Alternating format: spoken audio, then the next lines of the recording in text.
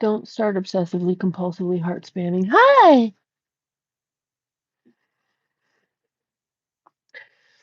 How's everybody doing?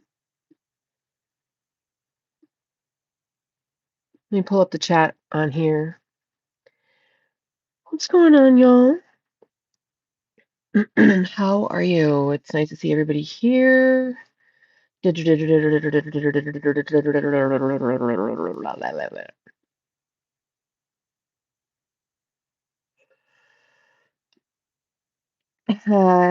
how are you? Let's see.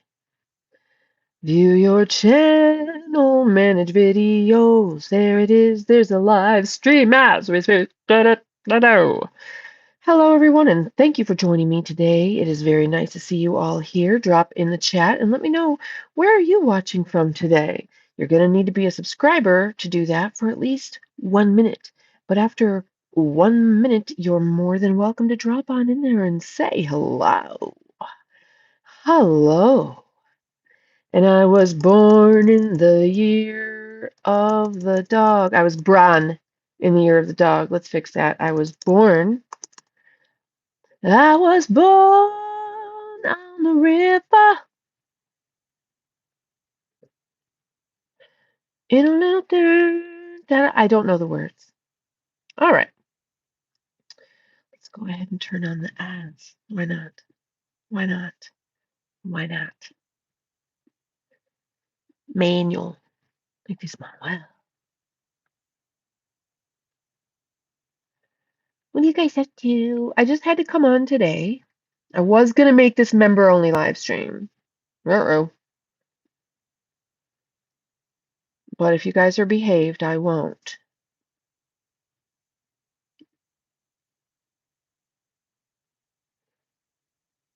Joel, hey, born in the year of the metal rooster. Ref Barreda. Hello. Ads. I don't want the ad. Let's get to the bottom of this situation. There we go. All right.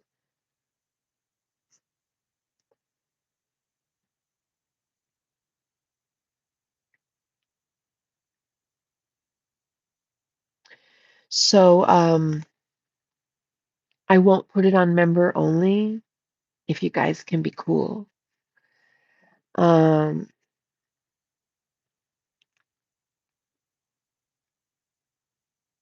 Nice to see you all here.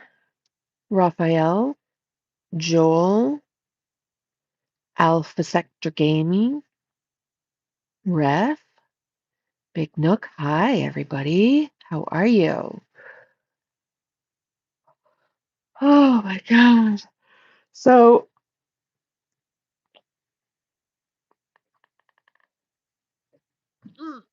ugh.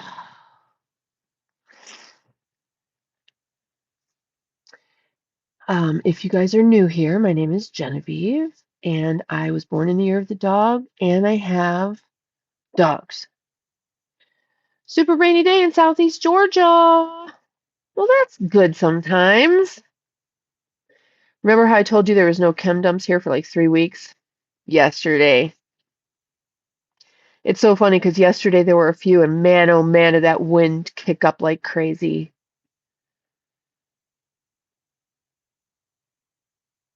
How about a little educational content? Oh, excuse me, Joel. Thank you.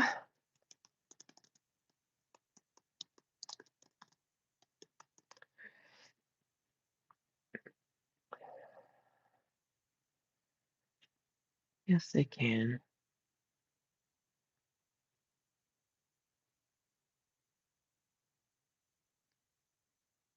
Oh my God. Noah is lying. It's so funny because on Noah's one page, they'll say all the things weather modification can do. And then on another page, they'll totally contradict it because they know that certain people are only going to go to the page that contradicts it. That's so funny. Talking about the Chinese zodiac. You're a fire tiger, Alpha. Yeah.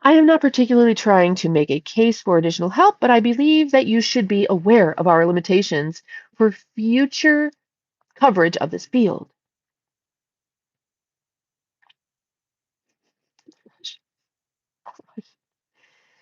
Okay. Let me go down and see where the juicy stuff is. At the recent Interagency Conference on Weather Modification, which actually was just held in Reno this year.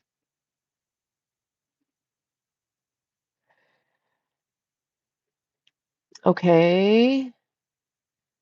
ABG has in the past furnished intelligence support to various high-level committees. One second. Weather modification program expands. We are likely to have increasing demands for intelligence and Soviet accomplishments. The Soviets are also enlarging their program. Okay, that's a duplicate. Federal weather modification fiscal years in the millions. Okay, so these are millions. In 1959, the weather modification money was distributed to agriculture, ESSA, Weather Bureau, defense, which would be Army, Navy, Air Force, ARPA. It says ARPA, not DARPA.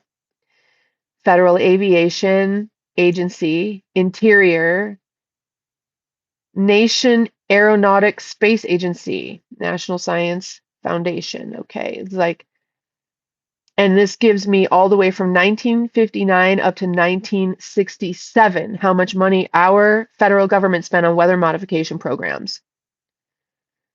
Dear Jack, I thought your report for the Cabinet Monday on weather was exceptional. This is a field in which I want to move ahead to make a breakthrough I am convinced is possible for us. Please express my blah, blah, blah, blah, blah, blah, blah. Honorable John T. Connors, Secretary of Commerce, Washington, D.C. Okay. So here is one memorandum for the President, September 13th, 1965. Subject, the Weather Services of the Environmental Science Service Administration. This is a report on weather services provided by the Environmental Science Services Administration of the Department of Commerce during Hurricane Betsy. This report will also inform you of the work now being done in a prospect to improve our warning services for all hazards of the physical environment and to broaden our scientific and technological compatibility to predict and possibly to modify the weather. Hurricane Betsy. The Weather Bureau provided excellent and timely warning of Hurricane Betsy. These warnings permitted the evacuation of people and the taking of the necessary precautions to protect life and property. The failure of power and communication systems in the New Orleans point up the need for fail-safe facilities to ensure that hazard warnings, blah, blah, blah, blah, blah. Hurricane Betsy was one of the most destructive storms ever to strike the United States.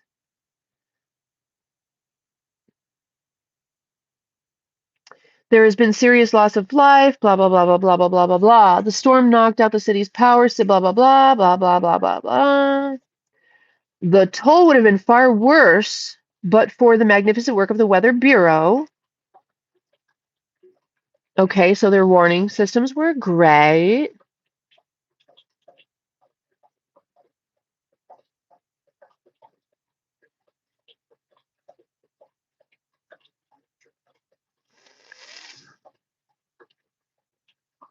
Whatever. The early warnings this May. What's your point, bro? You talking shit? Don't talk shit, bro, in my chat. I haven't even mentioned that president. I'm talking about the president from 1965. Okay? So chata, fuck up. Thank you. Early warning. Okay. The National Aeronautics ordered Gemini 5 to land an orbit earlier than had been scheduled. Work installations throughout the threatened area were shut down, and whatever precautions could be taken to protect factories, worksites, stores, and other places of business were taken, and each of the individuals had time to look for safety and blah, blah, blah, blah, blah, blah, blah, blah, blah, blah.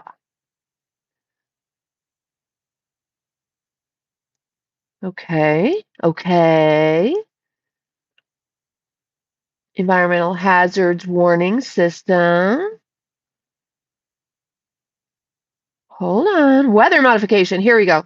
Page, whatever this page is. 4. A vigorous national program to explore the possibilities of weather modification should now be mounted. Well, it has been 6 years at least since the first letter. I intend to have the Environmental Science Service Administration take a leading role in this program. It is clear that we must now press forward to improve our abilities to detect, track, and predict severe weather hazards.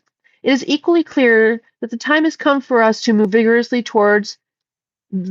forward to explore the possibilities of modifying and controlling the weather in beneficial ways. Beneficial to who? Okay.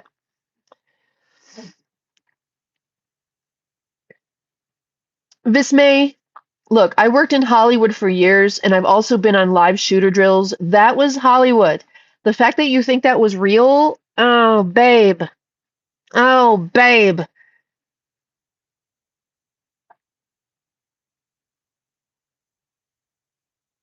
Yeah. Shata Saka. All right. Nobody's talking politics but you. You're going to have to go. Bye-bye. Bye-bye. All right.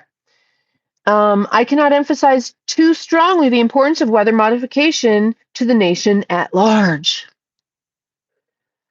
If we in the United States were to acquire the ability to modify the weather in a substantial way to augment precipitation, to blunt the thrust of hurricanes and other severe storms, to suppress hail in crop areas, to cope with lightning discharges in forest areas, to dissipate all types of fog, we would have an achievement of vast significance. We would be able to expand our national economy and to improve the well-being of the American people in ways and to degrees that are now inconceivable. The ultimate benefit that weather modification can bring are almost unimaginable.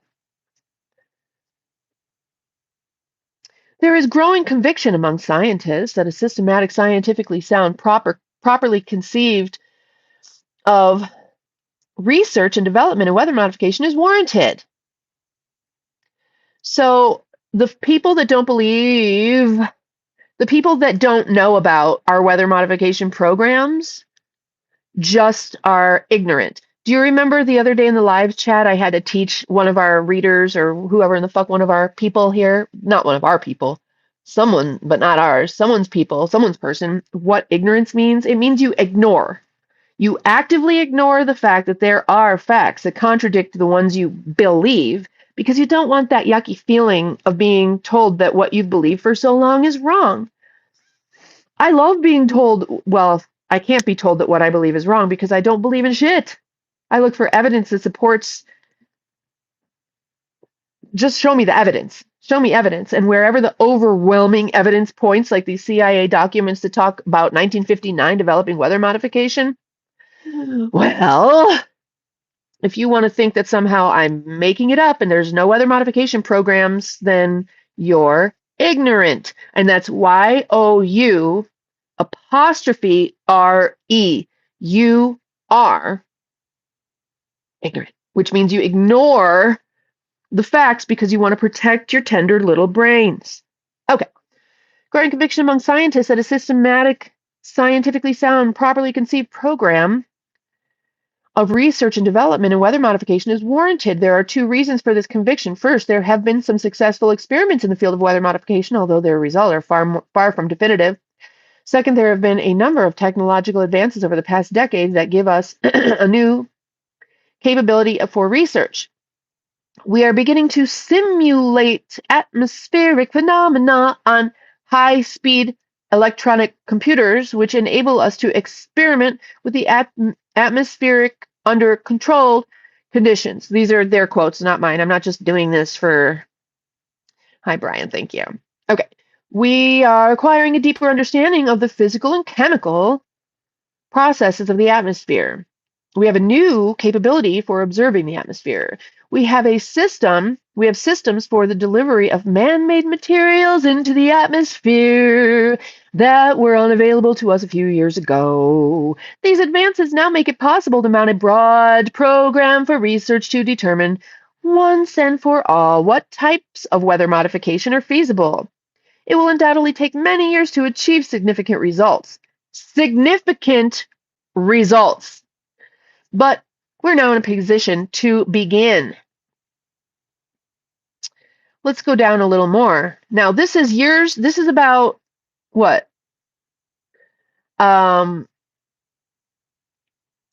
These documents from the CIA that were secret previously are from a decade before the UN Treaty of the Developed Nations, who had weather modification technologies, not to use them as weapons against one another. If you're not ignorant and want to find that, just say weather modification UN Treaty, and you'll find it. And it says, don't use chemtrails, don't use HARP, which are the radio tower frequencies. So they have these huge fields of radio towers. And what they do is they fire them all up at once and direct the radio wave up to one point on the stratosphere, ionosphere, or whatever, and then they bounce it down. They can create earthquakes. They can chemtrail an entire area and then bounce it with those things and make it rain. They can do all kinds of things. They can change the directions of hurricanes. Yes, they can. It's right here in the CIA documents. Yeah. Well, HARP. Okay, sweetheart, I understand what you're saying. HARP is one of the technologies used in weather modification. Just one. It's just one of them. There are others. They use HARP and dumps together. The aerosol spray that everybody said, those are contrails. No, love. No. Go back in any movie pre 1980 and look at the skies and show me one chemtrail or contrail for that matter. A contrail follows the plane. It disappears because it's just condensation. A chemtrail comes from the aerosol sprayers that are on the wings, and they shoot out the chem dump, and you can see it because it lasts and lasts. As it spreads out, you can see the spiral, and it just spreads out and causes a cloud cover. Those dumps are full of chemicals that are bad for us, that are now everywhere in all water, all food, in you, in me, every one of us. Okay? I mean, it's not only for war, okay? But if you don't know about the treaty, which doesn't. So here's the thing. The UN treaty says you're not allowed to use weather modification technologies as a weapon against other nations. But that doesn't mean you can't use it on your own, does it? Yeah, yeah, yeah.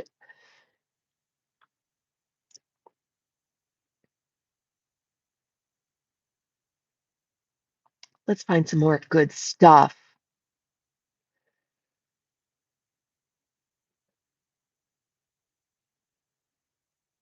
Meteorological satellite. Let's see what they're saying.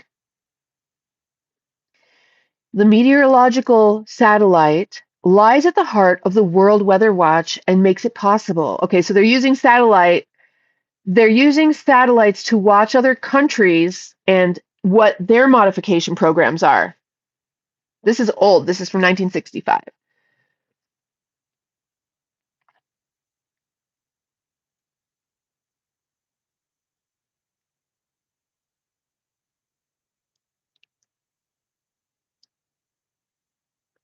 Hold on, I'm trying to find something juicy.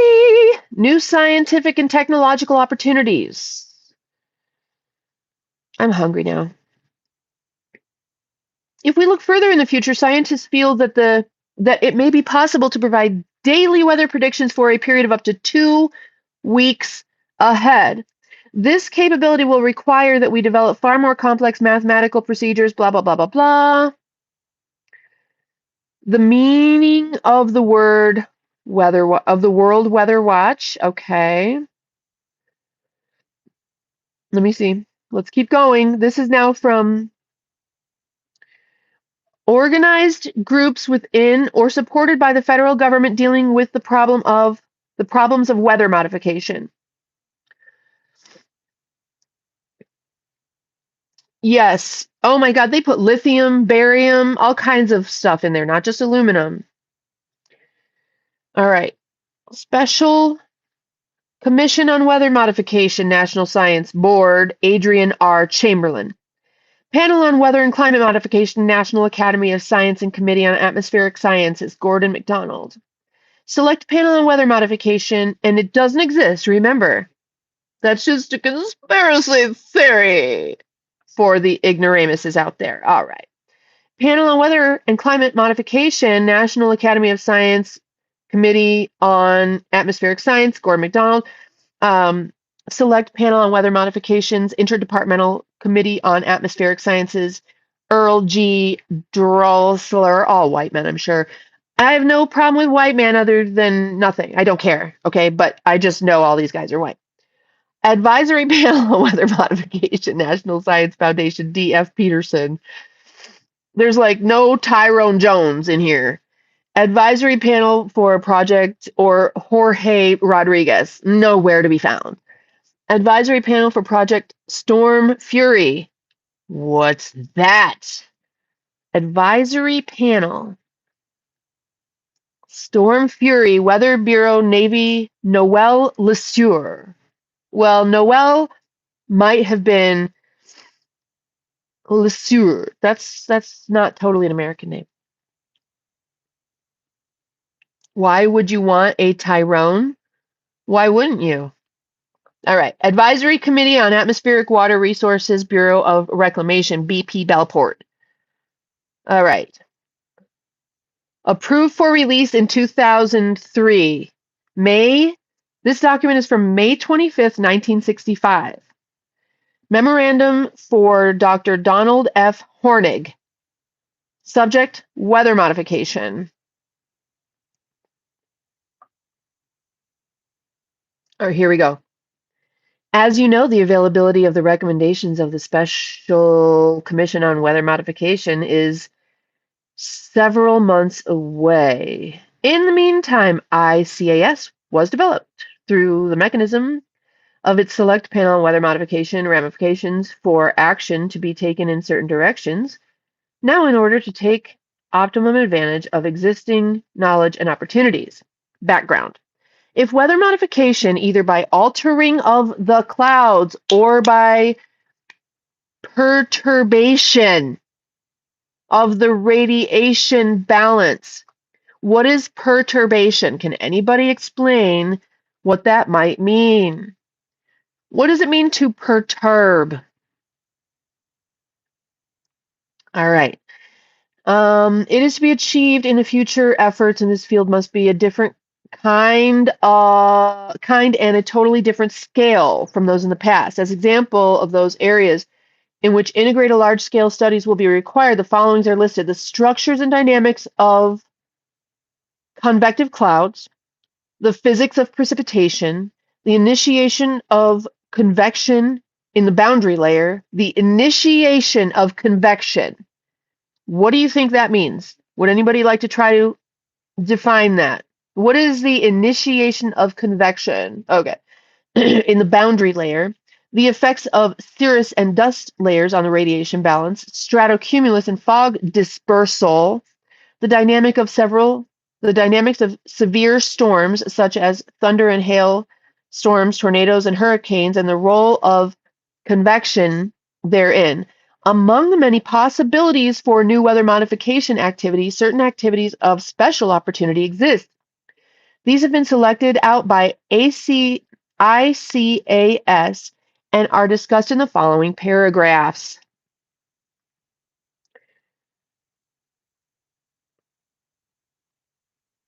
All right, let's go down. I might be missing some good shit, but let's. Modification of supercooled fog is perhaps the best understood of the cloud modification process. I'm hungry. Let's go eat.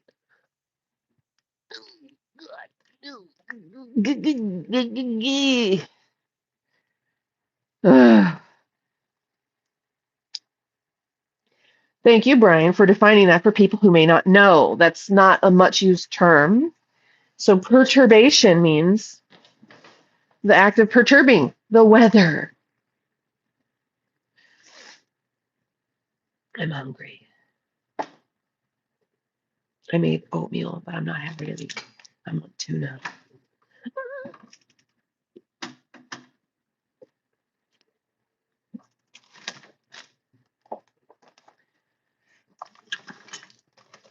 I have a tiny kitchen, and it's a little bit of a mess right now, but I don't. Let's try to put things back where they belong, people. Let's try to put things back where they belong.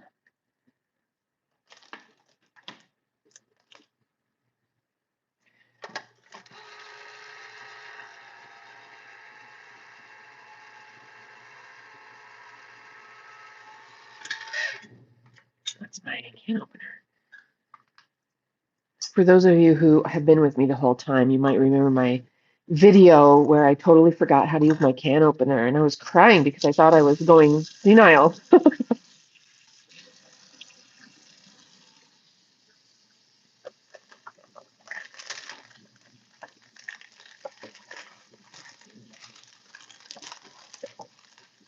I literally couldn't use my can opener. I couldn't figure out why. And then I realized it's because I was doing it opposite from how I'd always done it. I'm left-handed. I have a certain way of doing it, and somehow I managed to forget how to use it and try to use it like right-handed, and it wasn't working. And I couldn't figure out what was wrong with me. And I literally had a breakdown on camera. I'm like, I'm going crazy. So I'm trying to see if I can use this as a Faraday cage, because I want all my devices locked up when I'm not using them. Okay, so we're going to go with some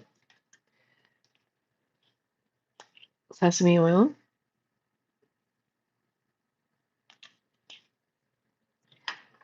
Key lime. I've got arugula and tuna in here as we speak. Now I'm going to do a little kosher salt. Oh no, she said kosher. And a little tiny bit of salt. Not too much because the feta cheese I'm about to put in here has a lot of salt in it. That, I'll use all of that.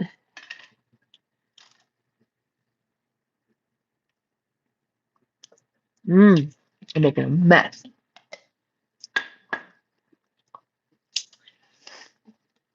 Tomatoes, I'm gonna have to cut the tomatoes. I just don't have enough room here.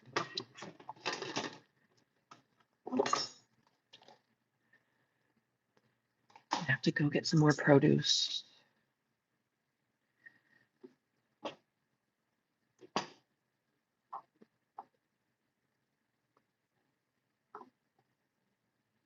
Joel, how did I know that was you? I was reading it, I didn't realize who it was, and I just can't understand it.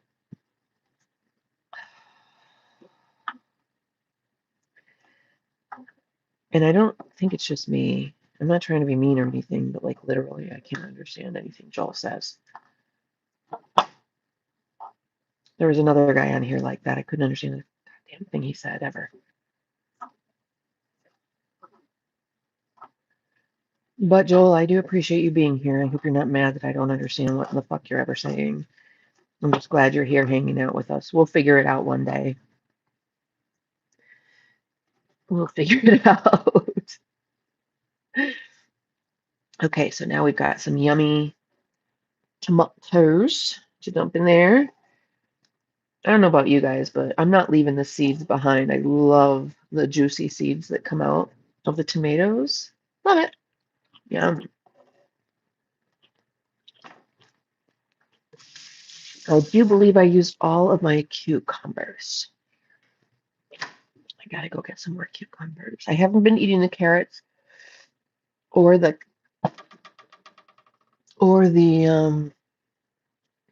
celery at all. They're just too fucking crunchy. God damn it. I think that's it. Oh, cashews. Do I really want cashews? No, not. I don't really. I don't want cashews. No. I just don't feel like chewing anything crunchy right now. Do you ever get like that? Don't want to chew a bunch of crunchy shit. Like I don't like chopped salads, and that's what I've been making with the cucumbers. I mean the carrots and the celery and the cashews. It just makes it too crunchy. If I had some sourdough bread left over, I would just put this and make a sandwich. Mm.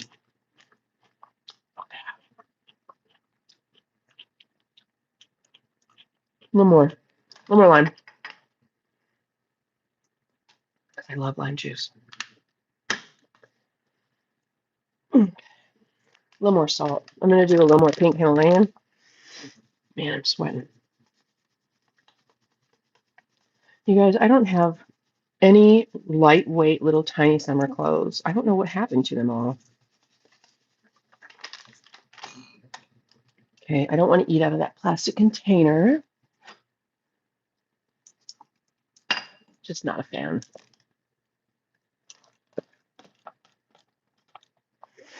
Let's go this way.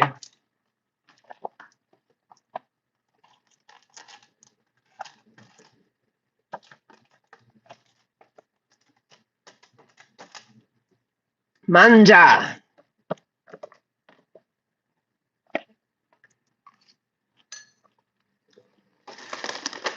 Ooh. Beep, beep, beep. Okay, let me teach you the trick of the avocado. See this? Most people be like, ew, it's bad. It's not bad, people. What you do is you take a slice of it and you um leave the pit in there. Well, this one might have gone a little bit too far south, but that's how you do it. You can have it there for a couple of days like that, where you just cut off a slice, and the only thing that'll turn brown is the edge.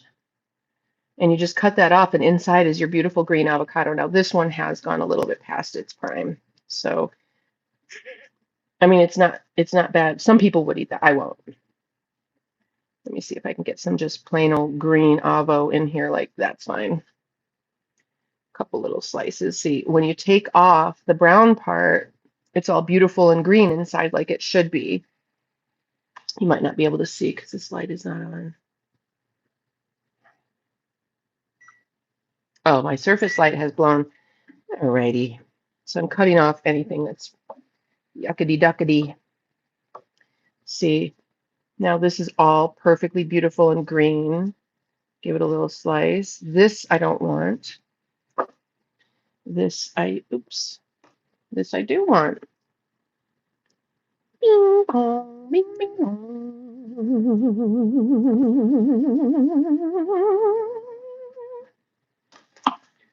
And then I don't think anybody's going to eat this one. So I'll go ahead and do the same thing to this one. The end of it went bad.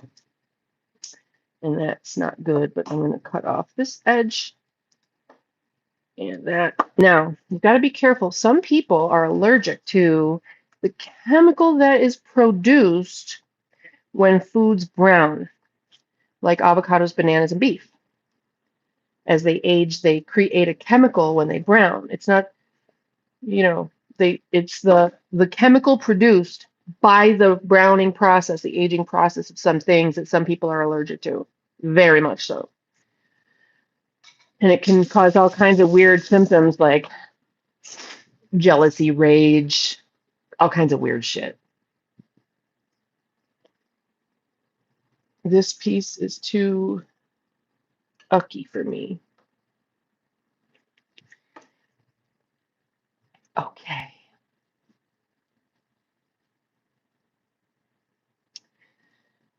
Now, That's a gorgeous little salad.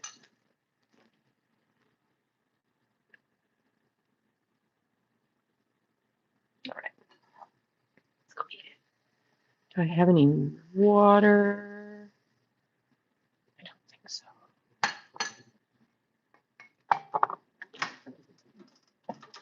Let's grab some cold water. I'm kind of stuck outside of my door now.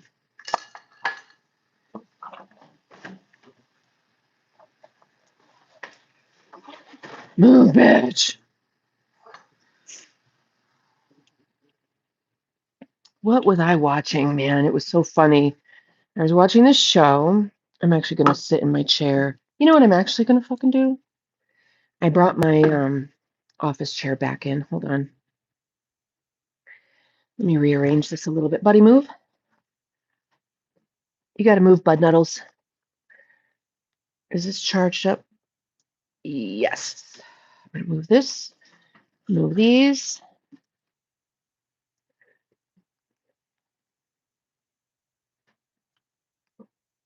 Put that over there.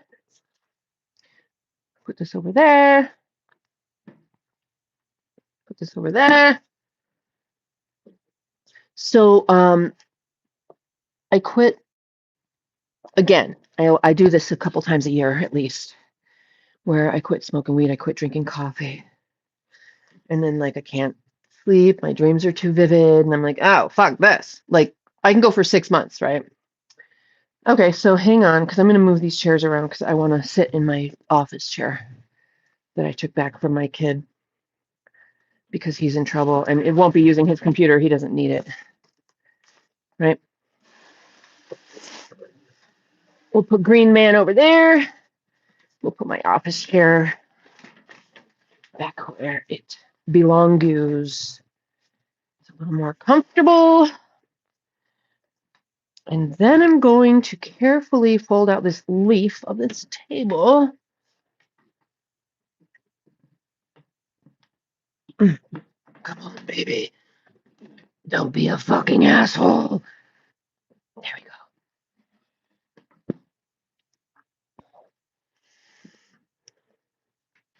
Okay.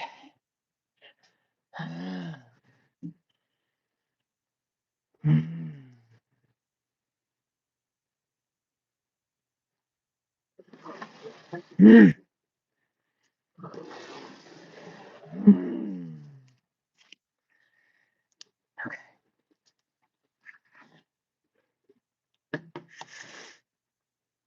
Oh, Pamela, please do. Sometimes I just get over it. I'm like, I just don't want anymore. And one of these days I might never want anymore. Hi, everybody. Thanks so much for being here. Sorry if I've missed your comments. I'm not trying to ignore you, but I'm eating and reading. Ooh, hail suppression research.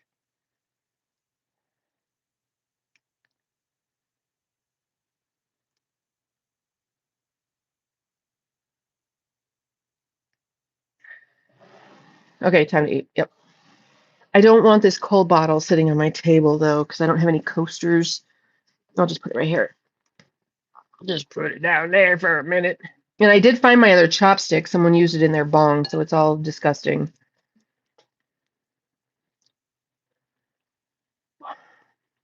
I love people, but I really need to live alone because I don't want people using my chopstick for their bong.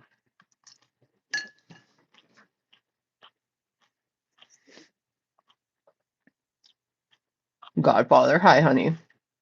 I'm going to take this off so you don't have to hear me munching.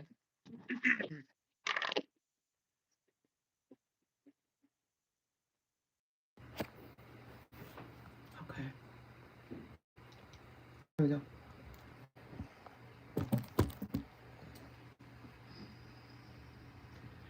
And let me stop reading this for a little bit. Is this today? No. Is this yesterday? That's an old one. No, this is right now. Hey, Sean. How you doing? Some weird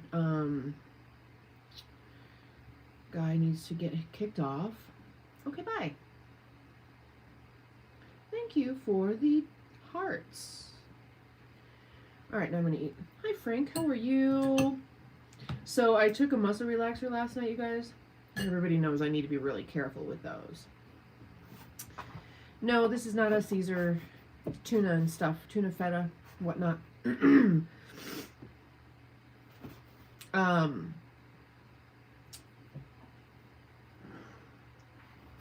And I feel like, you know how when you wake up with a hangover, I don't have that sick feeling from a hangover, but that other yucky feeling in my head, ew, I don't like it.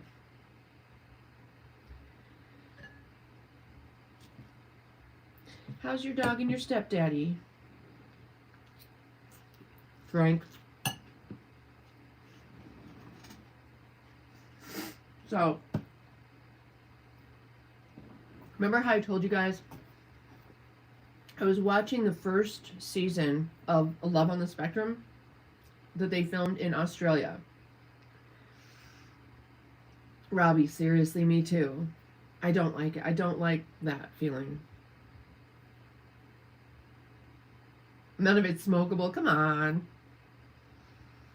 I know, right? I got a lot of sleep and I feel good. Like every time I go like this with my shoulders, I'm like, oh, relax that shit.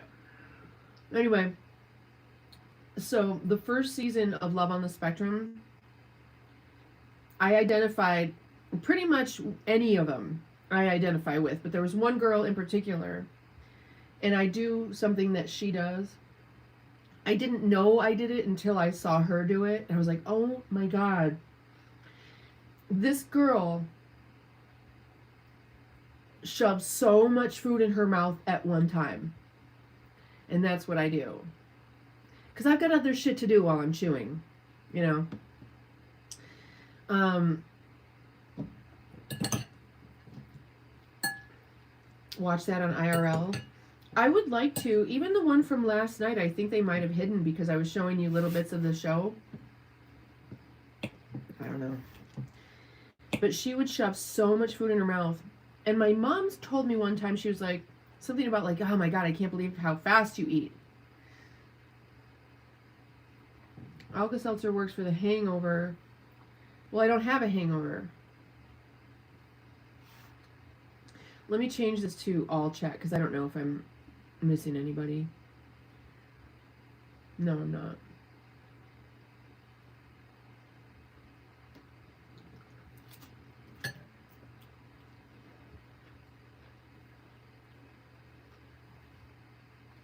Earbuds. But even just showing you, I think.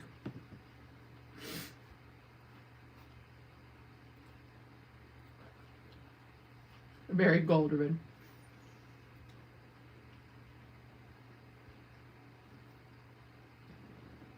Don't like using time eating slow, wasting time.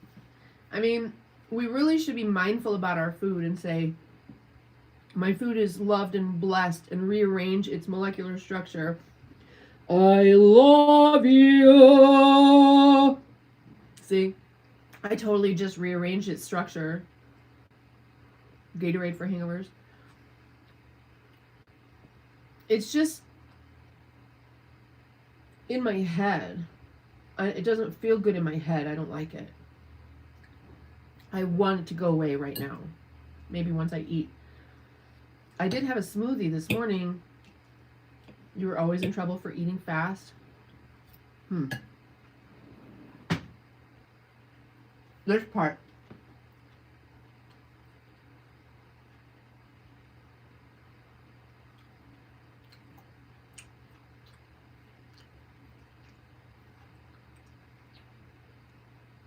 Don't like it. I prefer to drink it. Residual effects muscle relaxer. Hate it. Hate it. Hate it. But I slept well.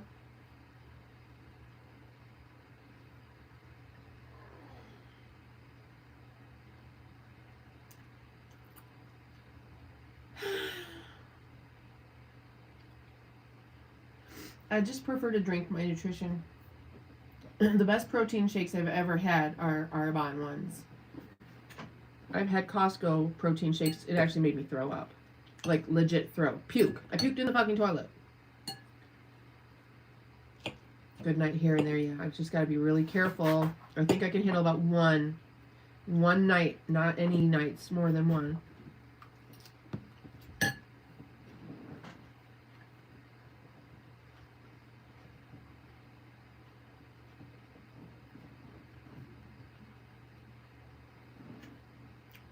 One per week? It depends how many days it takes to get out of my system.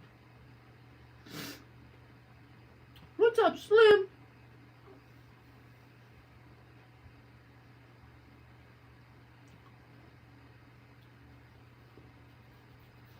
Hey, Godfather. No, never mind. 3 days. So, do you guys know what MTHFR is?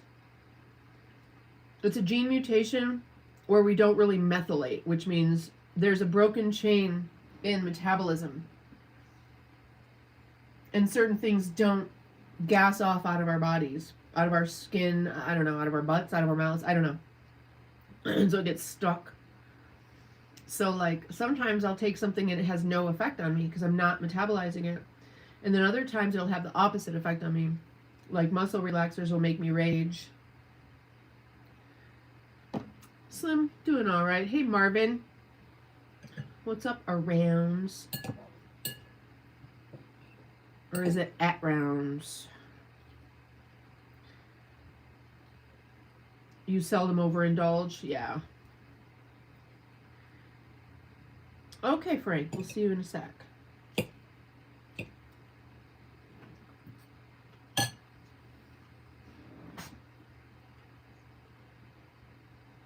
But Brian Pesamigal, his name is Frank. I don't think he minds us knowing. It's not like we can go find him.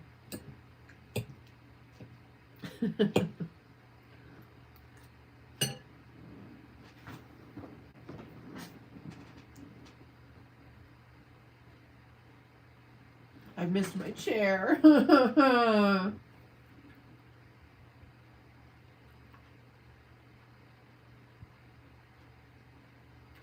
What's Pesamigal mean? I don't even know. Am I saying it right? Thank you, Marvin. You guys, don't forget to hit the like button and subscribe. And become a member.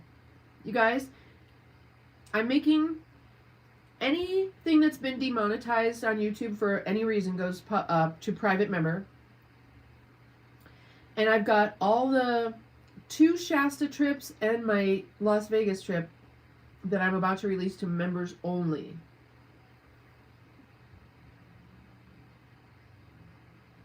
I am O-negative, honey. Yes, I am O-negative. I'm an alien. I'm the daughter of the Nephilim.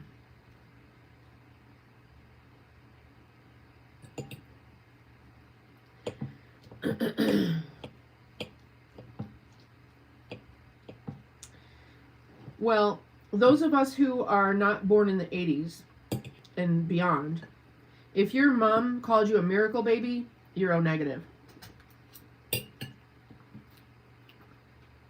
No, yeah.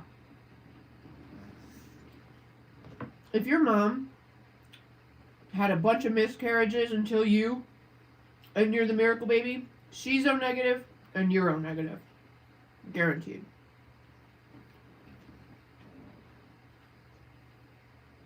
(1988) miracle baby? Because by 88 they knew about the O-negative women abort any baby that's not O-negative. And by abort, I mean spontaneous, natural miscarriage. I had a bunch of them. And now I know those were all not O-negative babies. The one O-positive baby I had was after a miscarriage that I had the shot. And then I had Corey, who's O positive. And then I had who knows how many miscarriages after that. And then I had Trinity, who's O negative. And then after Trinity, I got pregnant again and also had a miscarriage then. A pain in the ass, yeah. And one later after me. Bet you she's O negative, you're O negative, and your sibling is O negative, unless she had the shot after you. Rogam, I think it's called. Yep. We're all aliens here, you guys. They call it the blood of the gods because we cannot be genetically tracked back to the monkey. Nobody came from monkeys. Maybe somebody. Not me.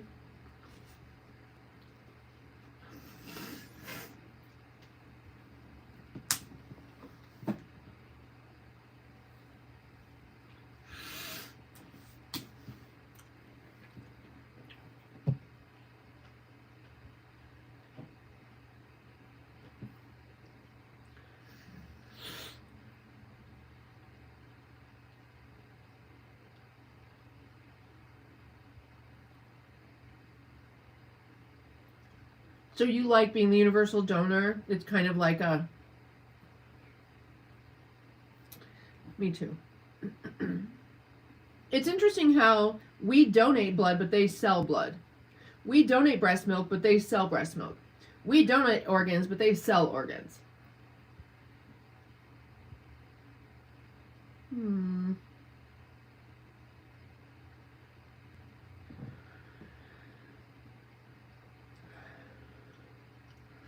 Well, Pamela,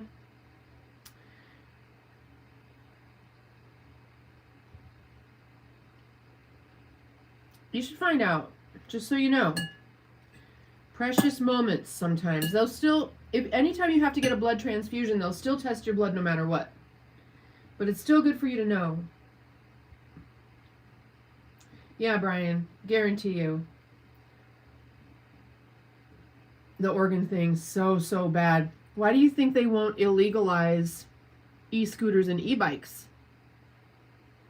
Most organ donors are young men who got in a motorcycle crash. And now the e-bikes and e-scooters make it even worse. It's disgusting. You're actually B negative. You thought you were O negative. Interesting. You're B positive. The family should get the money. Yep. But they don't. That's unethical. There's lobbies about it. I know that's not surprising. Yep. Thank you, Marvin. I was starving, Marvin. I legit was craving this today. And see, if I start craving this all the time, at some point, I'm going to get sick of it and not be able to eat it at all. Oh, is it Maggie Rose? Well, hi, honey. Thank you, darling. You must be a weird girl. By the way, y'all, last night I revisited my stats. We're back to 75% men, 25% women. Girls, thank you for being here.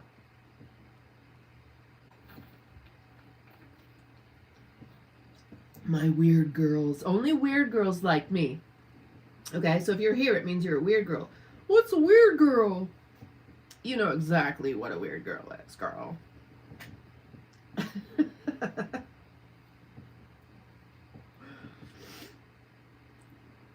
My daughter's mom would be 65 around today, but it helps to meet up with community municipality car crash. Okay, no idea what you just said. I'm guessing that your daughter's mother was in a car crash. Am I right? Balance.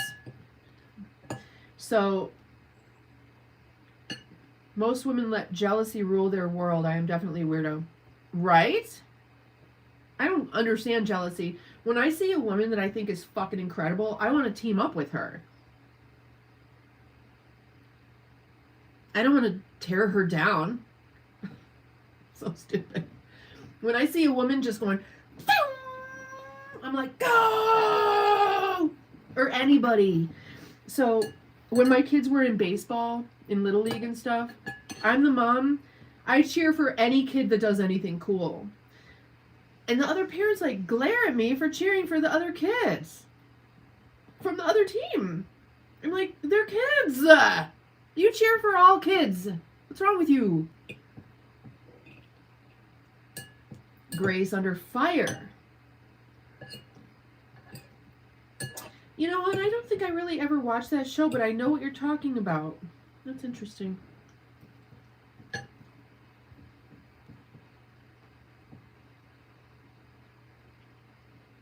Starving means I'm so hungry I'm gonna die.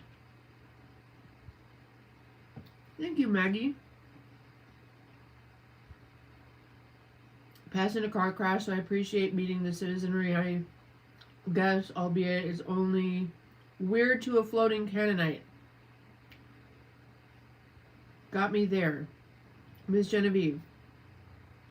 What's a floating...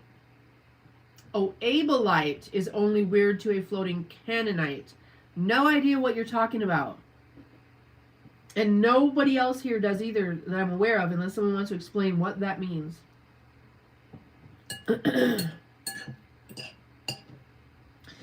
Do you know what it's called when someone tries to become a Jew? Do you know what they're called? They're not called Jewish by Jews. They're called a Noahide. Because they can only just abide by the laws or the ideals of Noah. Whatever that means.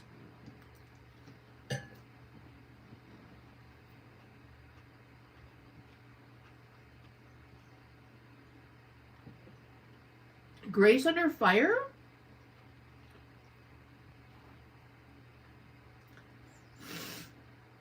Oh, maybe I'm thinking of the wrong one. Was she the... Oh, I don't know.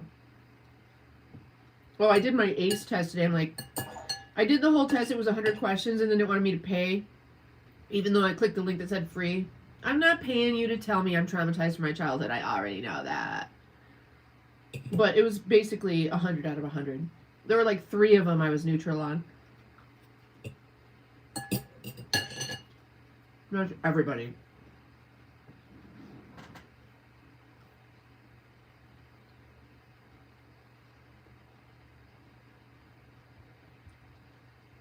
Nice way of saying what? I'm saying. But Godfather, that guy I think is ESL. So, I think that might have something to do with that. ESL meaning English as a second language. When I don't understand someone on here, that's usually what it is.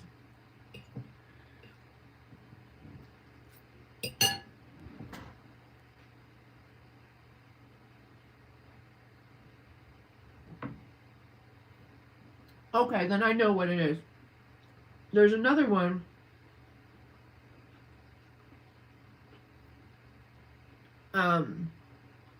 Where the woman is a nurse and she steals drugs all the time.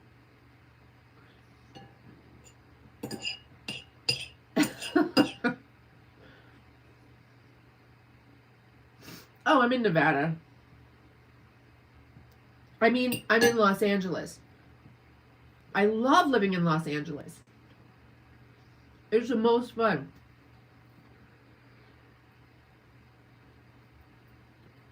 You guys have to lie all the time because they're listening, and you know they are. People that said they're listening years ago were considered crazy, and now we just all know they're listening and watching. They know your biometrics. They know the way you walk. By the way you carry your phone, they can tell how you walk. Which leg is most dominant.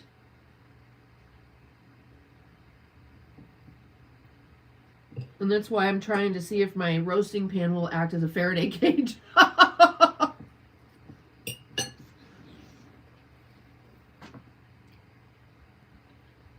Tipper Lake.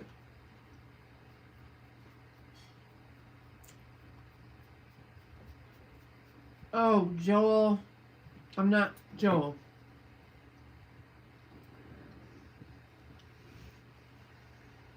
Do you guys think this is a real person or is this a bot? Joel, if you're a bot, say I'm a bot.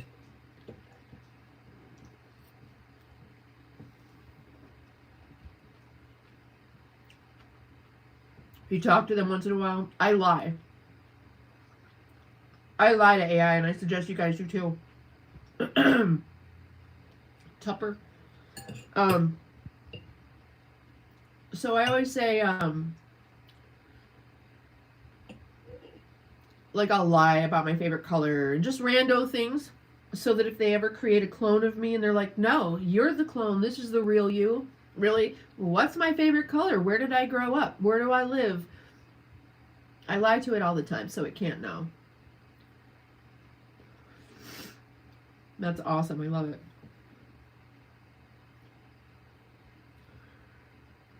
And the whole thing, I've kept quiet about this for a while, but this, I don't care what anybody says. These are tree stumps. I don't give a fuck what anybody says. Some of them are actually like mud flood building, probably. You know, architectural structures hidden in there. But I think these are just humongous tree stumps. And I don't care what anybody says. They can say, oh, Geneviève. Oh, Geneviève. Whatever. I've been right about everything so far.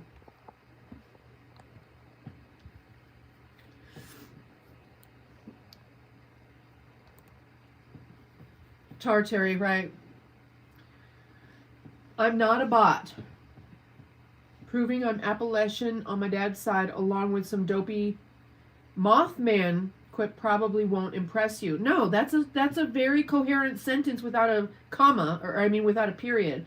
But that's the most coherent thing I've read from you ever, and I appreciate it very much. And by coherent, I just mean I can understand it.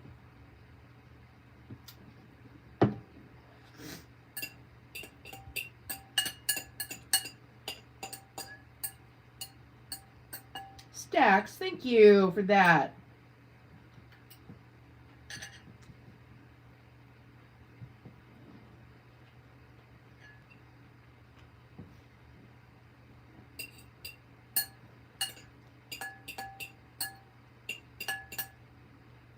Well, my clock to you is backwards, and I'm in the Pacific time zone. Where are you?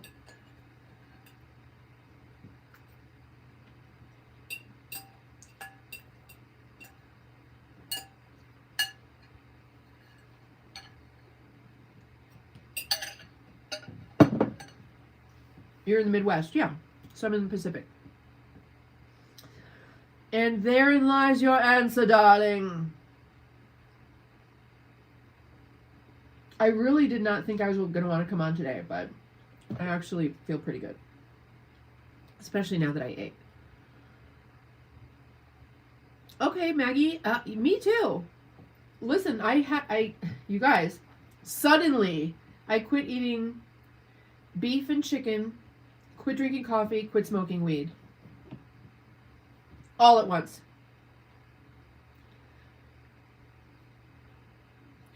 So it was very good. That was arugula, tuna, salt, pepper, key lime juice, sesame oil. Normally I put cucumber in it. It had little tomatoes that I chopped up. Normally I put cashews in it. And avocado. Well, yes, the tuna has plenty of protein in it. Nuts have protein. And brown rice and beans are a complete protein together. Pamela, I'm saying, if you guys were here, what was it now, 2-3 weeks ago?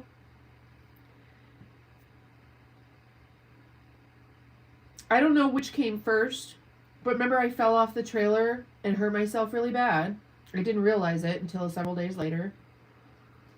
And before or after that, and I don't know if they're related, but before or after that, literally me, the spirit, came down and told me, the mind, body, soul, you know what? You've been running this show pretty much the whole time, and I think we have a better plan here. So spirit said, body, soul, mind, surrender to spirit. We're taking over from here. Thanks. And that's what happened. And I didn't know what it meant, but I told you guys about it. I'm like, I know I sound crazy, but I don't care.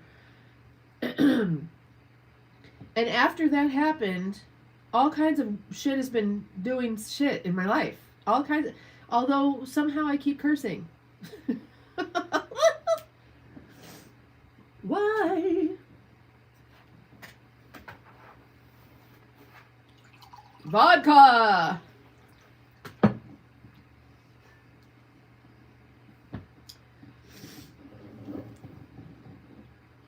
I know, I quit weed. Ah. Yeah, Maggie, I'm not familiar with the terms either. All I know is that I need natural food. My body is rejecting things that are tampered with heavily, that have negative vibrations, nefarious energy.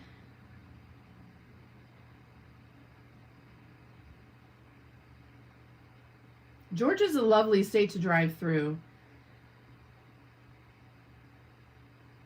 And I didn't know if I was even going to want the tuna, but because, you know, they say like everything's radioactive and fucked up. But my body's dealing with it nicely. It likes it. Yeah, I needed to eat. I'll go to my grave swearing like a sailor. The thing is that when I watch back live streams and I curse, I'm like, ooh, cringy. Why do I do that? And that's why I quit smoking on camera too. I used to just light up, you know, just. And then I was like, that looks trashy. And so I started leaning over here. But when I hear myself cursing, I'm like, girl, you can do better. Maybe just use weed on days your body needs it, like special occasions. So I was using the edibles to sleep and to get up. And I'm not opposed to that. I just got tired of smoking it.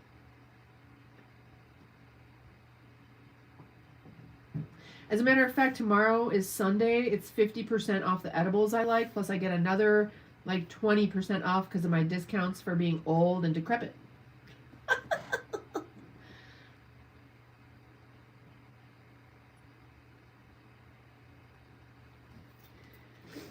Do you guys know about Godfather? He's a motorcycle enthusiast.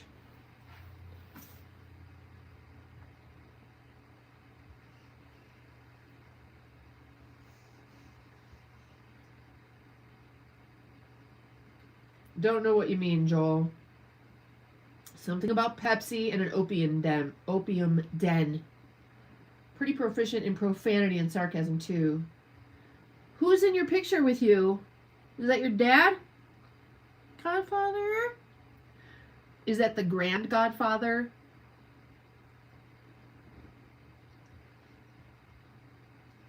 Your dispensaries don't do any discounts, not even for medical?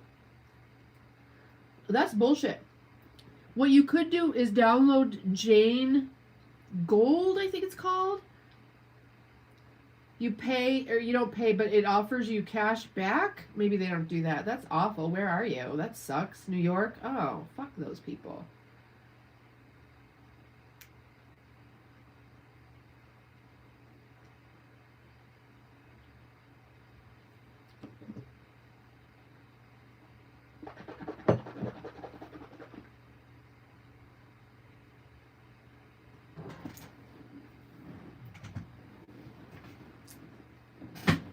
Hold on, I need to get this out of my tea first.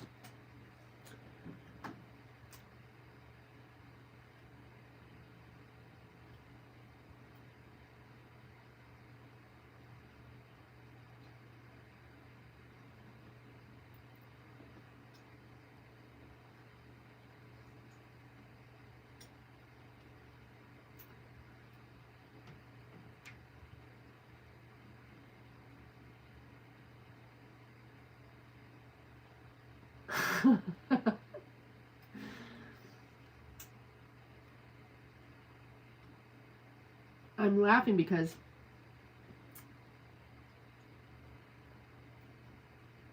I'm going to have to get dental floss for some of that salad. I know, maybe that's TMI. You want some TMI for real? One of the dumbest things I've ever done. I literally chipped a tooth, little tiny bit off my tooth, biting a toenail. Trucker's sick.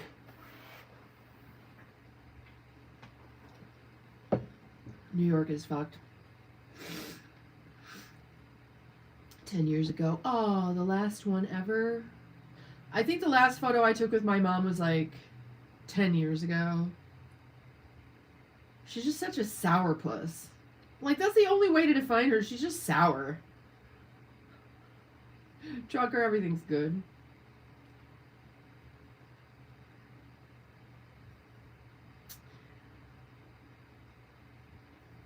Godfather, I'll let you handle hands if you want to. My mods don't get to do that much. She's a sourpuss.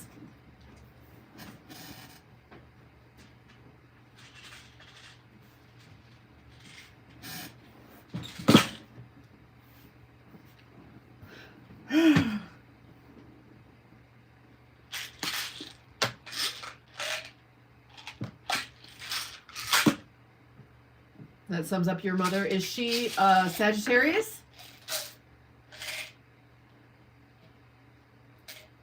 Just curious. I need to know because I create patterns. I've got the whole extreme pattern recognition thing going on.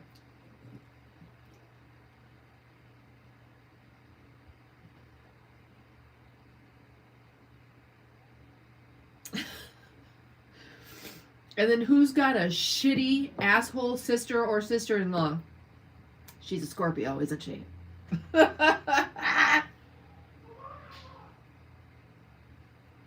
Learned about my mom's conversational condition only last week. It actually called ornery.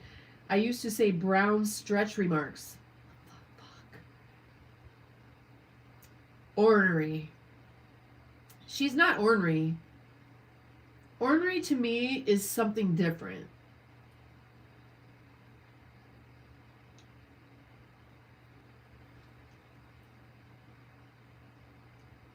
No siblings and you're single. Cheers. I basically walked away from my family and I'm single. The fewer people, the better.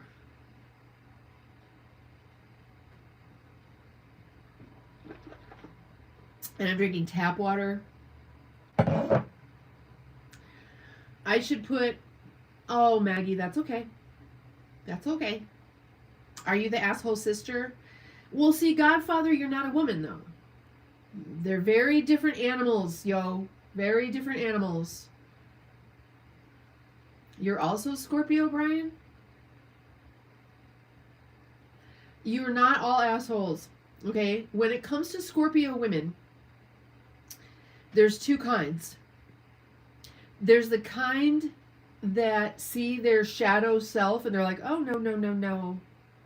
And then there's the kind that don't, and they just exist as that shadow self. Oh, that's right, Brian. Duh. I keep forgetting that. Sorry. You know what? You walked away from your family. All but somebody. I had a calendar, last year? Last year? The year before. I don't know if it was last year or the year before. And I just started writing everybody's birthdays on it.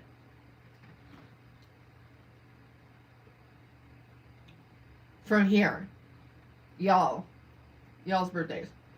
Hold on. I'm going to put these headphones back on because I want to get used to not screaming into the...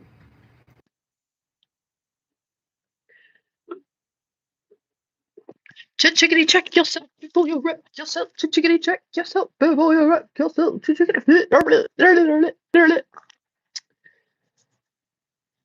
Wenest My like whenest my was in celoped by reception, literally my own mom at Bry hold me bruh.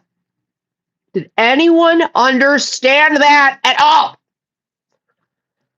June 10th. Okay, June 10th. You're a Gemini? April, May, June. Yeah, that makes sense. My older son is a Gemini.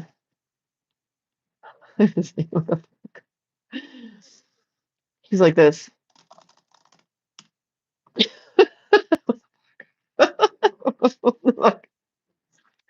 Sorry, Joel.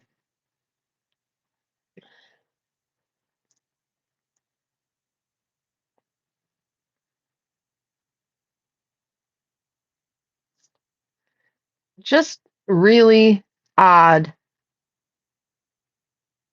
I don't know. I can't say really like vernacular, but very odd phrasing.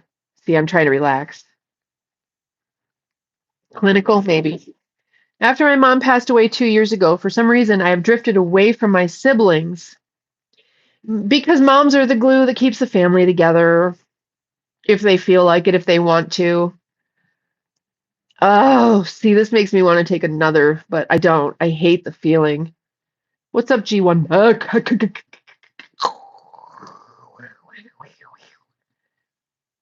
Right here, the traps.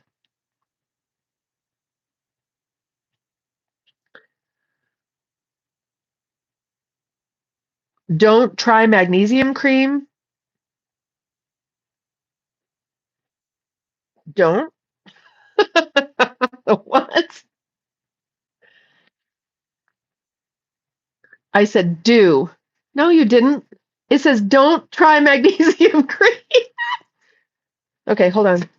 I don't have magnesium cream, but I do have magnesium spray.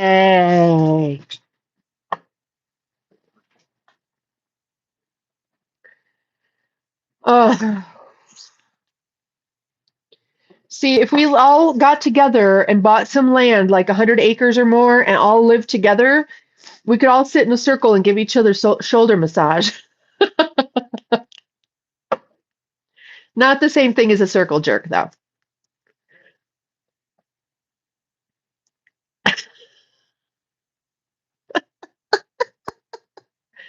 Kathleen, honey, hi. You're gonna come and say hi for a minute. Hi, Kathleen. Whitworth is back. She's been with us for a long time, doesn't stop by very often, but we love to see you, honey. How are you doing?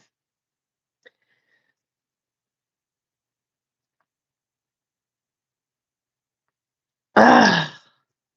Tiger Balm? What's in Tiger Balm? Yeah, I want to do that. I would love to do that, you know?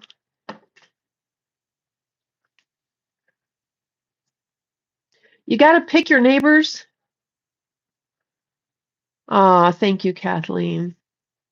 In right in here, you guys, what is this inside there? Do you guys have like it feels like it's not a tumor. It feels like a tumor. It feels like a big swollen gland here and same thing here. What is it in there? Right in here. It feels like brains.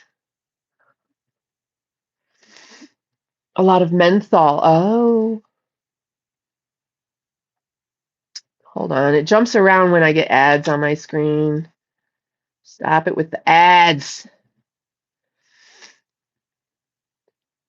Like Mother Earth, like you taught me. Aw, yeah, baby.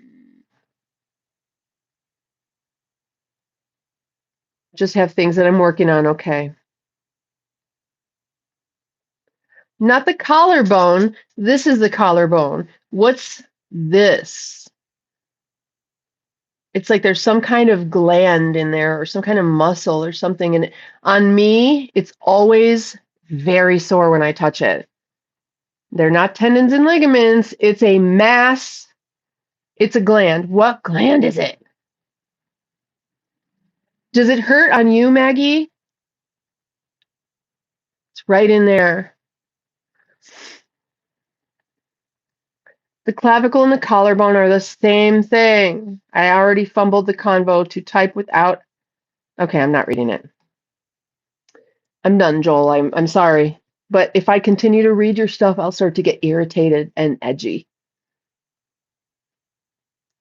We have hundreds of glands, I know, but what are these?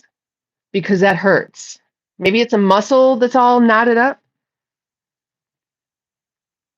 He's a nice person. I just can't understand anything he says, and I'm tired of reading it. It hurts my brains and makes me mad. Maybe, Brian, if you want, you translate what you think he said. What's up, Bendel? You're back. How are you? Is it tonight already? It's 2:30. Mine always hurts, and I massage it and try to, you know.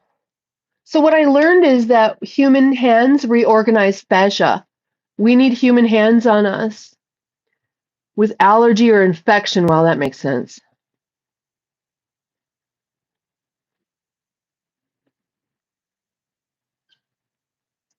Yeah, if it doesn't trigger you to read that. Because to me, after a while, one up by my neck, you got like a gland in here that hurts. Hold on, Joel. Brian's going to translate so I don't have to get upset. I just don't get it. Submandibular salivary glands. These things? No, that would be under here. Submandible. This is your mandible, and this is under, which is sub. So it would be up here, not here. Well, I don't know if I still have that infection because I've been really getting super aggressive with it. Lymph, some kind of lymph, yeah. I've been getting super aggressive with this, and so it's going away, I think. But now when I blow my nose, it's not, yeah, I'm going to have to figure out finally what this is.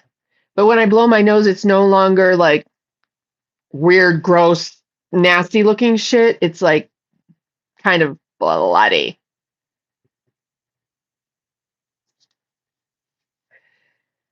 All right, let's just take a look here and see what it says. What gland or muscle hurts that sits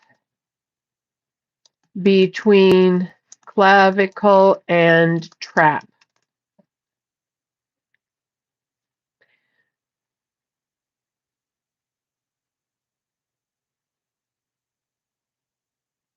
Huh.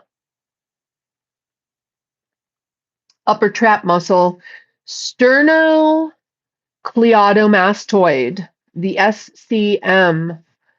Let's see where it says it is. It's not showing me.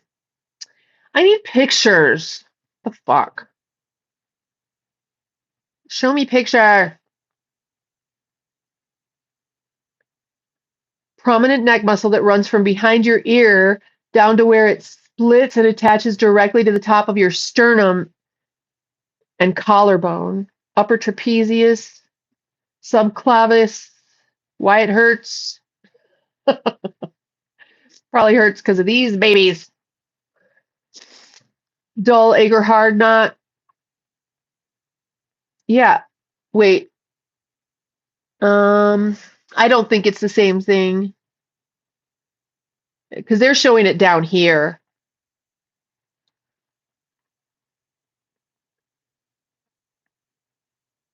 Sternomastoid. They're showing it like down here. That's not what it is. Let me just look at anatomy. Anatomy of muscle, of shoulder muscles. Okay, let's see.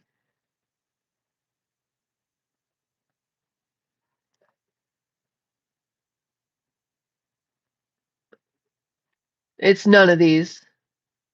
It's none of those. Motherfucker. Motherfucker.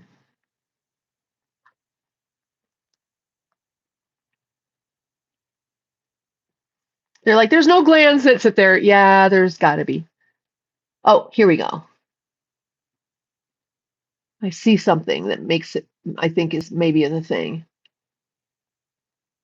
Okay, it looks like it's the, why won't it scroll up?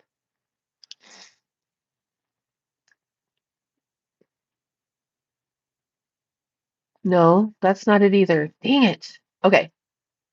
No, that's not it either. They're showing everything under here. It's in here. Ugh. Okay. Supraspinatus. Supraspinatus. That's what it is. I think it's the supraspinatus. Oops. Motherfucker. Supraspinatus. Anyway, Supraspinatus. I was watching a movie and this lady had a mom who was ex or boomer, and she talked like me when she got frustrated. She would curse at things and kick things and throw things, and I just don't think that's unusual. I mean, maybe it is. Maybe it's a fucking mental disorder, but I don't think it's unusual. So when I saw her doing it, I was like, see? It's just my generation. We were trained to call things bitch.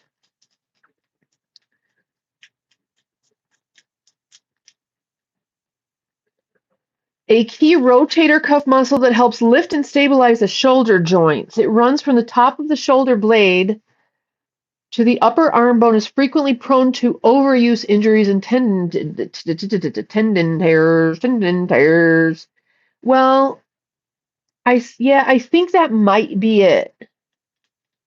How do you fix the pain? Rest, gentle mobility work, and progressive strengthening.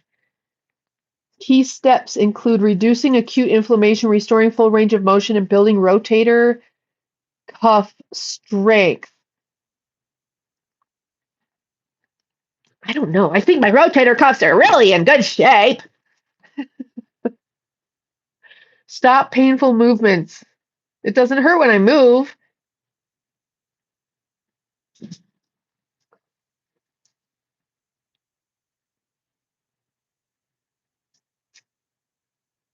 Did we just lose? Is that what it is?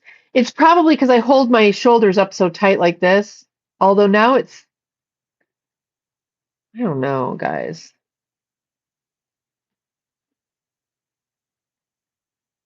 Lymph node.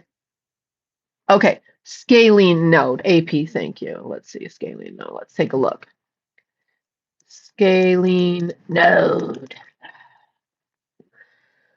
Ooh.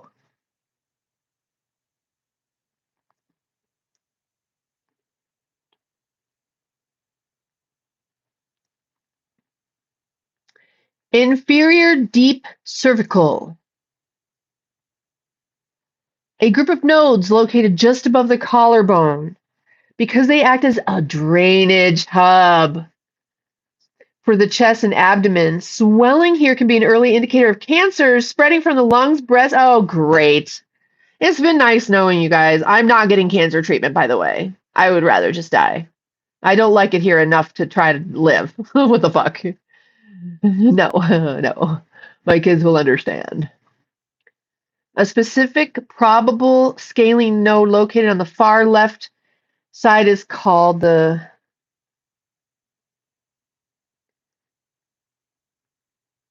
put.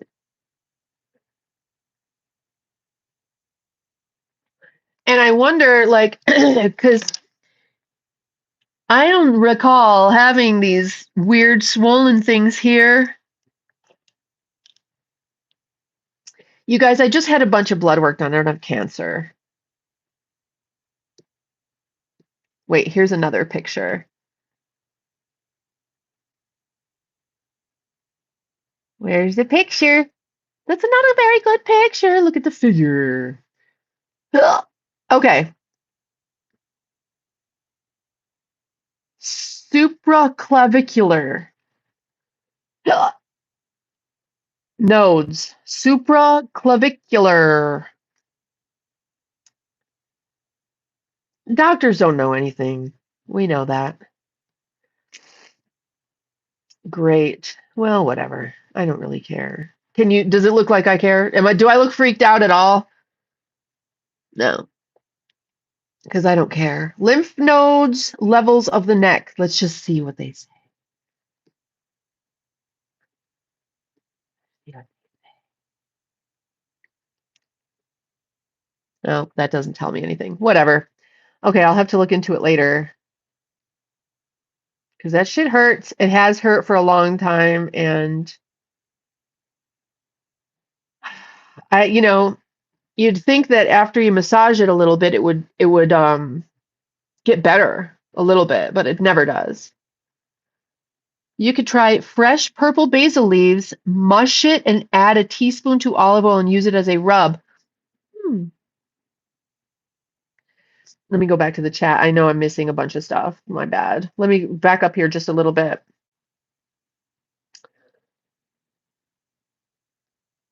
Bendall, hi. Jay, muscle. It doesn't hurt at the moment, but I know what you mean. Sometimes swollen allergy infection. You can you don't have to get gen back. It hurts. Get an infection, lymphs.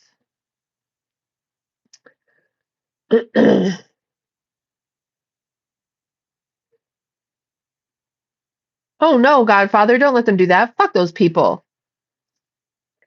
Did you get hit by someone? Is that what happened? You got hit by somebody? Images of glands. Joel said, "You don't, nor should you have. I'm only beginner parts from here out." Still don't know what that means. You don't tell me what he actually said. Tell me what he meant. Because I don't understand what he said. I don't understand what he meant, and that's what I need to understand. Network of veins and nerves. Tibetan. Thank you. Tibetan lightning bird shaman. You guys, yesterday I accidentally discovered the Buddhist temple in my town. Ooh.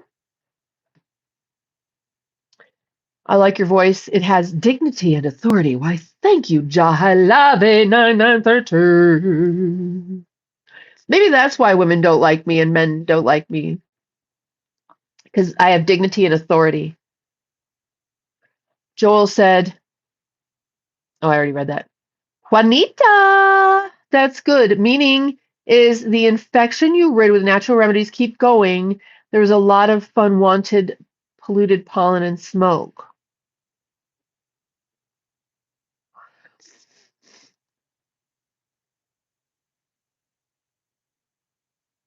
Do I run another channel on a different platform? Is that your way of asking me if I have an OnlyFans? No. Whatever the muscle is, it needs a massage. I think it's not only about muscles. Women tend to accumulate toxins in the lymph nodes, the vocal cords, down the chest. Massage the parts frequently. Huh. I've heard that all of our facial issues come from tension here. That is actually what I've heard. When all this gets tense, it pulls your face down. So we want to be loosey-goosey so that we can relax and be happy.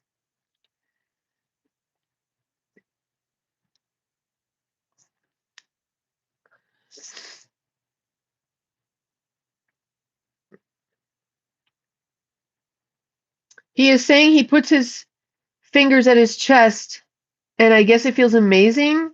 He's having a jolly old time. Good, now he's talking to you.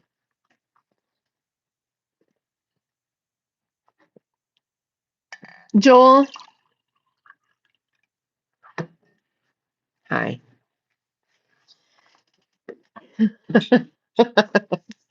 Joel, Do you understand the words that are coming out of my mouth?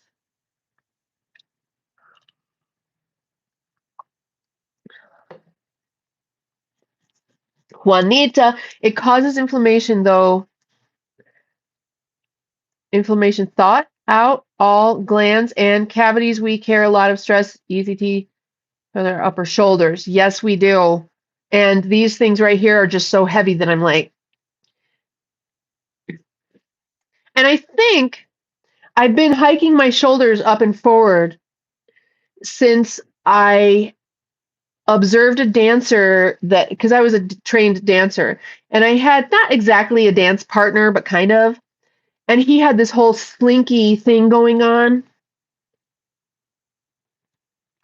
And I liked that. And I think even at that time, I was like 16 years old. I think I adopted that slinky forward shoulder thing. And I think ever since then, I've been kind of doing that slinky. That's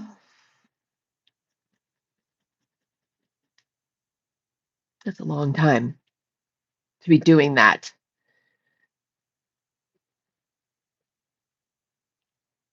And then here, so my hands were falling asleep when I was sleeping, especially this one. And I realized it was coming from right here. And if I grab this and massage it, then it comes back. But then I learned that if I just push my shoulder back, it also does. It hasn't happened in a while. I'm so sore. Good Lord Almighty. I don't really realize how sore I am because I'm sore everywhere all the time. It isn't until I focus on one part of my body or touch it that I'm like, yeah.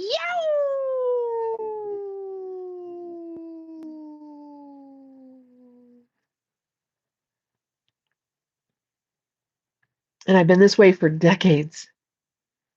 So when people were talking about like, oh, you're getting older, that's because you're older. I'm like, no, I've always been this way. And then I realized I've always been old. I've always felt like an old person feels my whole life. So getting older, I never cared. I never noticed anything changing other than, yeah, maybe I look a little older. And I don't care about that either. But the way I feel and stuff hasn't changed. I haven't, like, I'm not slower or in more pain because I'm older because I've always been in pain. Have I had my ex? No, no, I haven't. Should I? Why? They seem okay to me. Look, wee. I'm not going all the way back because I don't want to knock my lamp over. My rotator cuffs, look at them. Look at how much they rotate. Ugh.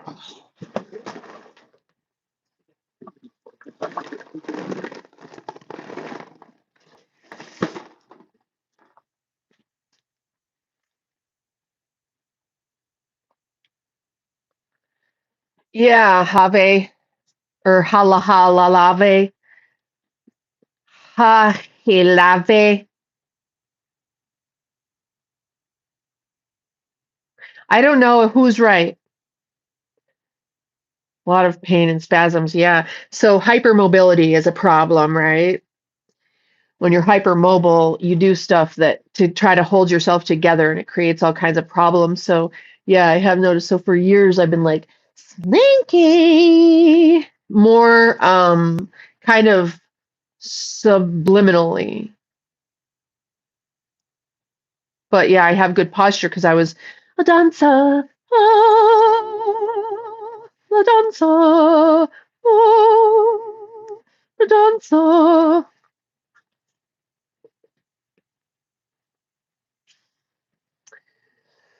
Oh,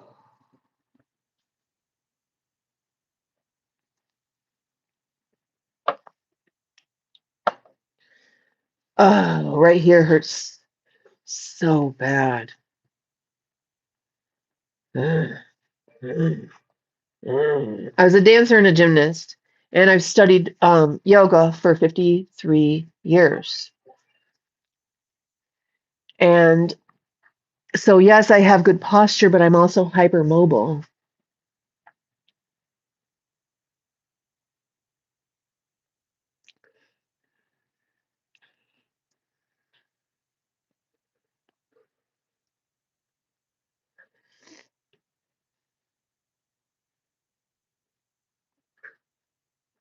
Oh man, that feels weird. Ugh.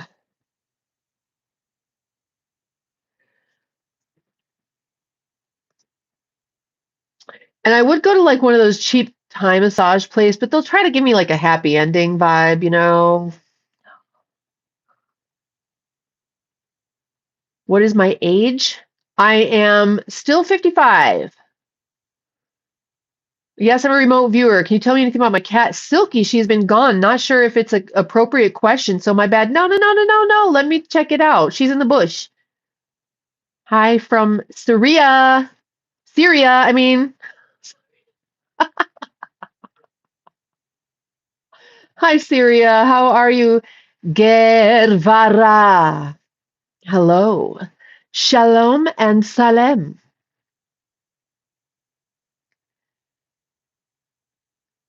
Oh, Maggie. Mwah. See you again, honey. Thanks for being here.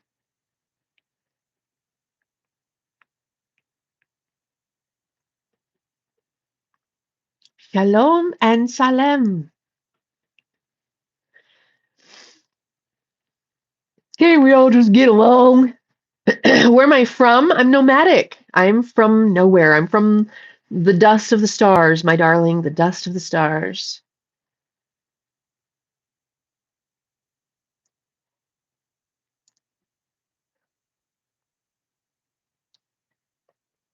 Thank you. Thank you. I'm not terribly fond of your world here. Not terribly fond of it.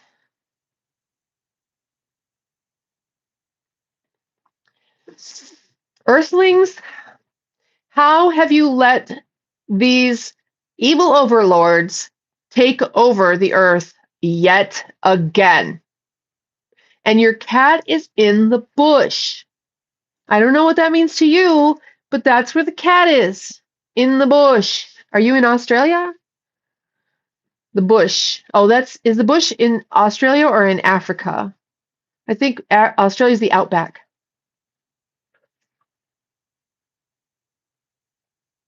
I wish she was in the bush. What? That's what I'm getting. She's in the bush. I don't know. Is her name Celia? Who's Celia? She's with Celia or she is Celia. The bush is in Africa. I'm sorry, but she's in Africa.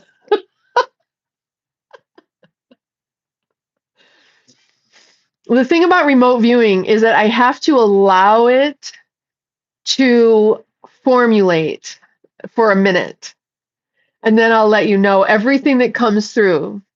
So she's in the bush, Celia.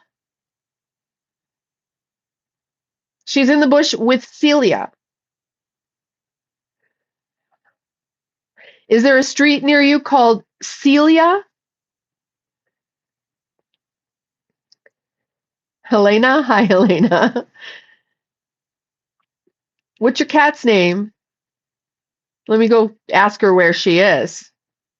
Have you tried that? Cats are very mystical creatures. You can communicate with them.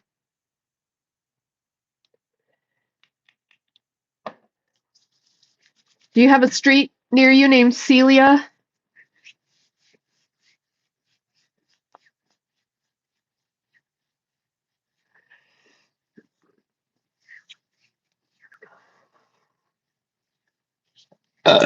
Hey, David. I did that for you because you spammed a bunch of things.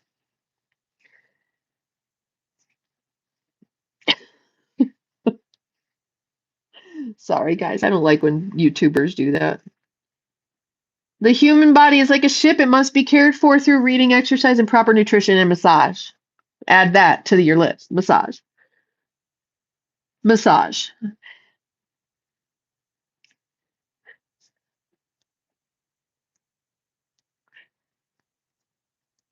Oh, man. Everywhere I touch just feels like death froze over.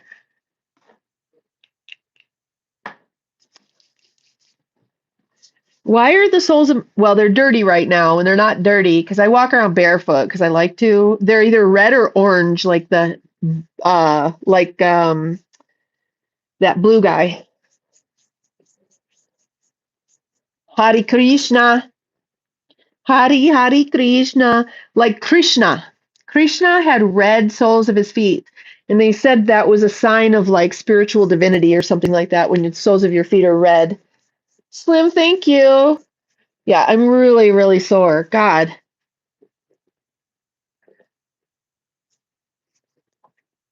And back here too. So I have the same feeling here as here in the back of my knees. Yeah, I've been practicing yoga for 53 years. Let you give me a massage? You'd have to pay me to let you give me a massage. So I've got the same feeling back behind my knees as I do in here. Ow. Oh, wow, look at those numbers go up. This is all I have to do is massage my legs? Fuck yeah.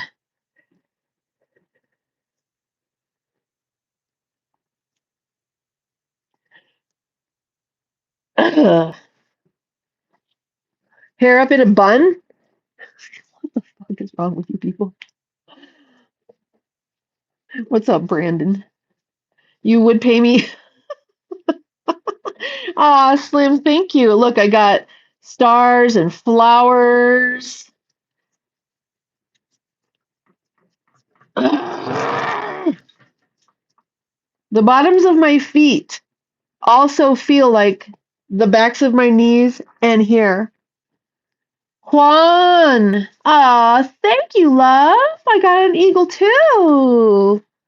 You guys, thank you so much. Make sure you like and subscribe. See the like button? Go smash and subscribe. Thank you guys so much. Joel likes former Gambino Capo Michael lectures he gives. Not political, though. He also has a YouTube channel. Okay. Thank you, Brian. I'm very tired. Could you send me a massage? Yes. There you go. Boom. There you go.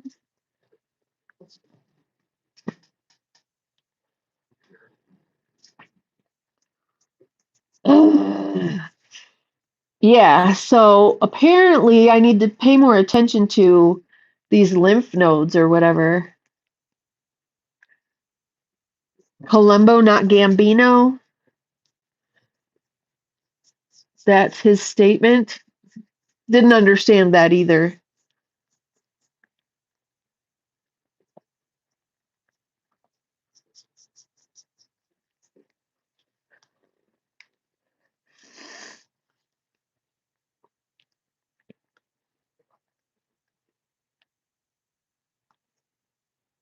I hate those shoes I bought, you guys.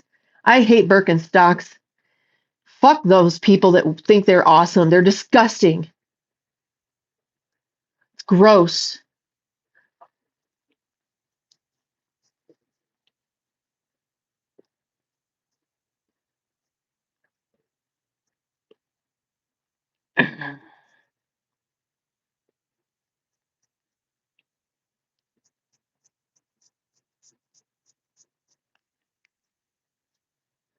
Thank you, Guevara.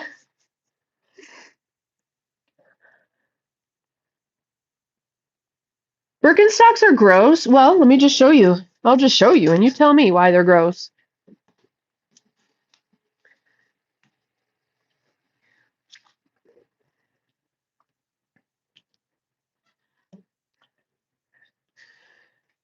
Don't you think that's a little bit fucking gross?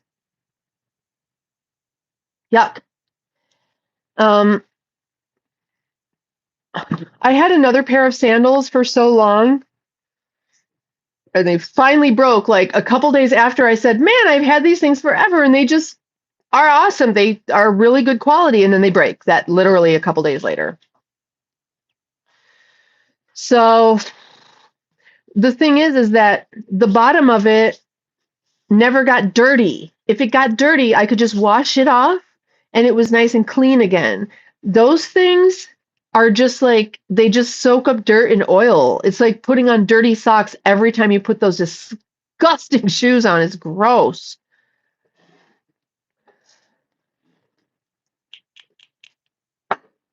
You see how the numbers just went down? That's probably because some jealous hoe did a fucking report. Oh! Let's see if we can get him to go back up. I don't like.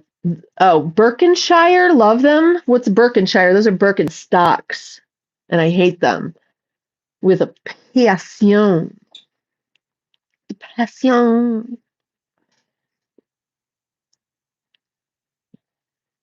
Thank you, Lloyd.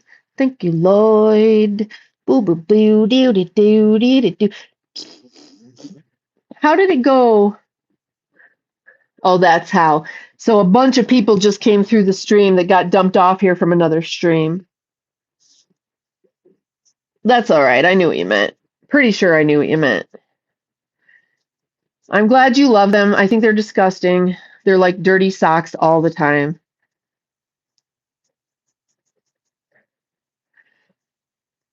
Outside New York, the only 5 that matter are in New York. Everyone else is a subject to the main commission. Brian, now you're talking gibberish.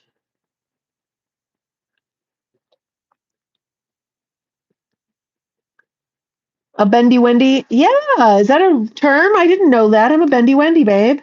I'm hypermobile, and I suffer greatly for it.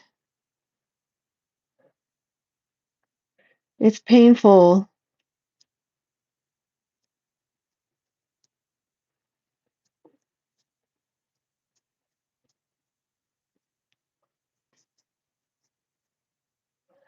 A guy said there are not the men 5, and it's true, but they didn't matter, and it all trickled up. No idea what you just said. I think you've caught the Joel virus.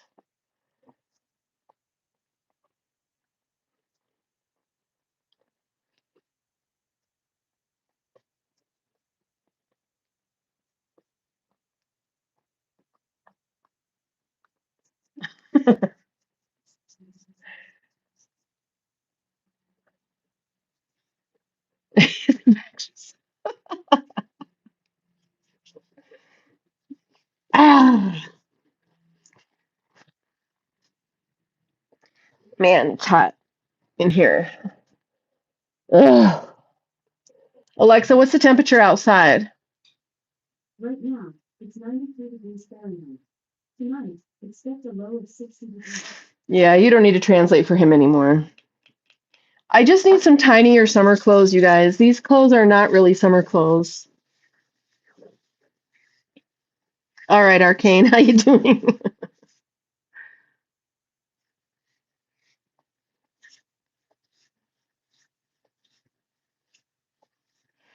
Just in case you guys wonder, I'm just in a lot of pain all the time. So I'm putting magnesium on because it helps, and Brian reminded me to do this.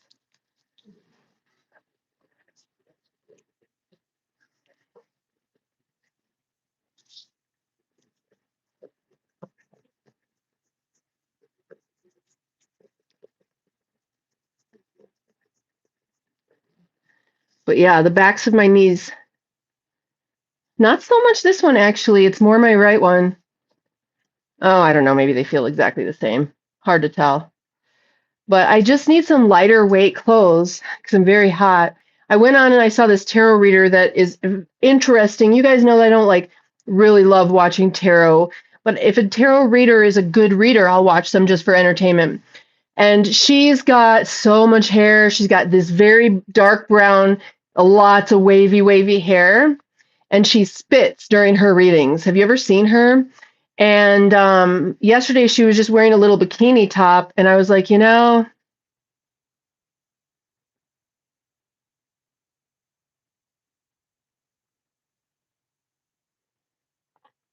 oh, Guevara, thank you. Yeah, women in their 20s and 30s really got the shaft. My generation, we learned about eating carbs and doing cardio and Jane Fonda and Jazzercise on Showtime and all that stuff. So we just grew up knowing how to take care of our bodies and being healthy and a force to be reckoned with. And then they were like, oh, shit, we can't have that. So they psyoped all the women not to do that. Okay, Arcane. But I need some lighter weight summery stuff, you know, because it's going to be summer for another couple months, right? I love summer, but not here in this town. I don't like it. I don't want to live anywhere that it gets up to 100 on a regular basis in the summertime. The most it should ever get is like 80.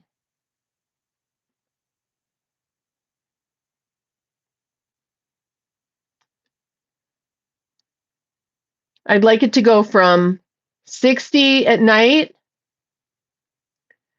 to 78 during the day. That's perfect. Perfect. Fahrenheit. I mean, come on.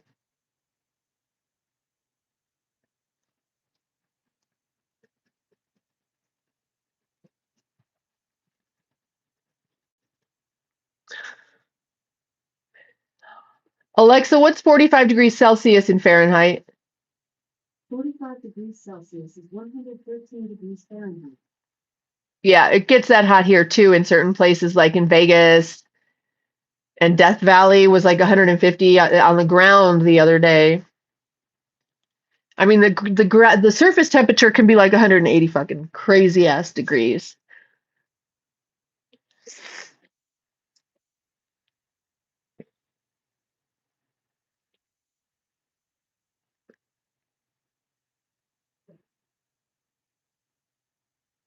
I don't know, but you've got that little bowl of noodles there. I'm hungry again. What do I need? Carbs. I haven't had any carbs. I've had all protein and fiber and no carbs. So it makes me feel hungry, right? You got to have the whole gamut of nutrition in your bod.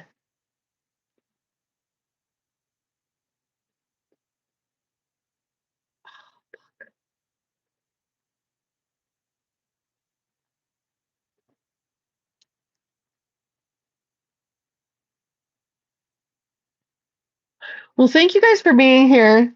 Um, Thank you for the jewels, everybody. That's really sweet. Claire's mom from Lost series. Who's that?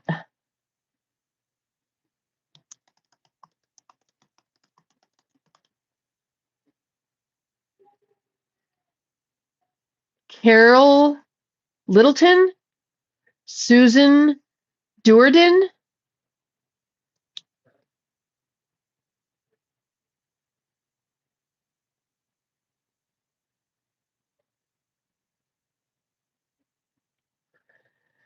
I don't even know who that is.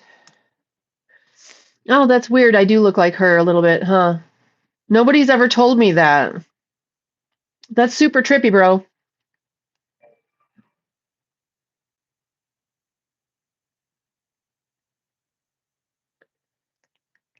You are correct.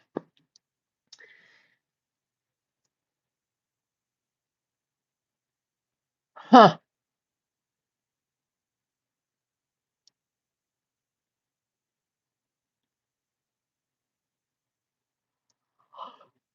Yeah, apparently. She looks like she could kick someone's fucking ass. They cut off your electricity. Oh my God. I'm sorry.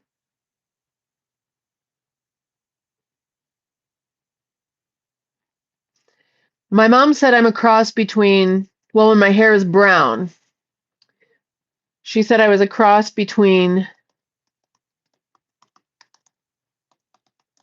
this lady, which I used to get all the time when my hair was dark, more like that, and when I had bangs. Between her, I'm a cross between her, Sandra Bullock, and hold on.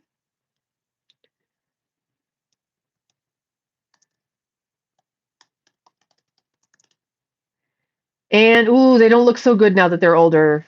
Scary, ladies.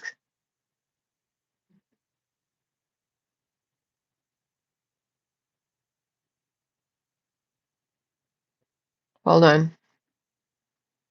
Her younger pictures, I used to. Okay. And her.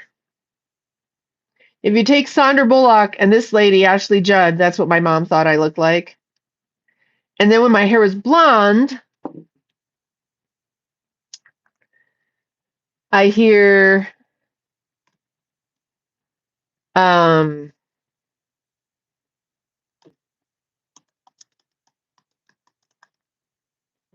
this lady a lot.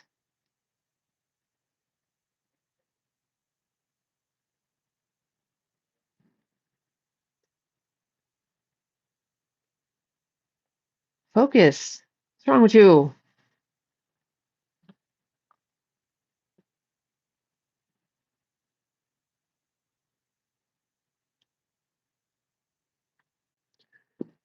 And then, of course, Jamie Lee Curtis. I hear that too.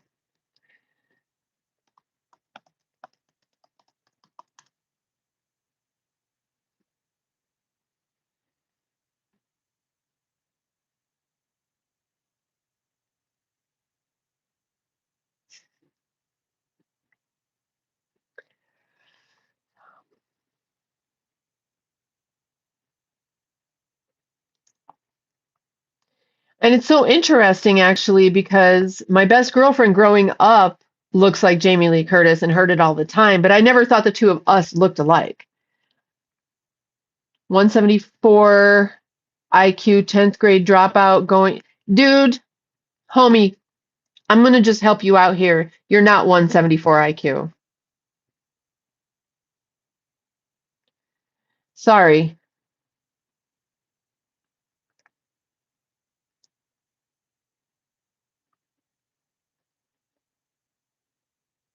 Yeah, so all those people I've been told I look like. And also, I want to tell you, if you are 174 IQ and can't seem to type a coherent sentence for some reason, the Mensa proctor told me, don't ever tell anyone your IQ. Like, why? It's like, because people get mad. The fuck? They do. They get mad when you're smarter than they are.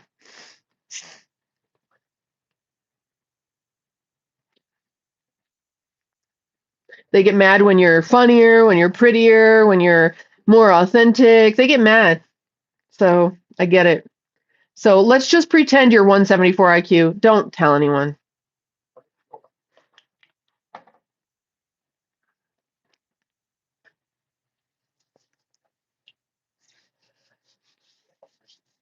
Check out this guy named Akshay Kumar's look. Why? Tell me why first, because I'm busy right now. Hisoko! Hisokomaro! How are you? Welcome back. I know it, but it's just like saying that you're O negative blood because it's called the blood of the gods, and people hate that. If you're not O negative, they hate that. Possibly higher. You actually can contact Mensa. I hold a world record. My only youngest ever being accepted 9. I understand IQ and education are different, but by 10th grade, you would have learned how to make whole sentences with punctuation.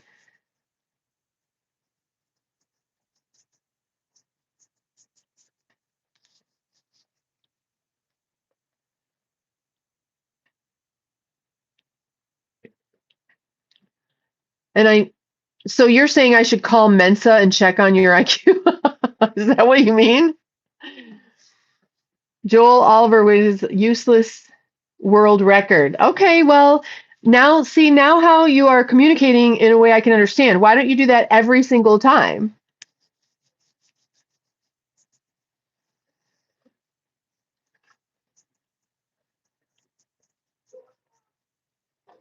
Yeah, I remember you, honey.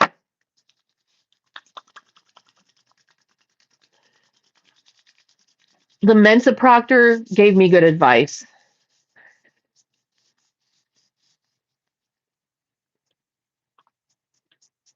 When you have kids tested very young, many times they can show a very high IQ. Like my son read the first 2 Harry Potter novels by the time he was 5 years old, you know. I'd never bothered to get him tested though. He knows how to spell any word. I never bothered to get him into spelling bees, just also was using scratchy phraseology with homegirls in high school, chicken scratch and rock sheet music with bros, rhymes, and with all I had, still making no sense.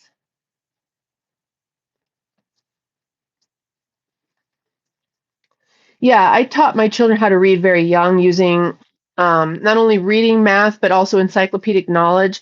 I didn't do it to specs, but I know the exposure helped them a lot, especially my older son, because by the time you have your second kid, you don't do the same shits you did for your first kid. Okay, let me just put that to you. Just have one. Um, Gifted is putting it mildly. What's my favorite drink? Red Bull, baby. Well, I don't really try to drink it very much, but I love Red Bull.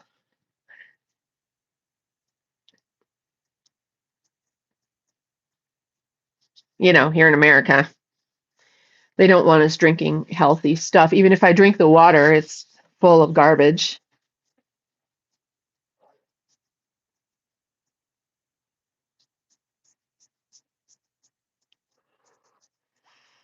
Oh, Jesus.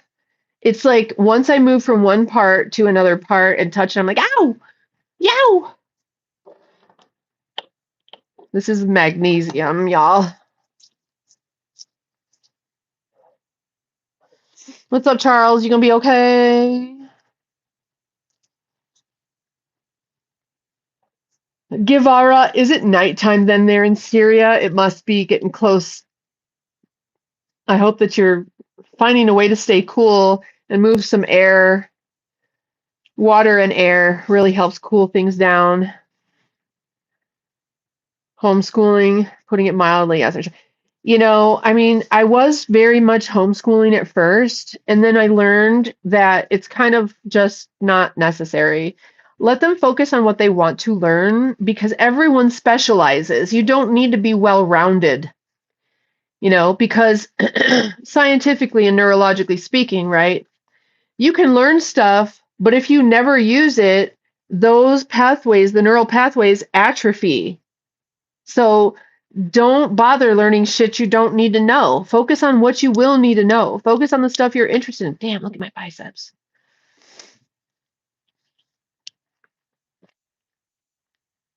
Specialize, over in other countries, by 7 years old, they start specializing children in their areas.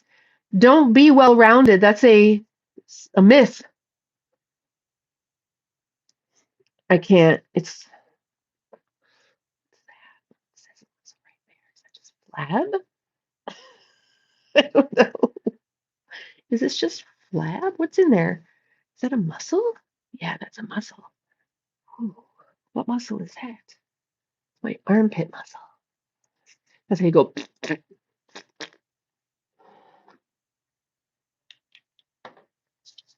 I'll probably drown in Anna Stubfield brand TM, Nickelodeon GAC. It's like 80 degrees here in Philly. That's not bad. 80 is, well, see, in Philly, 80 is not nice. It's humid.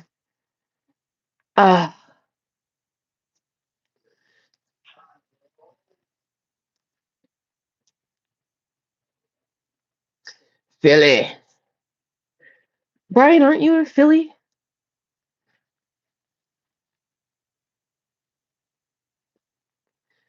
Ouch. Are you in Texas? Aren't you in Texas, Brian?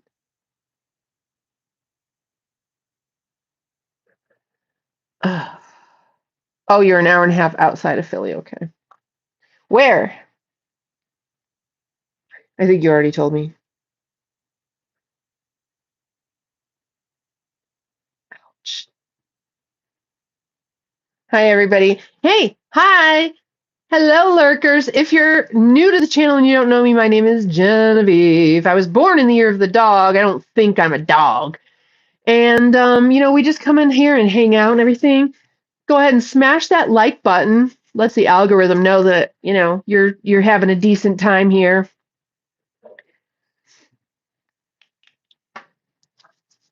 Subscribe, like, share, and become a member because I've got a ton of member videos.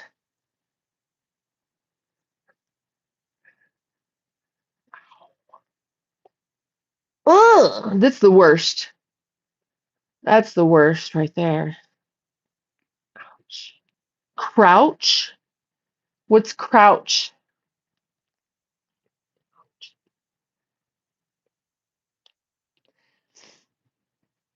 There are a lot of Amish communities in Pennsylvania and Ohio, particularly, yes.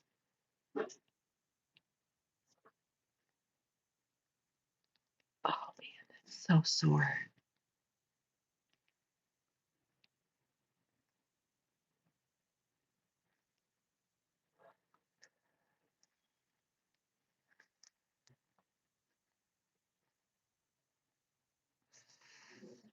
Ooh. No, I'm not okay. I'm in pain all the time. What's up, Gavin? How are you? Gavin Wagstaff. What does that mean? That you have a staff of waggers, like dogs and stuff?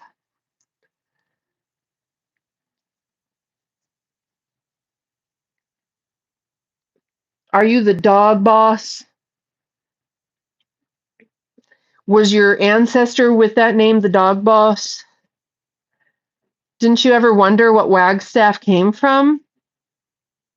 If you wag your staff, were you magicians or witches? You wag your staff? Got a staff and it wags, but nothing to do. I bet you do. Also, a high IQ, good command of the language, and wit. That's nice. Thank you. Welcome.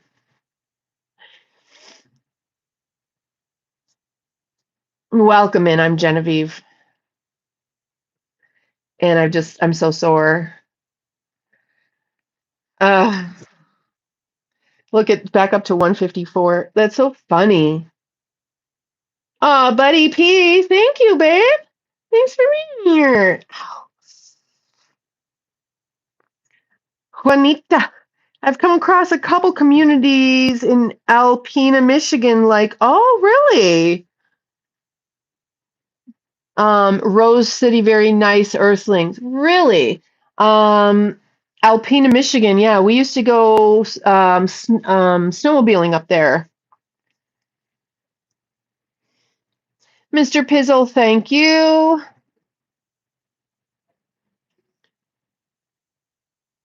I started a unspoken sketch trend in Philadelphia, the J.G. Wentworth commercial. Eked it out as a daily keel like crouch impediment need now.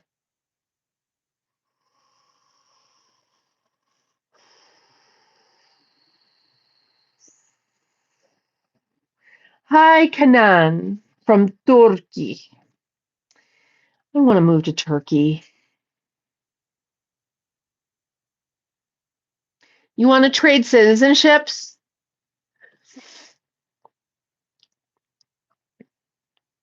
They'll go back down, though. It's like a weird thing. It goes up and then down and then up and then down. It's all right. It's all right. Greetings from Germany. Oh, well, wie geht's? Alex. Wo bist du? Yes, Turkey.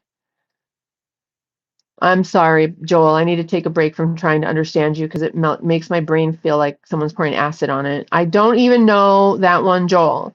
Yeah, Brian can't even translate that for you.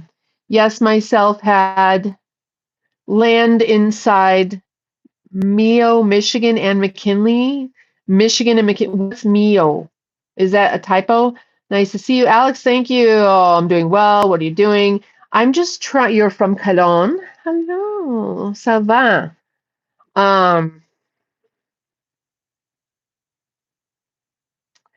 I am very sore all the time. So what I'm doing is putting this magnesium mineral spray, made in Australia that says, I dive into the flow of life and I'm putting it on me and trying to feel better.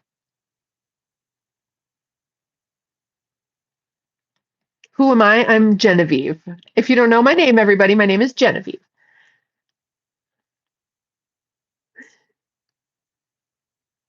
Ay, ay, ay. I am in the United States, in a state called Nevada, one of the most barren, empty states in the entire continent. Yes, it is spelled Geneviève. My house band has a problem with her tits. Your house band?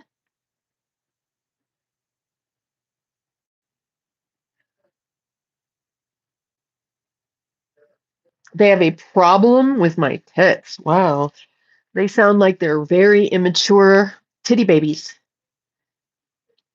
No, I'm not in Las Vegas. I never said that, and I'm not. I am 7 hours from Las Vegas. Have a nephew and his 5 kids in Nevada. It's just such a not, no, I don't like it here. I came here to do something specific that I don't want to do anymore.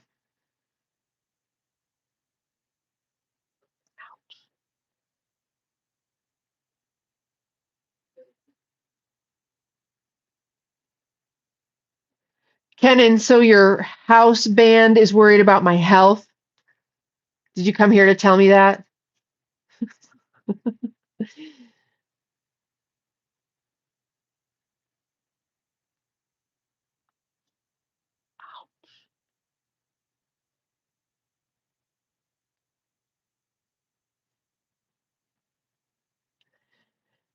Yeah, the desert is awful, guys. I fucking hate it here.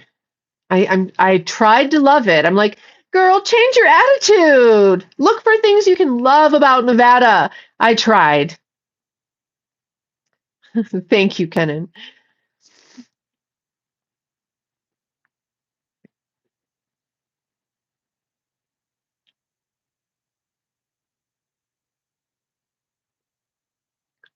Legal weed.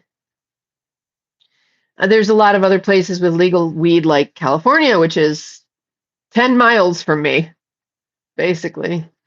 It's about 10 miles. Maybe it's 20 miles from me. What's up, Amanda?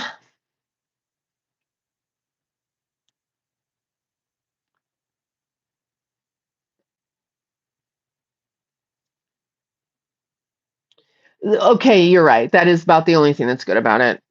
I'll give you that. And the wild horses are fucking cool as fuck, but they keep rounding them up and moving them away. Oh, A1 English, you're fine. You're doing a good job. I understand you way more than I understand some other people. Tim Pope, how are you? Hi, everybody. Thanks for being here. It's nice to see you all here. If you're new to the channel, welcome. Make sure you hit the like button right there. Boop, boop, boop, boop, boop, boop. Hit it, smash it, and subscribe and become a member. Why not? There's a ton of hidden videos only for members. You're 42, I'm 55. In the 42nd, I'm 42. That is so weird. Sweetheart. What's up, Nico? Sufi? Hi, honey. Sufyan, okay.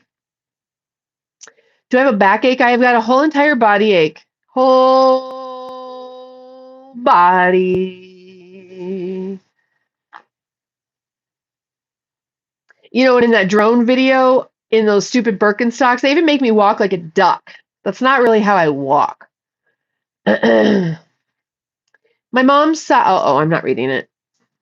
Sorry, guy. Sorry, guy. Isn't it interesting that this, I find it interesting that this piece of hair grows so much longer and faster than everything else. Kenan, thank you so much. What a nice green. I appreciate that. Isn't that beautiful? It's kind of like, when you look at gold bars, some of it is very gold, and the stuff that's in like shadow that's not reflecting is kind of like green. That's what this is sort of like. Oh, then I should read it.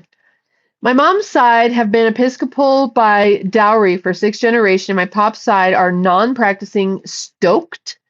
Like, oh wow, gee, been to a synagogue like twice in my life. Stoked?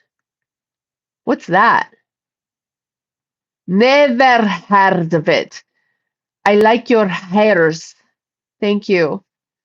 My country name, USA.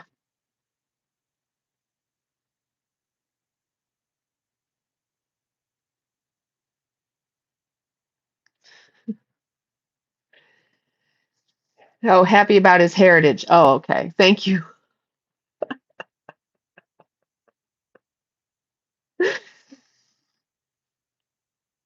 Oh, that kind of stoked. Like, wow, let's go get turkey bacon. I like turkey bacon.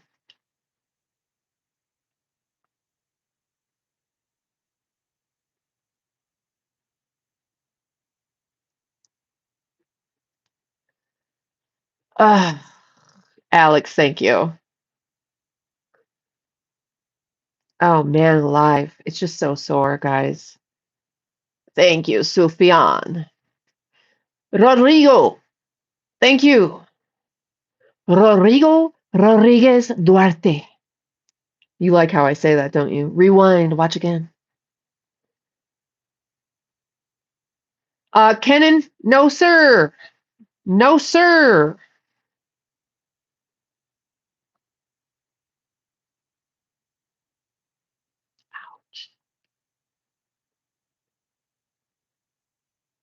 Can you imagine what my day would be like if I'm like, yeah, call me to everybody? Can you even imagine? You gotta know the bacon. I'd ask my older brother if some of us get it eaten, but my mom let us have it.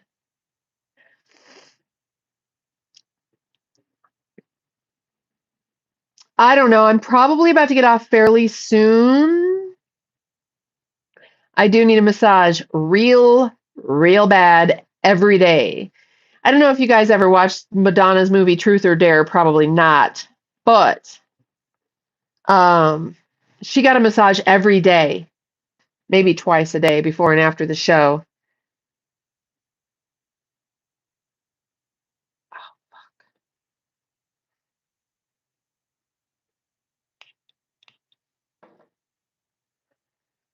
I know, you need to become Madonna. Like, we need to go out on tour so we could just get massages.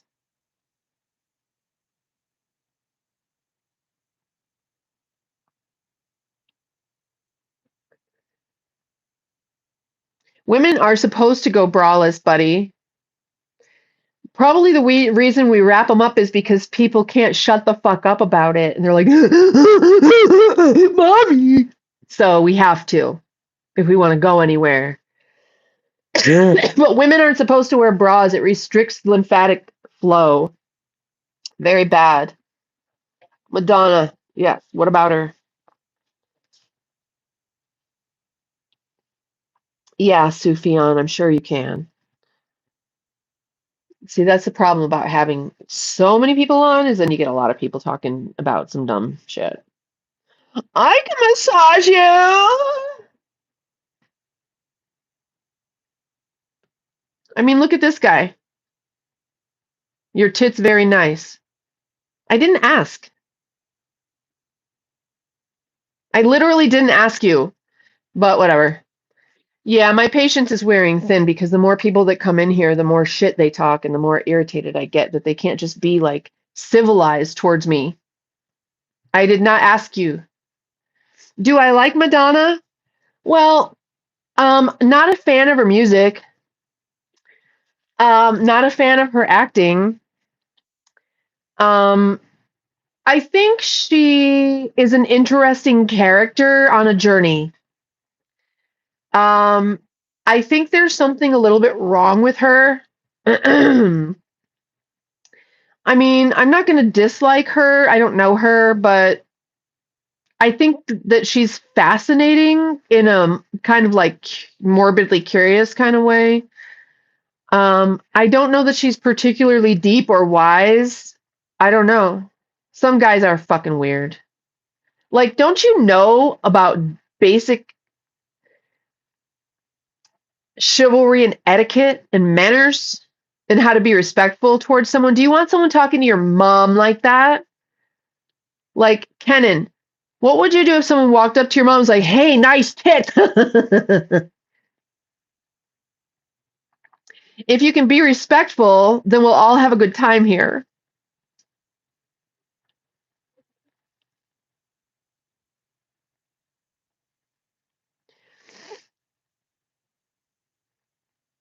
Can you show half of one side, not full one side, just half of one side of what?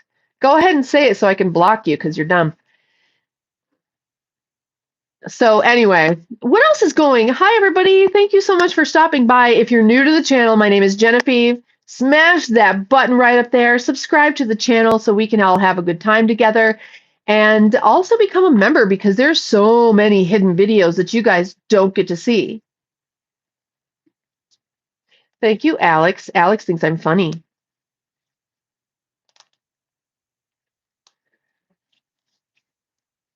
Hmm.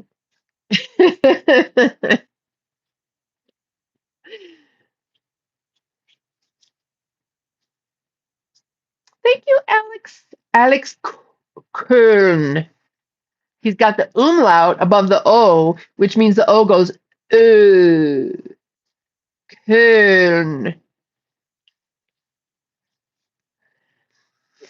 Ich,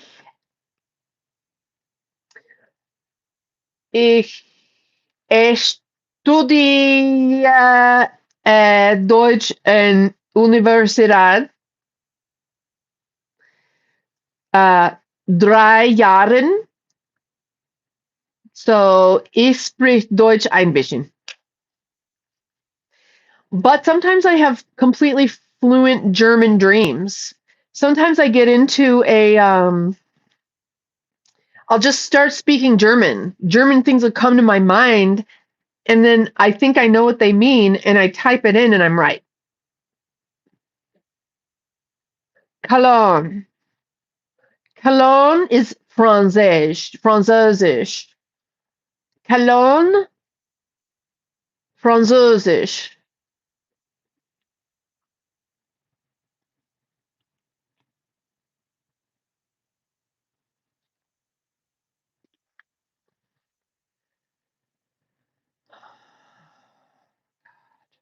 Joel, you've got to stop.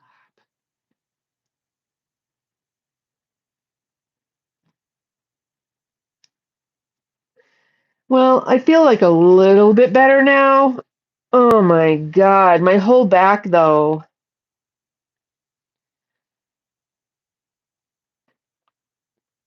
What's very funny?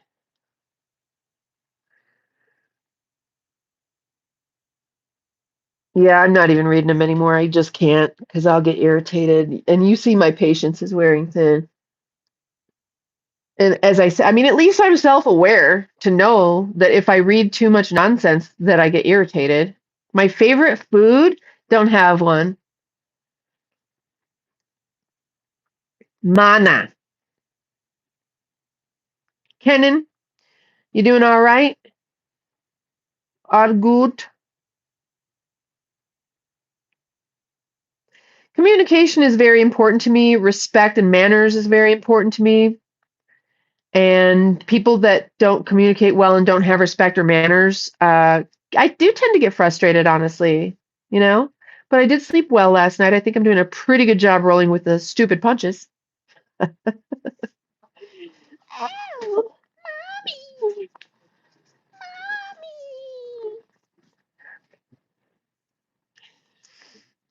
mommy. Ah, la, la, la, la.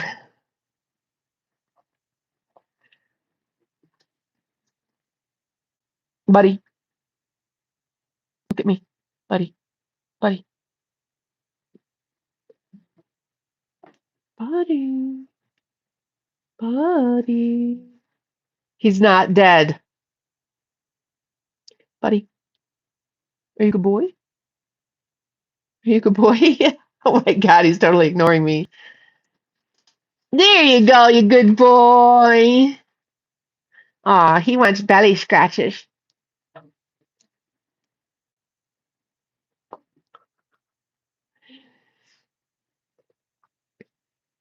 Yeah.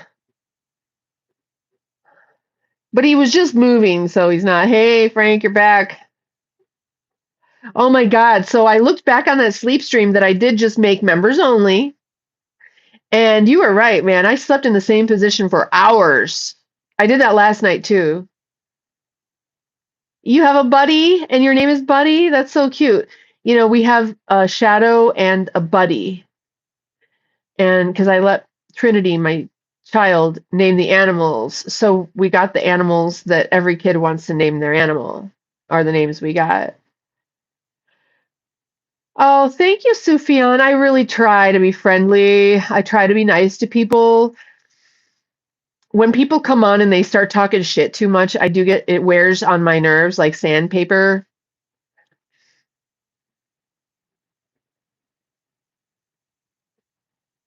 Kenan, you're doing a really good job, except when you talk about my tits, okay?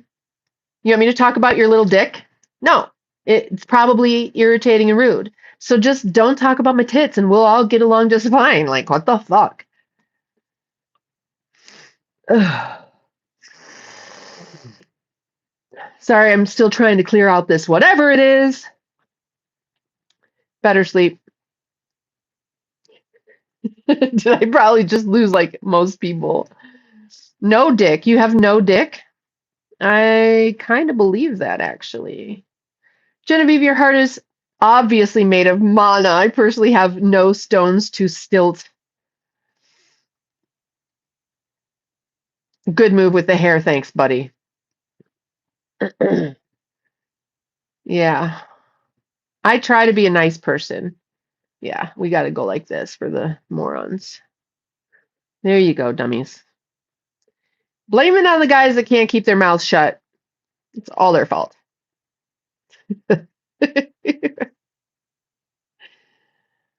Motherfuckers. Oh my God, you guys. The thing is that muscle relaxer just is still draining on my system, or I'm genuinely just actually exhausted.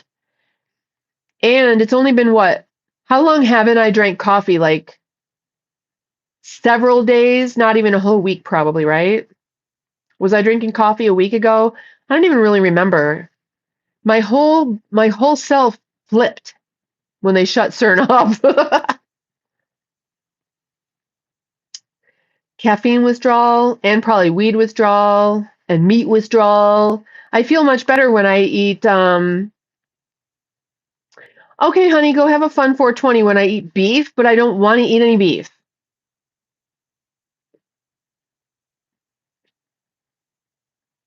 Kenan says you are smiling to me, but I want to speak only about health, not about dick, not about tits. You understand? Do you understand me? Well, you're the one that brought it up. One of the first things you said is that your house band has a problem with my tits. That's the first thing you said to me. So, no, I don't. I think you're lying. Sufyan, there is no way for you to get a hold of me. I don't talk on the phone to YouTube people. How could I possibly do that in my life? If you want special time with me, you have to go to my websites and book time. I'm a professional and I can offer you help, but I'm not going to sit around on a video chat with you while you jack off under the table. Well, buddy, some of these people are international. You realize that, right? Okay, Kenan. Bye, honey. Tell your house band to fuck off. What does that even mean? Does he mean house band? Because I used to be in a house band. Maybe you mean husband. Is that what you mean? Your husband is mad at my tits? Or you're mad because your husband is on your wife? Are you on here looking at me for my tits and your wife is mad at that? Well, yeah. Tell her to chill the fuck out and join in the party. Okay? That makes a lot more sense. What's your wife's name? Does she have big tits? Go look at her tits. What is my specialty? So I do biohacking and I also do oracle readings, not tarot cards. I hope that lady found her cat in the bush.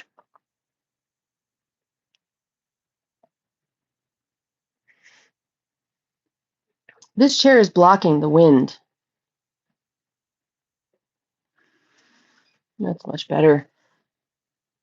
Oh, that's much better. I was sitting here sweating. Your wife doesn't have big tits, and that's why you're here. Look, you can barely even see them. Look, what if I go like this? Then you can't see them at all. Is she still mad?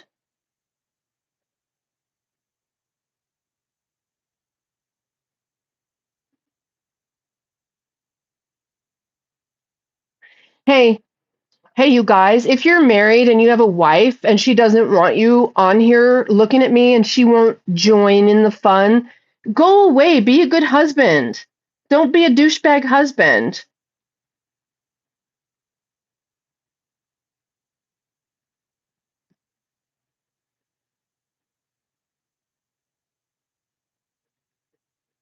Bye, school. Yeah, it's bye, Kenan. I'm gonna make it easier for you, honey, to go away. Bye.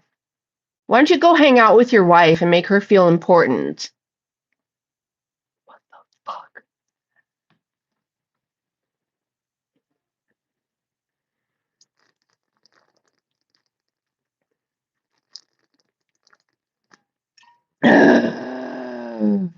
fuck? Bob, thank you. You got to. Let's go out sometime. Okay, I'm gonna have to get rid of you too, because that's no. Sorry, guys. I like being here with you all. You got to have manners. Don't ask me out. Don't ask to call me. It's not about that. You realize, okay, good. What do I drink? I'm about to start drinking vodka. Do I have water in here? I do. I mean, vodka.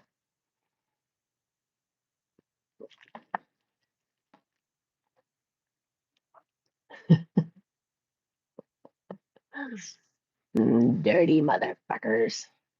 You dirty motherfuckers.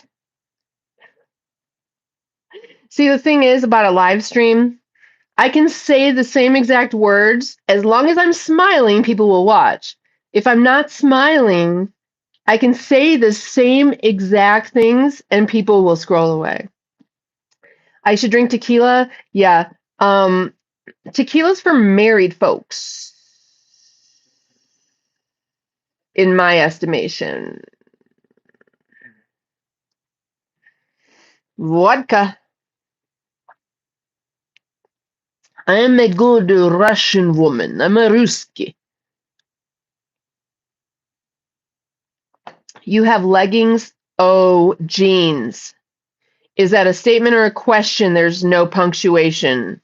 Are you married, single, or have a partner? What is your status? Why?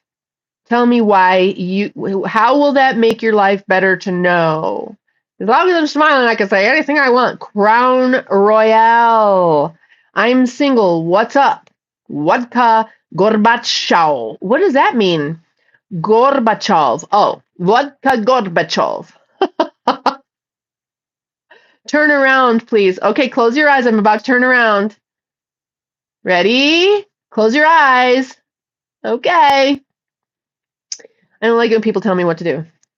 Do you guys like it when people tell you what to do? No, you don't. You're not directing this porno. Oh my God, Sean. Getting a little bit irritated here. 22 hours and 45 minutes so far. I've been doing a good job, right? Vodka in Deutschland. Vodka. Okay, thank you, Brian. We love Sean. Yeah, Sean is our hero. What's going on? Just got here, Goldleaf. My patience is being tested. How are you? What are you doing? As long as I keep smiling, though, everybody thinks I'm nice. I can say basically whatever I want. I need to get like clips that make me smile even when I don't feel like it. Oh, you're so funny. Oh, you're so funny. Oh, look at you. What is my workout routine? Don't have one. Do you wonder why I'm in such immaculate condition? It's because I started practicing yoga when I was 3 years old. So by school, I'm the first skinny girl you've seen with big tits. You don't watch many Gen Xers, then we're all skinny with big fake tits. Don't you know? Haven't you heard? And you know all those girls with the huge asses? Also fake. Okay? Because you guys probably don't realize that. When you see a girl with a humongous fucking ass that's like perfect, it's fake. Just saying. Sean, I speak in riddles because I don't know the words. Thank you for that. Gold Leaf just watching Beautiful Woman 30 Degrees in Germany. So you mean the stripper really doesn't love me? What stripper? Are you trying to get a stripper to love you, Mr. Ray? I don't know. I don't know. How would I know?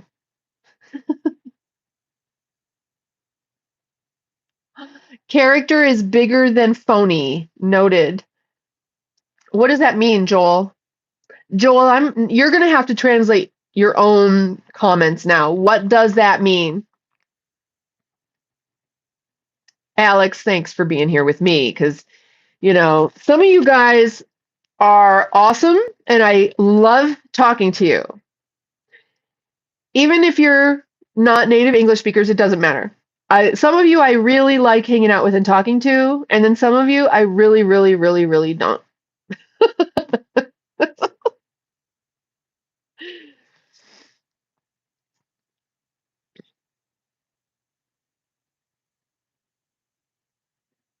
Yoga is considered a workout. Yeah, but I don't do it really anymore. So it was about almost a year ago that I started working out in the gym for like 2 months. And then before that had been a very long time. You like Greek yoga? Yeah, that's my favorite. Joel says, I was promulgated a derriere with character as a large presentation in the day and times are very clear. Gibberish. Yeah, some guys are crazy.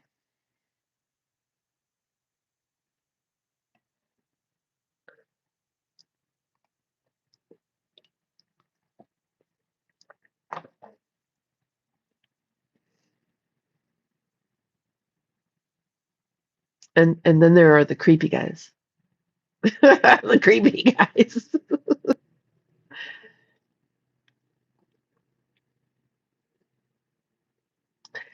Kalipagian, am I saying that right? Is Greek for voluptuous woman? When I saw you, I knew I should stay. I'm 45 and single and have a six-pack. I'll tell you where I live if you want. Do you think I want? Is that your point of being here? Literally said not very clear. YouTube grammar safe where you are, in fact, the best android at Geneviève and I's wedding. Okay, we're getting in the creepy zone. It's Genevieve's and my, first of all. And no, he likes promulgating behinds. Yeah, I might have to do a little house clearing and I might feel bad about it. Got me some vodka too. Oh my God, I need some vodka. Do I know dick physics? Yeah. Why? What do you need to know?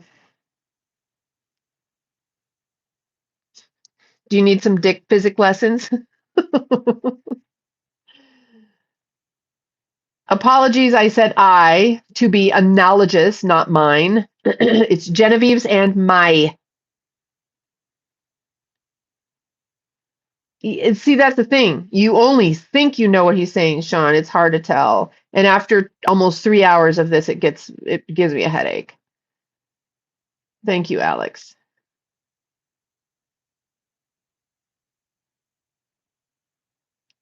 Randomly found my stream if you're a remote viewer. Yes, I'm a remote viewer. Hi, Erin. How are you? Do you want me to remotely view you?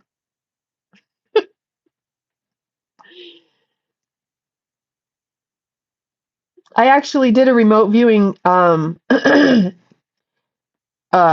demonstration on my channel a couple weeks ago, didn't I?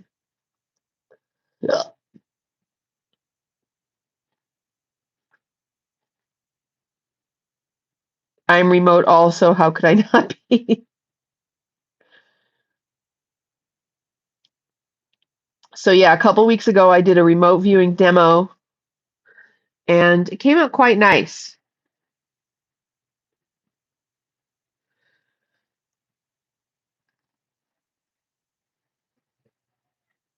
Kitty, what you doing?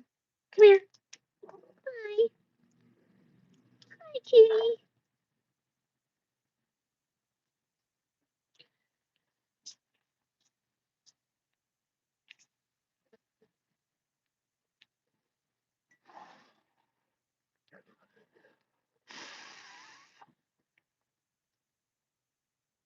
Good girl. That's a good girl. Oh, yeah. She's a good color. Oh.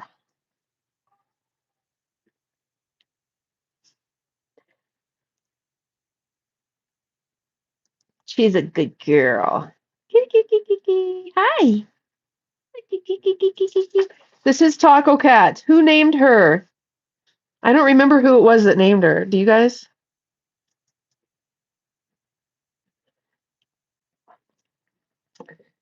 Did you work for the CIA as a remote viewer? Not that I'm aware of, but would they tell me? Do you think they would tell me?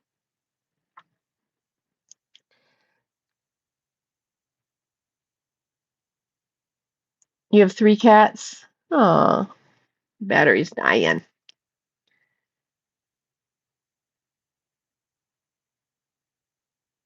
That changes everything. I guess I didn't have to try so hard at I'm probably just a fan.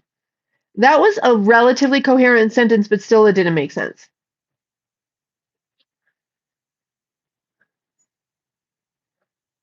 You don't know her name? Yeah, it's Taco Cat, I said, but I don't remember who named her. Ancient Egypt worshipped the feline. Yeah, it's said that the Sumerians have a tablet where they talk about where the cats came from. They say that the humans of the world were having all kinds of weird sleep disturbances and like entities coming through at night. And so they already had cats in another dimensional realm for the same reason. The cats protect the thin places where entities can come in and out. And so if you have a cat in your house, so then they brought them here to this place, and they started cats only just were given to royalty, and over time they were disseminated into the public and protect us from entities coming through, because the entities see a cat and they're like, ah! Book of Enoch. I don't know if cats are in the Book of Enoch, but the Sumerian text apparently, because I don't read Sumerian, so I'm just kind of trusting that they're telling me the truth, which I don't. Succubus females, demon, incubus male. Yeah, I've had an incubus on me before. I mean, a few times. I remember waking up like, what the fuck? Get off. I'm going to upgrade for next month. Upgrade what? Oh, IRL. Yeah. Oh, yeah. There's some stuff in IRL. There's actually some hidden ones that I could put in IRL, but there's some nip slips and stuff. When I first started on my YouTube channel, I was a little bit too experimental. Sufyan, okay. Aaron, I saw the video talking about cats and dogs from museum. Yeah, I didn't hear what they were saying about dogs, though. Same time, what? Sleep stream? Were you on my sleep stream and just very quiet? Yeah, I don't know. Dingoes? No, I will show you. Do you want to see my dogs? Coyotes? I've seen some past videos where I was worried and it was close. Yeah. Well, there's one where I was just taking a bath. So this is Buddy and that's Shadow, the kitten killer. You did? You saw that one? Oh boy. Do you think I should keep it up or is that just too awful?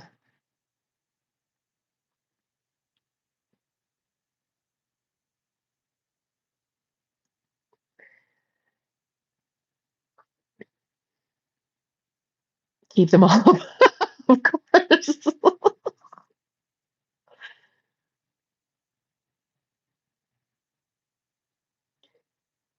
I just don't want anybody to report that shit because if there's too many of those, they will literally take my channel down. I think my AirPods might have finally died. I don't know where it's coming from. So, but just don't report it. Let's see, I'm just going to. Oh, they're still connected. Okay, they're still connected. Yeah, because they'll if it happens too much, which it doesn't. Like if they think I'm doing it on purpose, which I wasn't doing it on purpose at all. I never earned layover speech with you, ma'am, but it is pretty coherent esoterica. What I would say just now, roughly destiny, open psychic communication, and learnate impression. I mean, maybe telepathic communication is the way you need to communicate.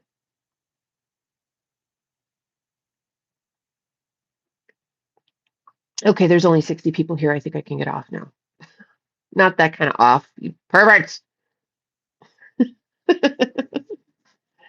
And do you see I painted my toes? Whee! And if my feet were clean, they'd be red. Look! Why are my feet red? I know they're a little dirty. It's because I like to be barefoot. Get over it! Why are my feet red? Why are my feet red? Please don't go yet. Why not? What are you doing? I'm just so suspicious of everybody.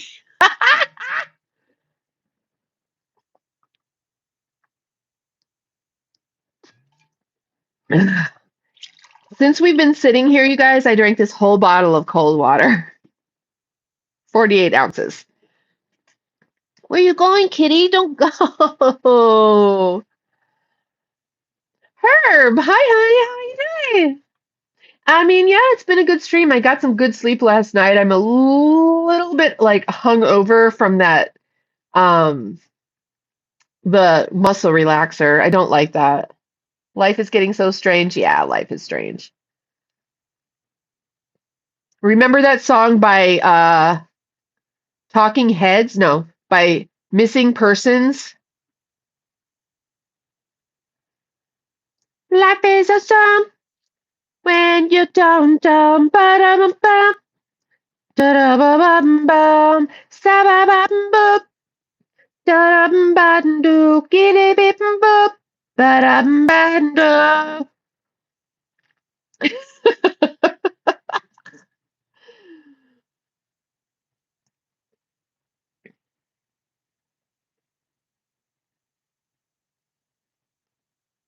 You're a psychic 9.9? Okay.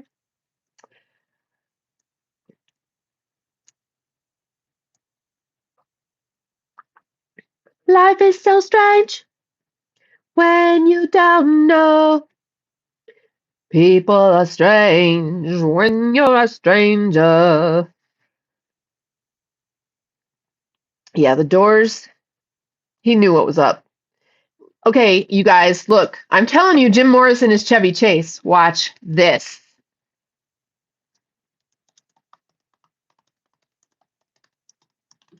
I'm telling you.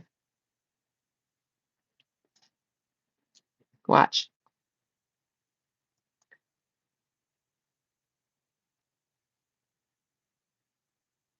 That's the same person, guys. All operatives. All of them. Every last freaking stinking one of them. How about this?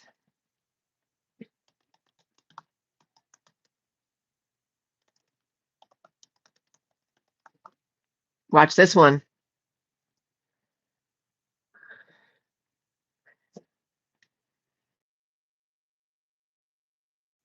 Uh-oh.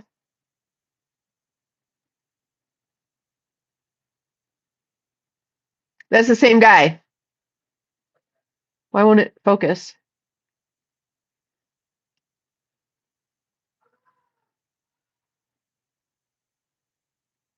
That's the same guy. Why won't it focus? What the hell?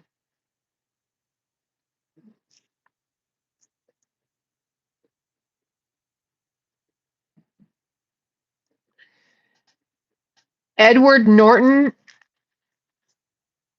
is Leo DiCaprio. Who else? Glenn Close is Martha Washington, I think. And her husband is George Washington. Oh no, she's George Washington. And Epstein is this guy. Look. Okay, you guys, this is just too weird. She's George Washington, y'all.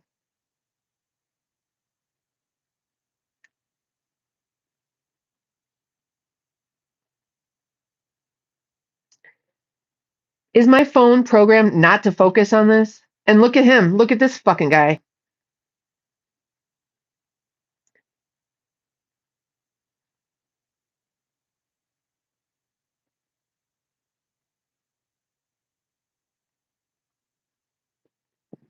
There's a bunch of them. Okay.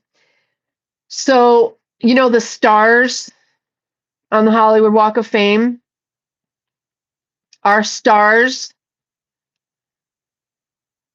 If there are fallen angels, it's them. It's all the stars on the Hollywood Walk of Fame are all the fallen angels.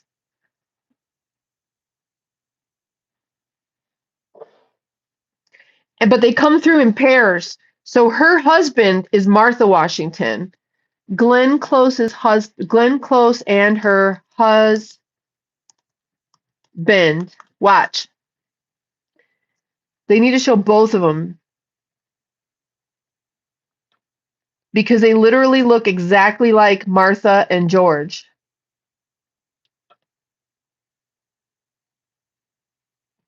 Look at this. Oh, and I'm going to freak you out next. Look at these two motherfuckers. So there we've got Tommy Lee Jones is Andrew Johnson.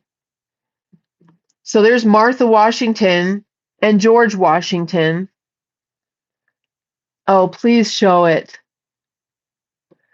So that's George Washington and Martha Washington, you guys.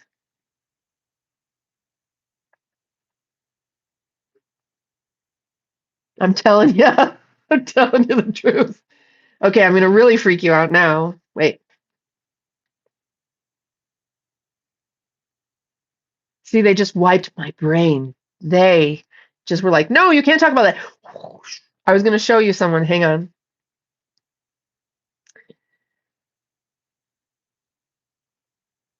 All presidents except one is related. All presidents are. All presidents except one are.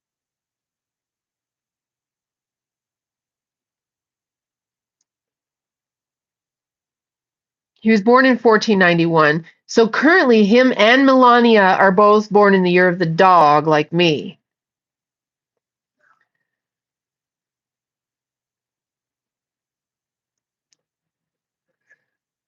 BC or AD? That was AD, King Henry VIII.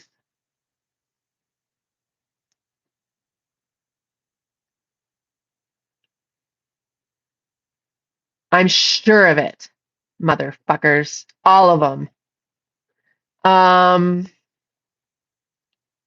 What else? Anyway, who?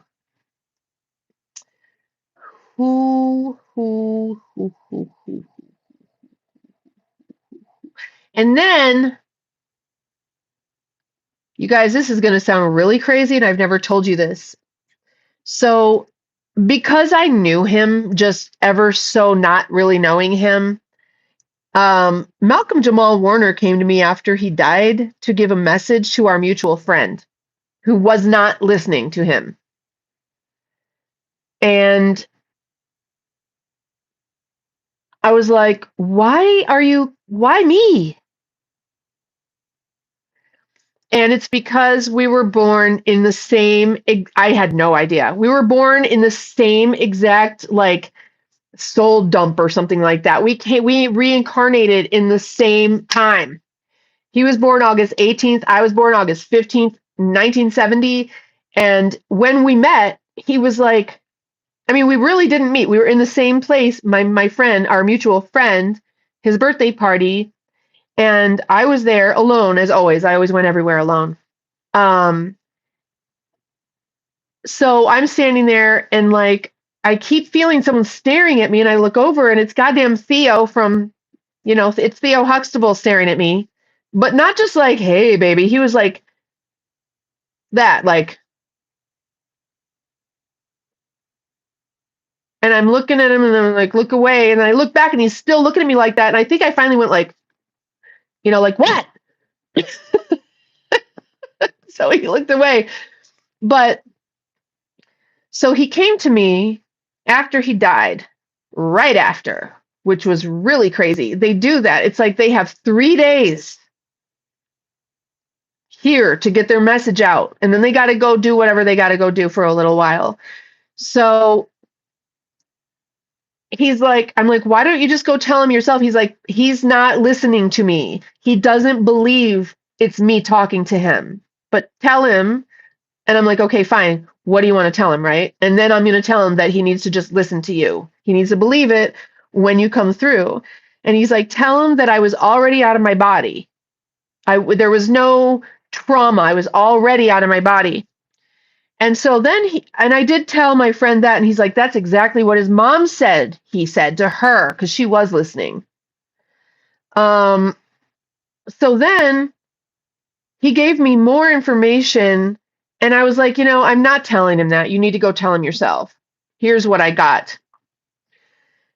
So he was vacationing with his family in, I don't know, Costa Rica or something like that. And he goes out into the Rip Current for some reason with his daughter or something like that. He was trying to save his daughter. At some point, he was trying to save his daughter. I just told you where I met him. At my friend's birthday party. And we didn't really meet. We didn't talk. We weren't introduced. There was a bunch of Hollywood people there. So anyway. So what he tells me is that he was already out of his body when all this was happening. That he and his daughter had a soul contract from a previous lifetime where he convinced her and a bunch of other people to willfully drown. And he said, I will come back next time and save you. I'll make this right next time. He was the Igbo chieftain who convinced all the Igbos to walk off the edge of the boat in chains when they were leading them off to, I think they docked in Florida or North Carolina or something. He's like, we would rather die, whatever he said, I don't remember. So he's like, we're not going to live like this. We all need to just, and it wasn't just Igbos, it was a bunch of other slaves underneath too. And he's like, and they all just agreed. And the ones that didn't agree, you know, they're going anyway. Enough of them agreed, and they just walked right off the edge of the ship into the water in their chains. And there was nothing anybody could do to pull them back up before they all drowned. And to this day, because the Igbos were, if you don't know about the Igbo tribe of Nigeria, you need to look it up. They were the most formidable, powerful tribe in all of Africa. And the target of the slave trade, because they didn't need anything. So they wouldn't trade. You just had to buy from them because they had everything they needed. And that really pissed off the people. So they were one of the first people. He was one of the first people they wanted to get so they could take down that whole Igbo empire. And they call him over there Igbo. So this was their sole contract. He was the chieftain of the Igbo tribe, and I think that might have been his wife or daughter or someone to him, but it was his daughter this time. And that was their sole contract. He's like, I'll save you next time and make this right. And that's exactly what happened.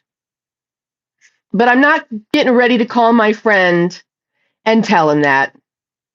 Tell him yourself, because that shit sounds crazy. They're West African Jews, Igbo. Oh, I didn't know they were West African Jews. I've never heard that. Comedian Jeffries, one. I've seen a bit. My mom's Nayabo Liberian. Yeah, I didn't know that the Igbos were West African Jews. That's very interesting because it isn't far from Ethiopia, where basically all the real Jews are, and where the ancient texts still exist.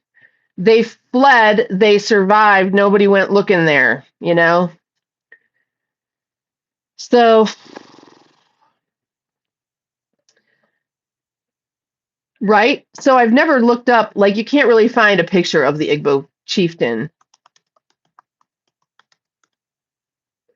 No.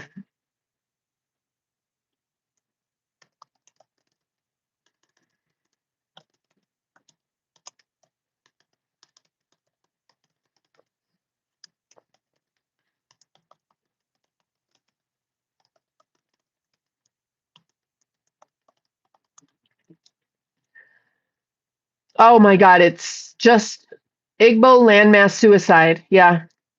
And that the Igbo landing of 1803, this is when that happened, is in 1803. So this would have just been his next life after that, most likely.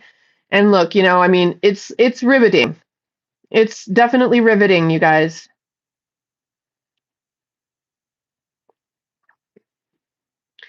And I'm getting the sense now, oh, Jesus fucking Christ. Are you kidding me right now? I'm getting a download.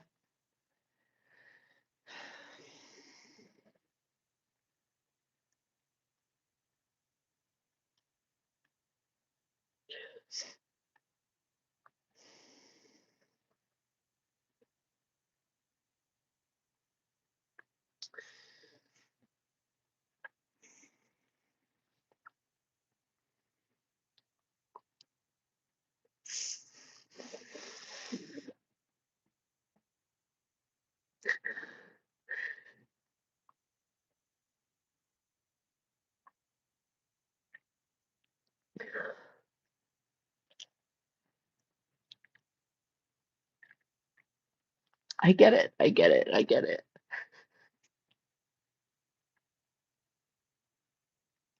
That's why. I did not want that download, but here it is. Oh, okay. Yeah.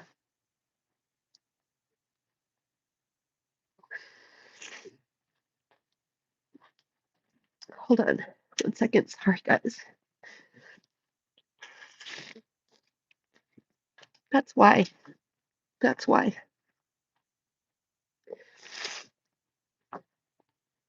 Okay, I get it now. How didn't I put that together before?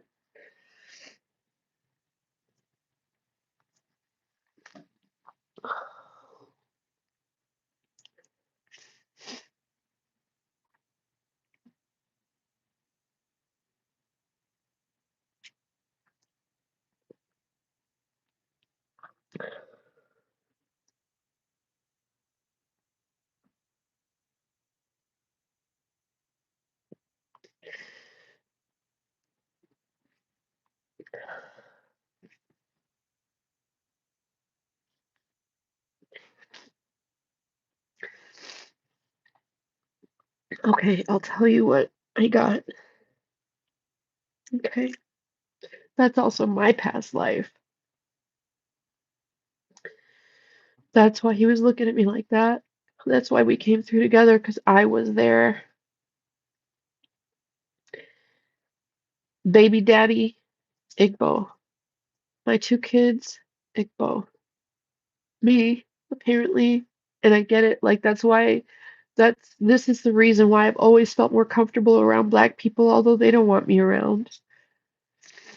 This is why I feel more comfortable around Black people in general, like the tribal stuff.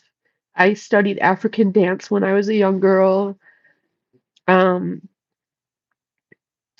I get it now, and that just came down. I just literally downloaded that shit. And that's why, wow, thank you for that information. That makes a whole lot of things make a lot more sense. Because we are all connected. That's why we are all connected. And it's not like I can call his mom and be like, "Are you guys Igbo bloodline? Have you done your DNA? Are you Igbo?" I get it now. I totally get it. And that's why I've been so fascinated by that story that he told me about. Wow.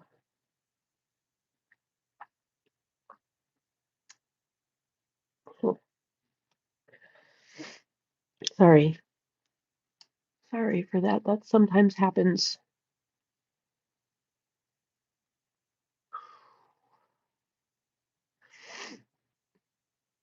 Let me get back in the chat.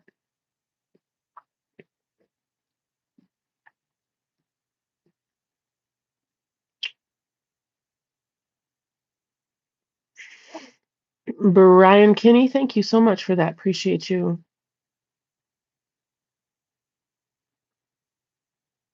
Wow.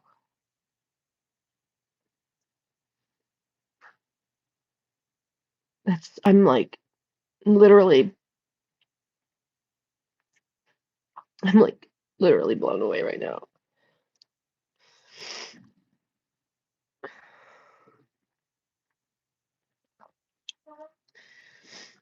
I'm literally blown away right now. When you have a piece of the puzzle, it can be very shocking and overwhelming to your nervous system. Oh my God, that's so crazy.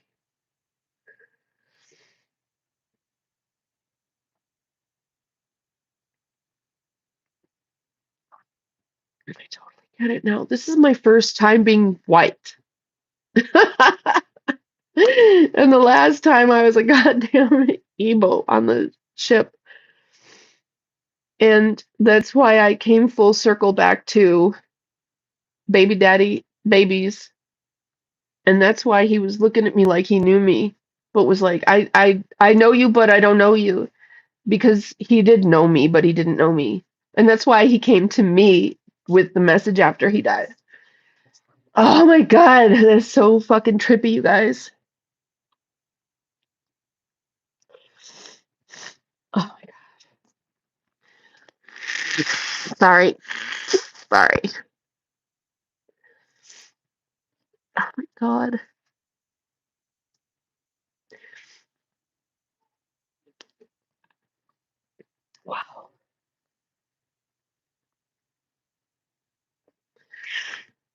Diana Spencer? Like Lady Diana? Sophia Turner's mom.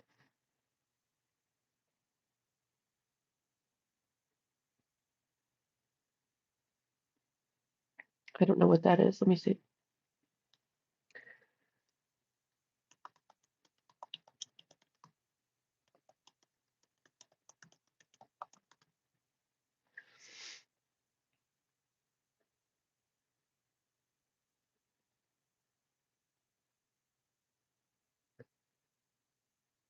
Princess Diana's stepmother? Yeah, I don't know who that is.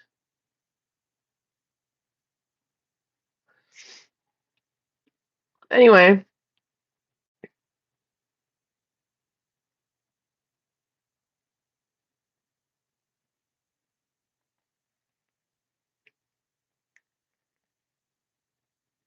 I was female.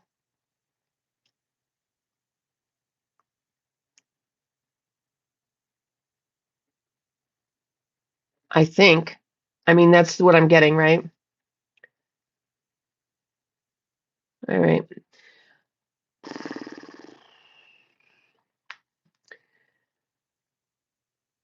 That is quite a download, Mr. Malcolm.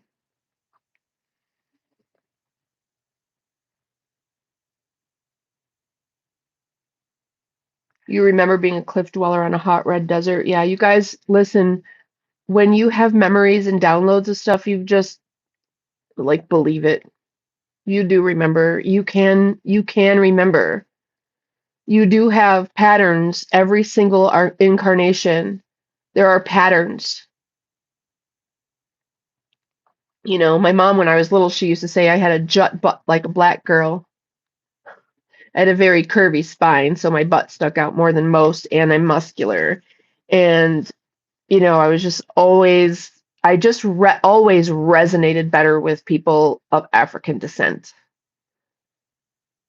And, I mean, like, there's so many things right now. This is what's happening inside my brain. All these connections are like, oh shit.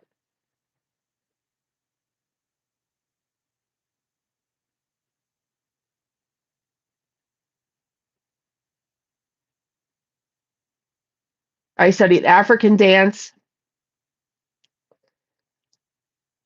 when I was like 12, you know? I had two amazingly beautiful children with a black man who I thought they were like Zulu, but then when we had the DNAs done, they're Igbo. My older son is 6'5". Their grandmother is 6'4". Their uncle is 6'7".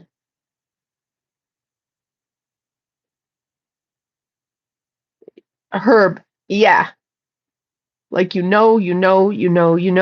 And it's funny because I've never had information from a past life ever come through except for some meditations I did back when I was like 13 and I got 2 deaths. I saw 2 deaths of mine, who I was and what happened to me. Why don't I live in Africa? Because I wasn't born in Africa. I was born here. I have researched and thought of going there. Actually, my astrocartography says I would be most fulfilled all around in Cape Town. But you know, I always just attributed my musculature to being Russian. But look at black women. Look at black people in general. They just have natural musculature without working out. My kids, not that they don't work, you know, have physical activity, but they're just built. Their daddy looks like a football player, but not the fat kind, like the beautiful kind. Jesus, I'm blown away right now.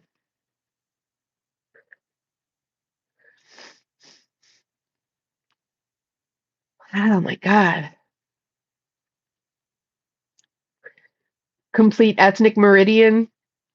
What do you mean by that, Joel? I'm so fucking blown away right now. I'm in a daze. Like that shit just came down into my brains, like literally. It's like he came down and said, he like went, "Boop, there you go."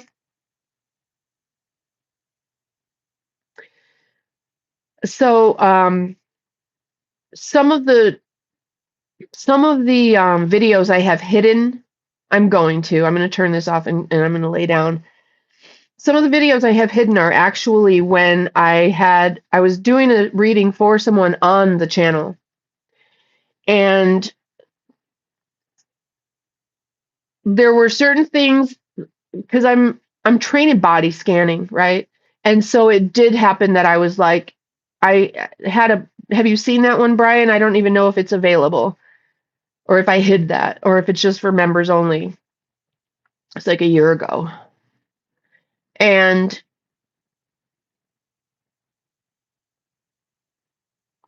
I said something and she's like, her eyes got real big. Like she sent the big eyeball emoji. I'm like, what's up? She's like, well, my grandmother used to sing that to me. I sang a really obscure, weird song that I don't walk around singing. It's not one of those songs that stuck in my head like Papa Don't Preach from Madonna that I wish would go away.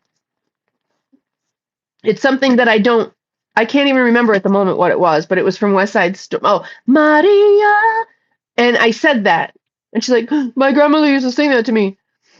I'm like, well, maybe she's here. Like, what's her name? And she told me her grandmother's name. And then I got all this information.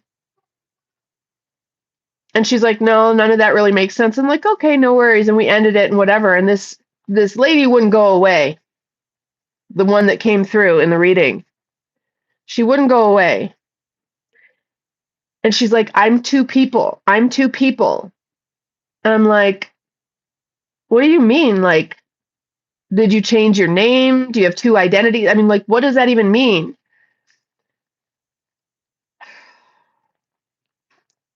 I learned from that reading to have boundaries with spirits, whatever you want to call them, with dead people. Boundaries. They can't just come in and talk to me whenever they want. And that's when I learned, like, you go tell them yourself. Because she hung on for like a week. I don't know, maybe it was just a few days. It felt like a week because it was like I went into this, like, I'm just like, okay, what? She wanted me to research stuff and find these things because I got this whole download. Jasper, a derby hat, Sarah, all these things. You can go back and look at the video. And the girl that I was reading was like, no, that none of that really makes sense. It doesn't fit. I was like, okay, no worries, whatever. I mean, I have a very vivid imagination. But this lady wouldn't leave me alone, this entity. And so I start researching and went down this rabbit hole. And what they call it is forensic. Like I'm a forensic psychic where you have to follow the path. You have to follow the trail of evidence. And this woman, so when she said her grandmother's name, her grandmother had died a long time ago. When she said her grandmother's name, this is what ultimately happened. Another woman came through. What I realized, what I researched and found out, is the other woman that came through has the same name as this woman's grandmother. Died 3 days before the reading. They have 3 days. Forensic medium, thank you. 3 days where they really can communicate and they want to get shit solved. They want messages to people. They got to do that. And then they go. And what I found was, and some of this can be verified and some of it is so convoluted, but I can do the trail of evidence right to a woman. Anyway, let me try to explain it really simply.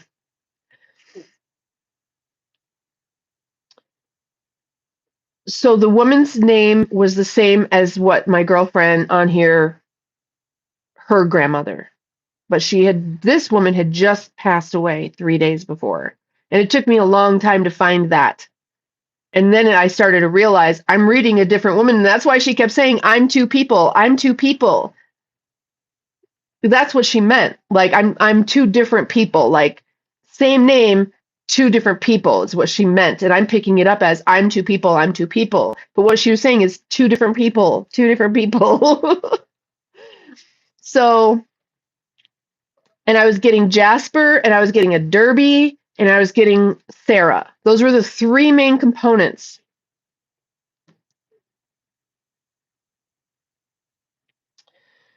So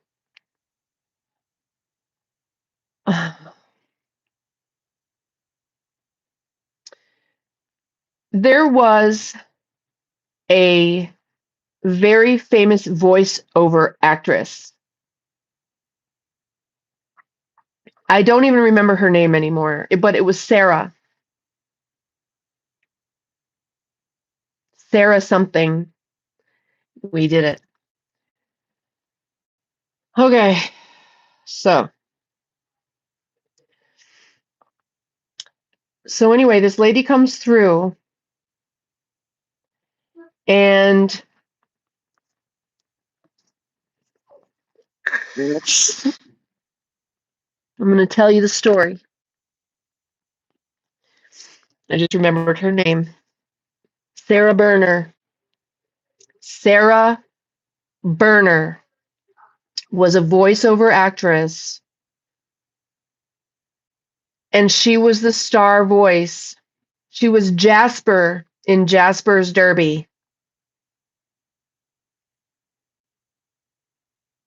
What does that have to do with this lady? Because she didn't have, that's not the name. That was not the name of the grandmother. So,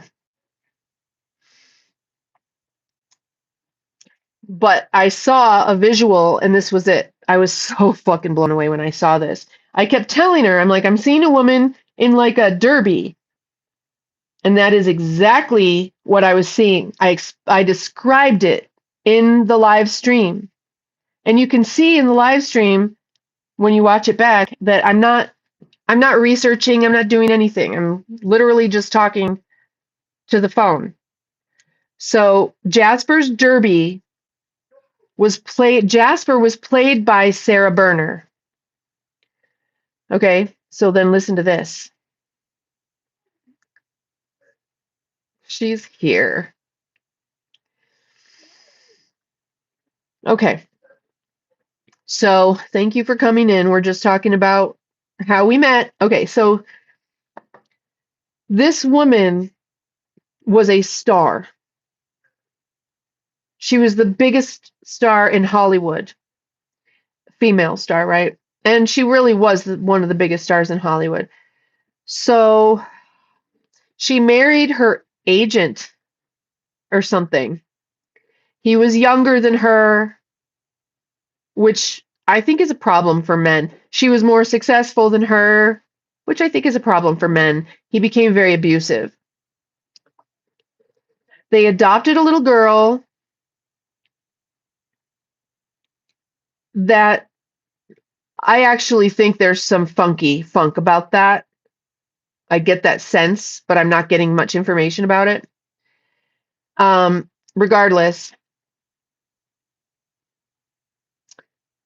then she and her husband divorced, and if he's not her agent anymore, his main client is gone. He's nobody in the business anymore because he doesn't have a star, right? She takes their child and they're living their lives. Oh gosh, I haven't even thought about this in so long. It's in the video. Hey, Troy. So I'm trying to put it back together. The husband threatens her that he's coming over, and he says something that's in the police report. Very specific. It's in the police report. I don't remember what it is. She calls the police because of this. He's coming over here. He said he's going to kill me, basically. They come over there and arrest her, take her to the loony bin, take the daughter. They say that she's like wildly drunk and incoherent and stuff like that. And the father gets the daughter, which is really hard for any mother. That's not going to work. That's horrible to happen. The father takes the daughter.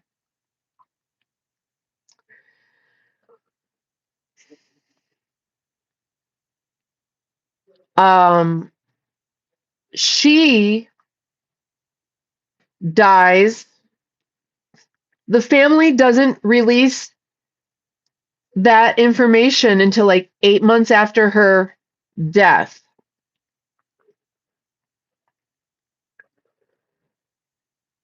Which is weird.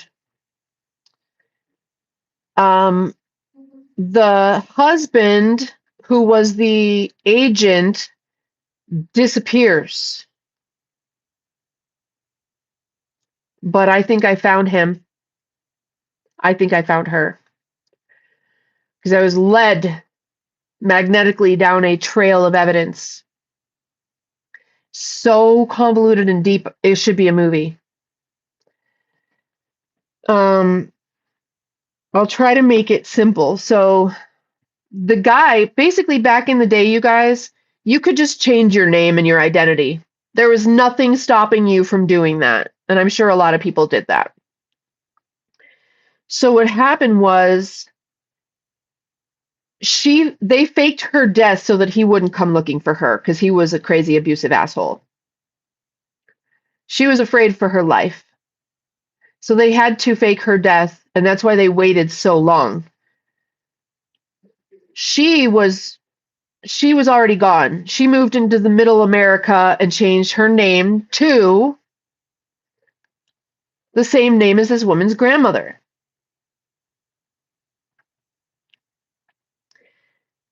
She married not much younger, but a younger man who I think might have been like a handler.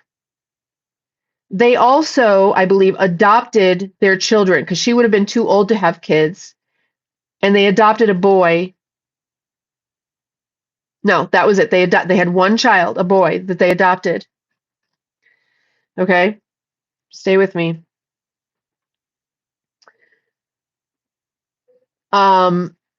So hold off on that for a second. She moves into Middle America, marries a younger man, and I think her age was off. She lied about her age, and they adopted a child, the whole thing. Like everything was different. But the numbers made sense in a weird way. So then the ex-husband, asshole agent guy, he starts some kind of other business, whatever. He ultimately ended up meeting and marrying a woman who was also very famous and older than him. I believe she was a little older than him. I'm not sure. That's right. So probably researched her and stalked her and put himself in the same places as her and blah, blah, blah, blah, blah. I found the actual police report when she called the police and said, after they separated, she called the police, and in the report it says, he said he's coming to kill me in exactly the same words as the Sarah Berner police report. The same exact words that he said to Sarah Berner, he's now saying to this other woman that's his new wife. Okay, let's keep it separate now. There's the husband's new life and the Sarah Berner's new life. Okay. The husband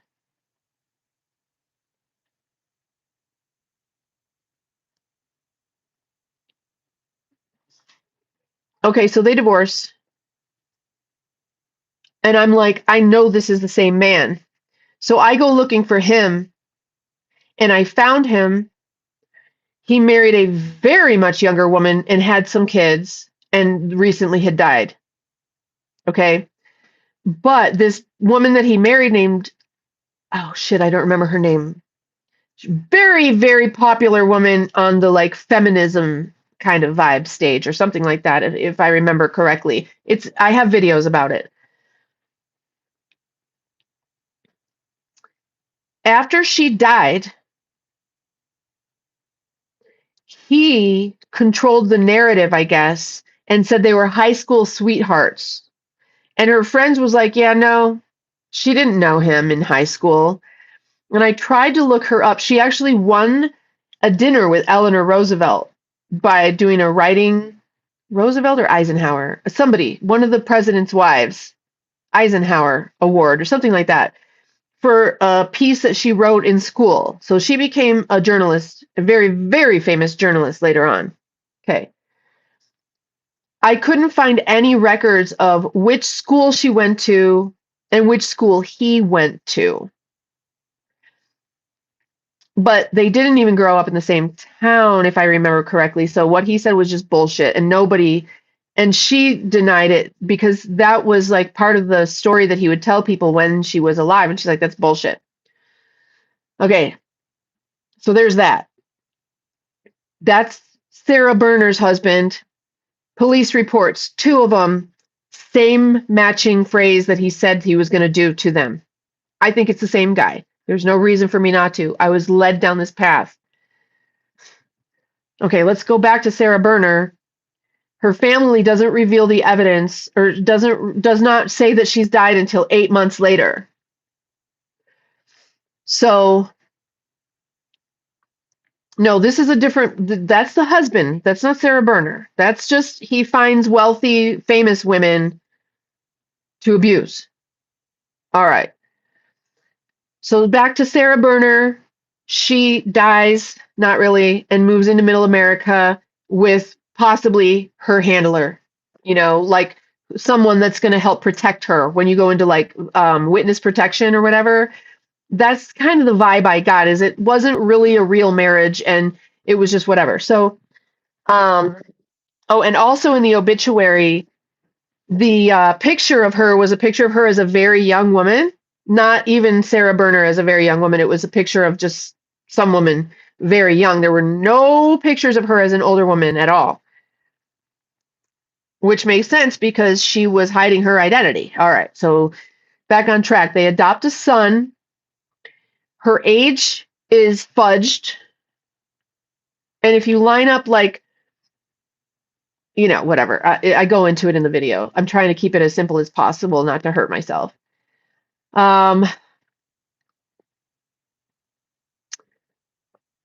Okay, so now we're coming back around to this woman's obituary. She was hoping, I know what it was. She had a son that she talked about in the obituary, like her last words, her last will and testament or whatever said this is what it should say. And so her son that she'd adopted was dying of cancer, fighting cancer. And it mentioned him and her estranged daughter, Sarah. Her daughter wasn't named Sarah. She was named Sarah.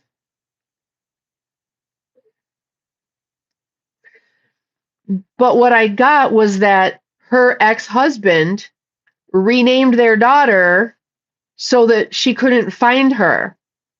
But what did he name her? After the mom, Sarah.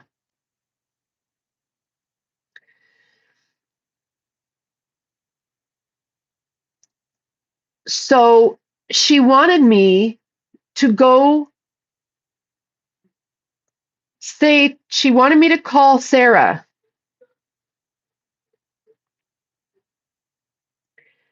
and say, hey, does Jasper's Derby mean anything to you?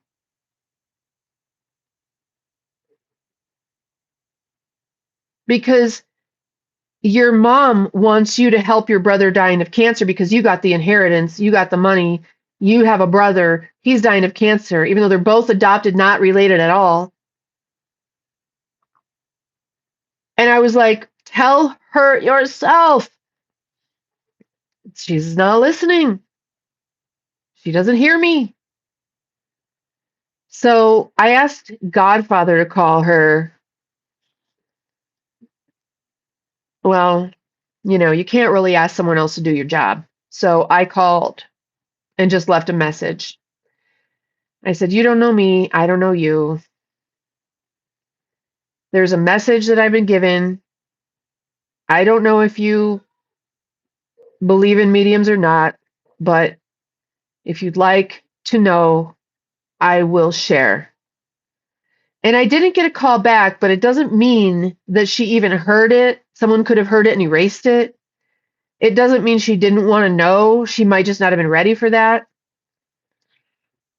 Because if that was like the final piece that I needed for validation, if she was like, as a matter of fact, when I was a little girl, I knew my mother and her name was Sarah. My father renamed me Sarah, and she starred in Jasper's Derby.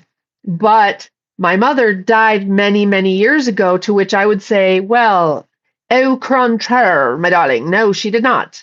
She's actually this other woman that came through. She did just pass away.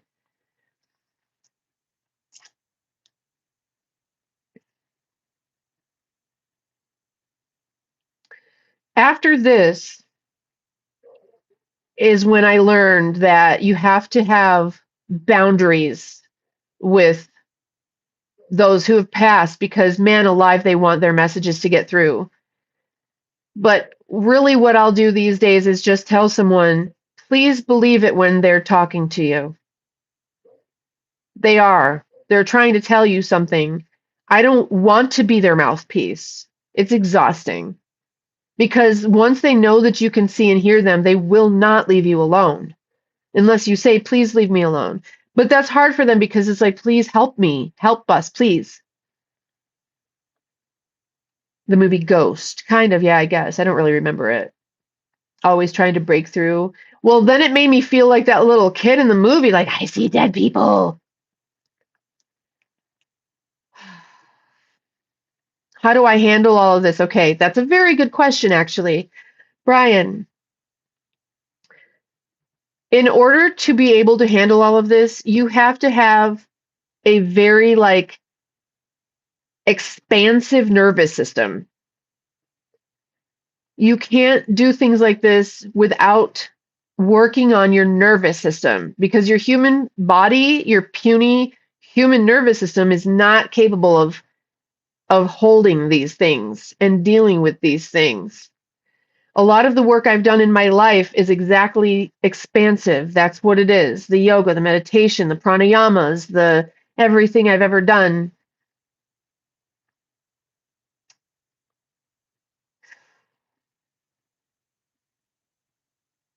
Wow. Oh, God, I just got another piece of my own puzzle.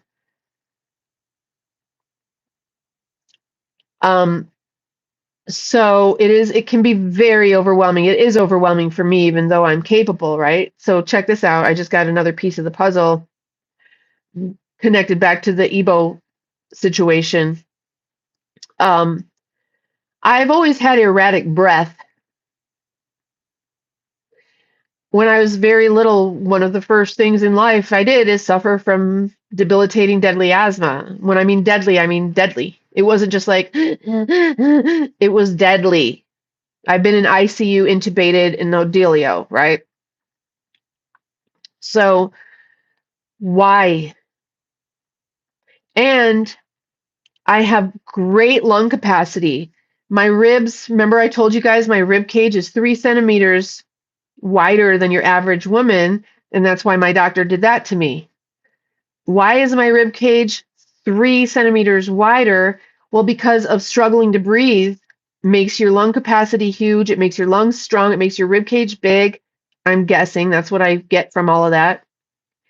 What would happen when you go underwater off a boat? You're going to try to hold your breath as long as you can.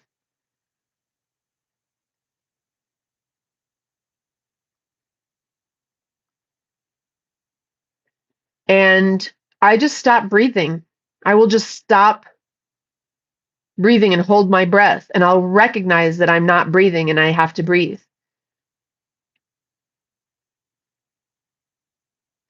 And that is leftover trauma from that incident that's just now come down and connected this all for me. I mean, not the Sarah Burner thing, the other thing. Oh my God, like super trippy. So, that is the story of Sarah Burner. If your people are coming through and trying to talk to you, please just listen. You don't need to hire a psychic. You are that. You are the medium. You can communicate with the people that have passed and other people too if you want to. You do probably want to work on your nervous system. Yeah, you're welcome. It's super trippy, guys. And if you are all interested in seeing that, I can repost it, but I think it's just in members only right now because it was so much. And I no longer have what's it called? Imposter syndrome. Because when you're first and you don't really know for sure and you're not really sure if you're crazy, you're making it up or what you're doing, blah, blah, blah, blah, blah, blah, blah. And knowing that they have mind control technology, the voice of God mind control technology, if you haven't heard, just research it. Voice of God technology. They can make anyone hear voices and tell them to do stuff. I think it was maybe in Pennsylvania or Maryland or something a couple of years ago. Some guy went crazy, shot up a bar in a bowling alley. He was hearing voices in his head. He was past like FBI or cop or something. I think they were mind controlling him, and so did he, actually. Okay. And he went and killed himself after that. Okay, Juanita, you want to see that? I will repost it for you. Okay, so keep a lookout. I'll repost it. I'll repost the reading and anything after that that I can find. That I was talking about it because I did. I mean, it was hard for me actually to go through that, honestly, because I wasn't prepared. I didn't ever try to channel anyone. Channeling is very different from just remote viewing, body scanning, distance healing, completely different animal. And to have people come through and be like, hey, go tell them this and go tell them that. I'm like, no, thanks. And still to this day, I'm like, that's really not, that's too much for me. What's up, Lazarus? Lori Strode from Halloween. What is the question? I don't understand what you're asking me.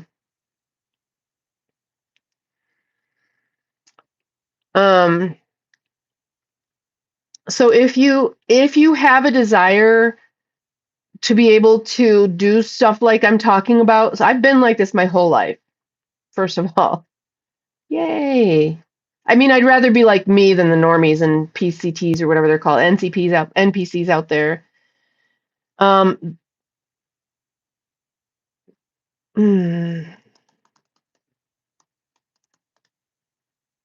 I look like her too. Oh, that's Jamie Lee Curtis.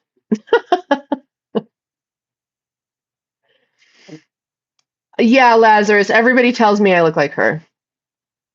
Thank you, Brian. You guys do, but not everybody does. So that is the story. And if you want to do this stuff, you guys, I can teach you how to really expand your nervous system.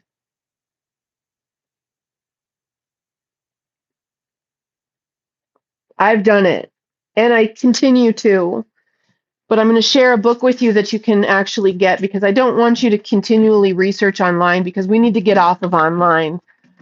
All right.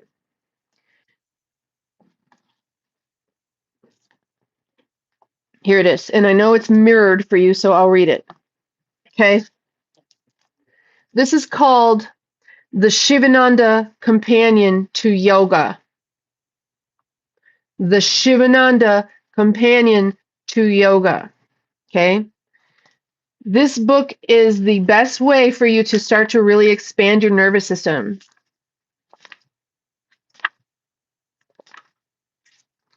This is going to show you how to breathe and hold your breath, how to move, how to do all that. But one of the most important things is you've got to be able to conduct energy. You've got to be hydrated. You've got to be grounded. I should go like this: hydrated, grounded, and you need to breathe. So for me, my breath has been erratic, which is going to make it more challenging. My spine is essentially severed, which also makes it more challenging because your spine is an antenna. And when I say severed, I mean like that. And I've always known and felt that it was done to me on purpose to keep me from all of this at a young age. It's been more of a struggle for me to make it happen because erratic breath, erratic life. Deep breath, deep life. Solid breath, solid life. All that, right? Well, because I struggled to breathe my whole life, I hold my breath, or I'll have very shallow breath. So that's one book. Another one, earthing. This says earthing. And this is why, and we shouldn't even have to learn about this, you guys. Put your feet on the bare earth. Go lay on the bare earth. You need to ground, okay? Soles of your feet to the motherboard. Mother Earth, Mother Nature, it's a circuit board. This is a computer chip that we live on, and you're the biggest part of it. You're a node. You need to put both of your soles of your feet on the earth so that you get a soul charge, you get negatively ionized, all this. So grounding, super important. Then you might be interested in a book like this, 456 Most Powerful Healing Secrets, right? Nature. But you don't really need to go there. Just do what I said, these 3 things. Ground, hydrate, and breathe. Okay? In that order. Well, hydrate, but you could go hydrate while you're grounding. And the breath, yes, yeah, you got to do it, right? Because then you'll be able to really hold more of this. If you don't ground, breathe, and hydrate, you're not going to be able to fire up your circuits and become an oracle or psychic or even trust your own intuition. And they're all the same thing. An oracle is someone who has developed and trusts their intuition far beyond psychic. So you go intuition, psychic, oracle.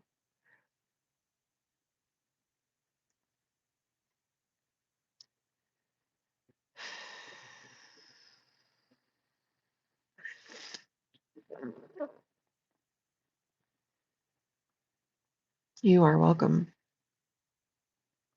Well, it's more than you have intuition. You are intuition. You are the technology. When you breathe, you're breathing in consciousness. That's why when you stop breathing, you lose consciousness. Hello. That's why the moment you're born is the moment you breathe your first breath.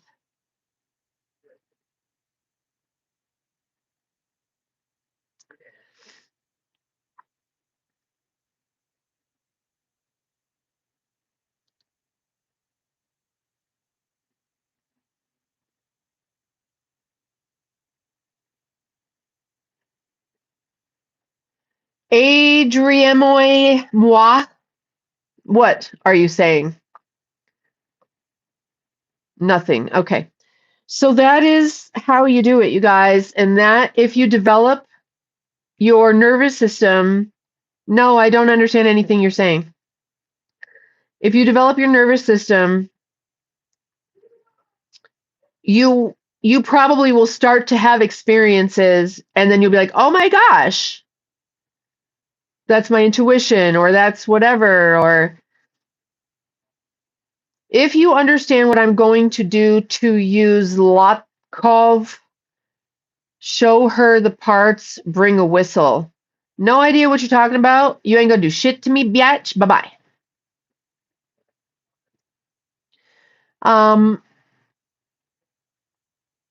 But you've got to also protect yourself.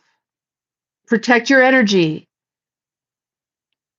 When I was little, I knew nothing of protection. And there were entities around me and shit. I know people say they see a hat man. That's not what I saw.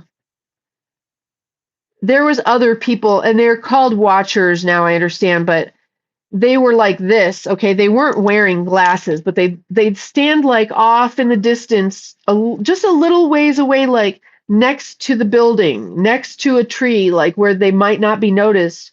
But they looked at me like this. Tell me that's not fucking creepy when you're a kid. It's creepy to an adult.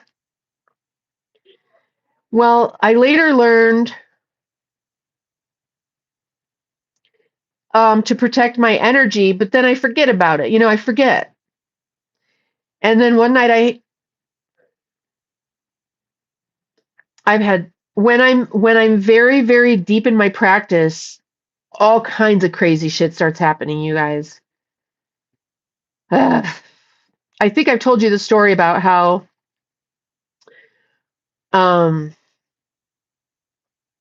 I walked through a veil. They said, "What is your name?" I told them my name, but it was my name combined with my great grandmother, and I realized we were inhabiting this together. And these women are showing me around. It's just like in the middle of the desert. It's a big sky with stars in it. And it's like an ancient settlement or something, and everything is made of stone. It's like the low walls made of stone and pathways and things like that. And they have these little adobe huts with little windows in them and the doorways and stuff. And they're leading me and showing me this place. And they lead me to this one place where there's a bunch of men in black cloaks in a circle standing outside of a circle of stones. Big stones, they're boulders.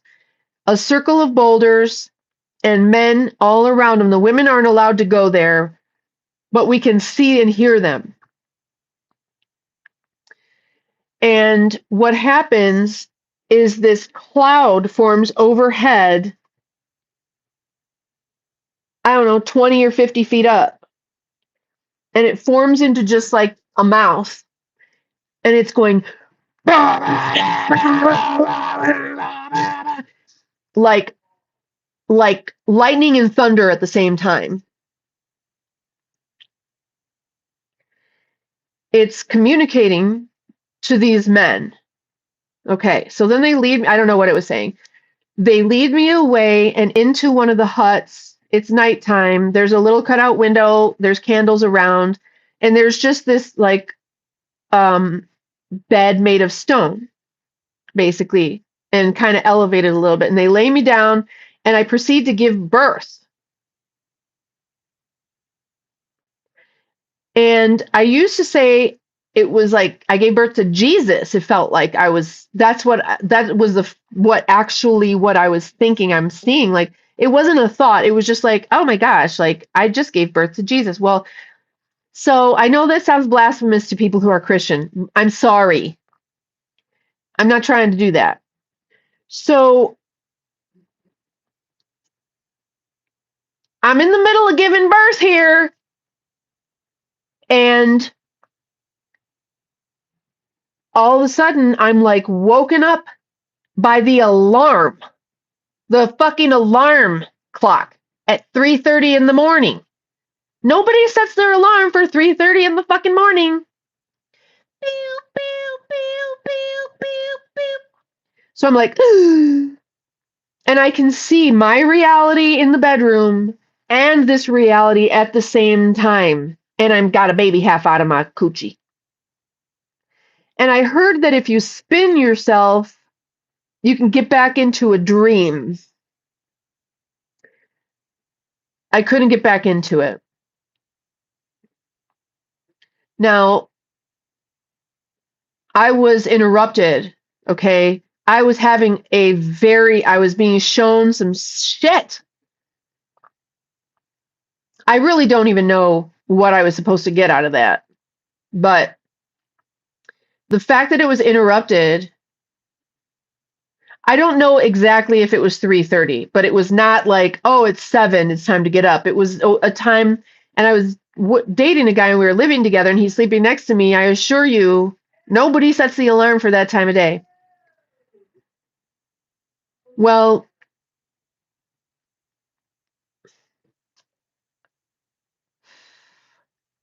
there was a little voice in my head when we met and the way we met and the whole thing and how everything went down. There was that part of me that's like, yeah, no, this guy there's something wrong with him. But there was no logical thing I could see that there was anything wrong with him. But there was part of me that's like, something's going on here. I later came to based on everything that happened, I later came to fully believe he was a demon incarnated. I don't think he knew it. I think he was a demon incarnated to fuck with me and whoever in the fuck else. And then we broke up. I moved away.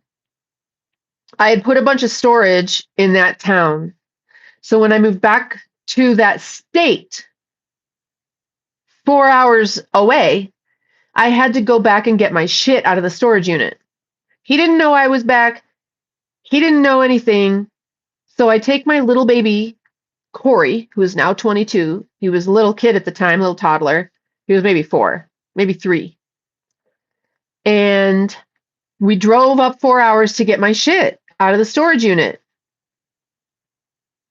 And who just so happens to be there with his friend? That fucking guy. So there's no way he could have known that I was going to be there that day at that time.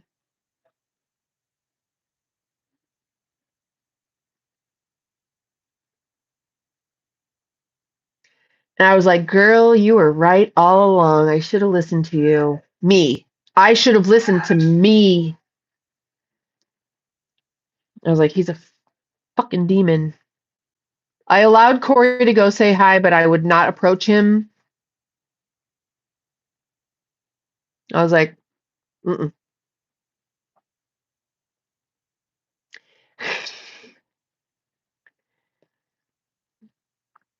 Super fucking trippy. And oddly, we met in a spiritual bookstore. And when we left, I thought he was following me, and I stopped on the sidewalk, and I'm like, and I don't even remember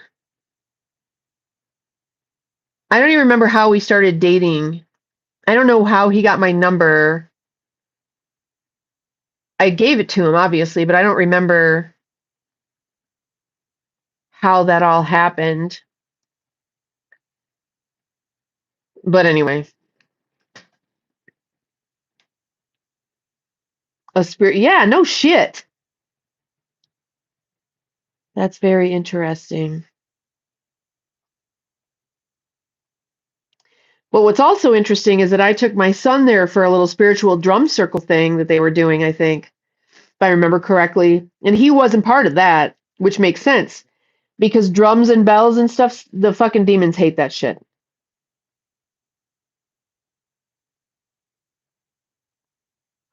And my son was looking at something up there that it was like a mobile or a kite or something hanging from the ceiling. I was like, yeah, cool, look. And this guy comes up and he's like, can I pick him up so he can touch him? I'm like, okay. So he picks up my son and holds him up there. You know, Luis, how are you? If the owner is in on it, well, I don't think anybody understood what this guy was. But what was really crazy is that I'm an artist and a photographer. And he became an artist and a photographer. And the way he became an artist is I am actually a trained artist. I can look at something and draw it exactly as it is. He can't. But because I knew I could do that, sometimes I would use a projector. If somebody wanted me to do like a portrait of them, a certain picture, I would just use a projector to save myself time because I was already skilled enough to do that. I wasn't faking being an artist. Well, what he did is he's like, ooh, great idea. And he built his whole entire art on using a projector that he probably hides in the back of the closet that he doesn't want anybody to know. Because if they knew he was using a projector, they'd be like, I can do that. And he became a photographer too. And the thing is that you just can't fake talent. Anybody can buy a camera, but he's not a very good photographer, you know, like me, honestly. I don't know if I have any more of my portfolios left, but the pictures I took were fucking epic. And that's why people paid me the big bucks to take their pictures. So he basically just copied me and imitated what I did. No, I didn't do this. I didn't make that. I don't have any of my art, but I'll show you some that I do have. These are paintings I did from pictures of me. I just so happen to have them right here. What's going on here? Here's one of them. Oh, here's two of them. Oh my God.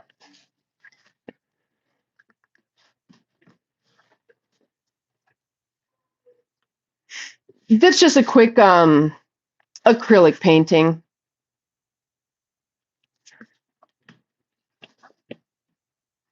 These aren't my masterpieces. They're just whatever.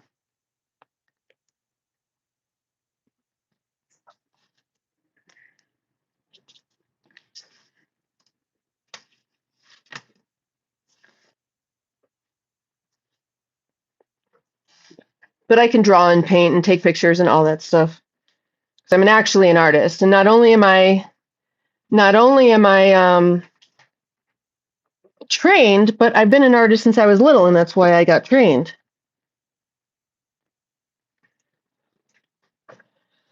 Well, I mean, what, Brian? To me, those aren't spectacular or whatever. I have other art that I'm like, yeah, but I don't even know where it is at this point. Part of my life lesson is non-attachment. I usually don't get to keep the things I want to keep, or evidence of my past, my bodies of work. As a professional journalist and writer, had a big portfolio, photographer, huge portfolio, artist, huge portfolio.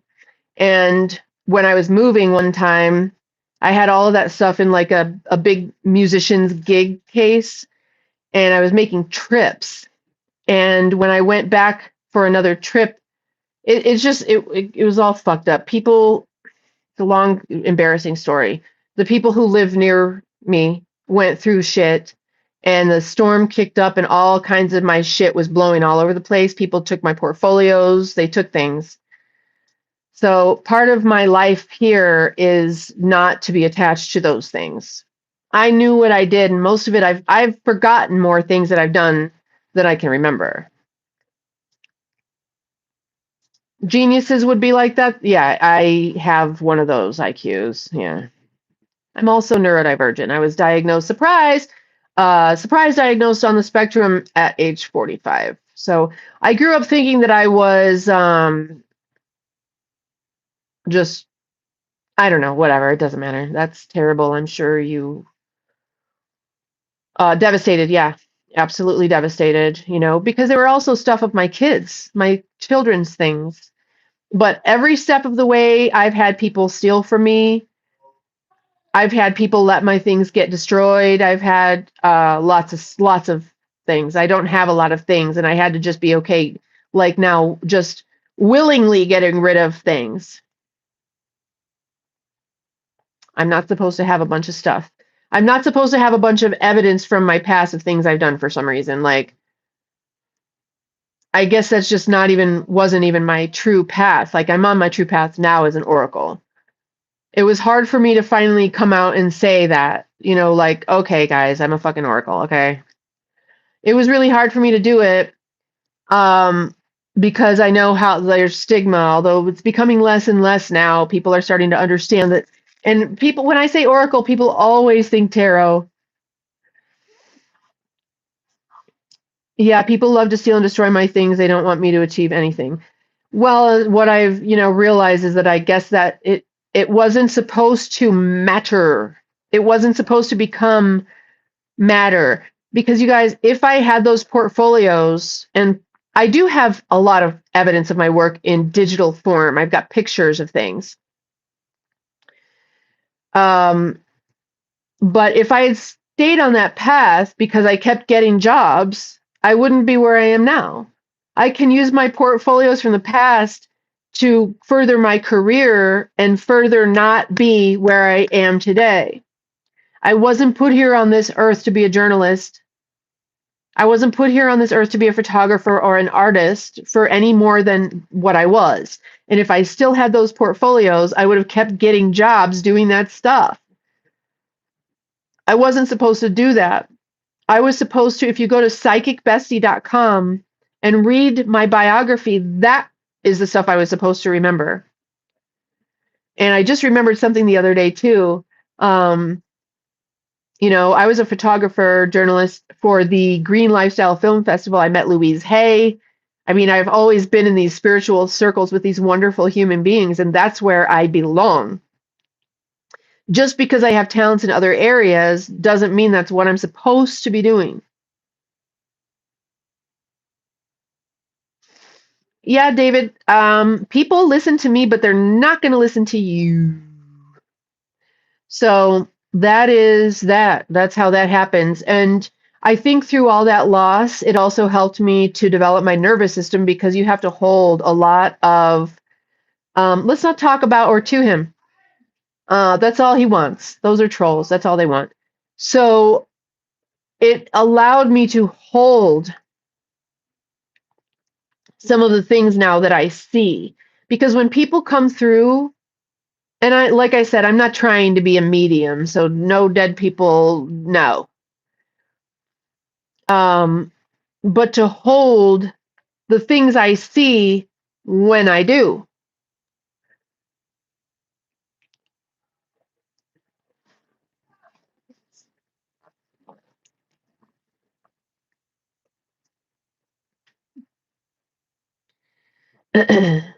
David, uh-oh. Oh my, David. Some people are coming through for David. Two of them, mom and dad, a male and a female, are coming through about David, and they're not happy with you. I literally, there's a man and a woman coming through about David, and they're so ashamed of him. They're so like, and he knows it, and that's why he acts like that. Wow. Okay. The brothers and I are going through Dad's fave lives. Dad passed yesterday. Wow.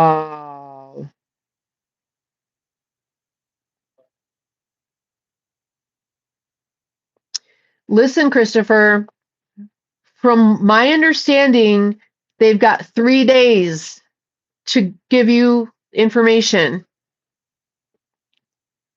And then they have to go, and I don't know where they go and what they do, but then they can come back after a while if that's their plan, and then they can communicate with you. But for the next few days, be very, very open and receptive. Have you seen anything or heard anything? Are there anything interesting happening? Or is there anything interesting happening around you? Believe it. Believe the signs. Believe the symbols. I know you're not asking for anything, but this is what I do most naturally. I've always been between worlds.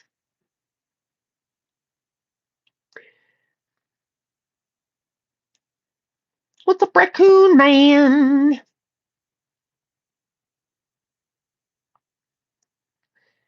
I've always been between worlds, and I mean, I could just tell you experience after experience after experience. Oh my God. You guys, the ones I've told you are just a few.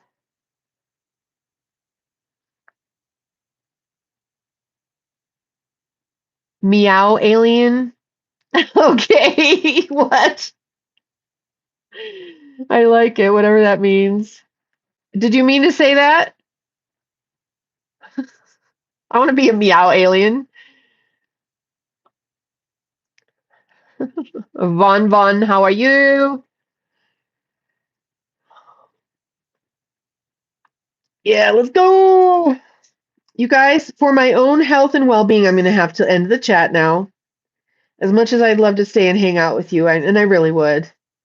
I love when we're rolling like this, but then what happens is I just absolutely exhaust myself. So for my own preservation, I'm going to have to let you go. Make sure you smash the like button, make sure you subscribe, and put the bell for all notifications. You all know how to do that, right?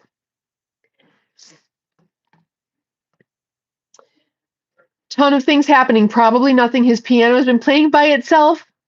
The brothers and I are on leave. On leave from military.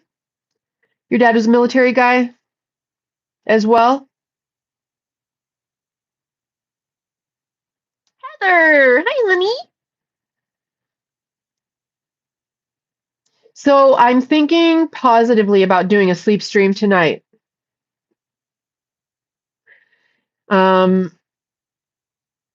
So if you guys want to have a slumber party, put your all bell to notifications. Look what just happened to the chat. Weird. Weird. All right. Pinellas County Sheriff Deputy Dad was a teacher. Oh, Pinellas County Sheriff's Deputy. Wow. I have a bad big sister that lives in Pinellas County. And my parents live down in, or my mother and stepfather live in the one right below you. They live in Odessa.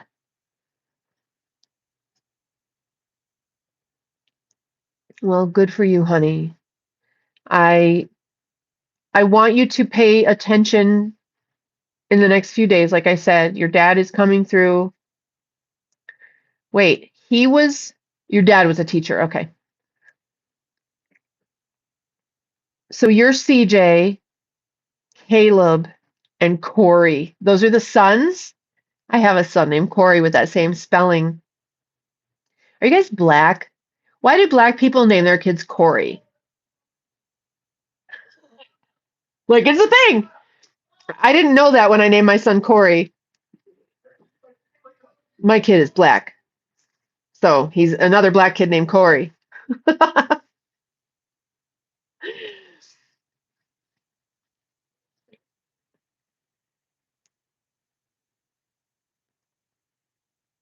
You're Polish. From where? I mean, obviously Poland, but do you know what city your ancestry is from?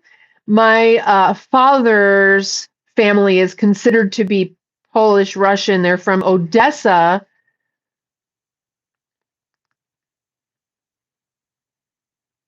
Petrozak.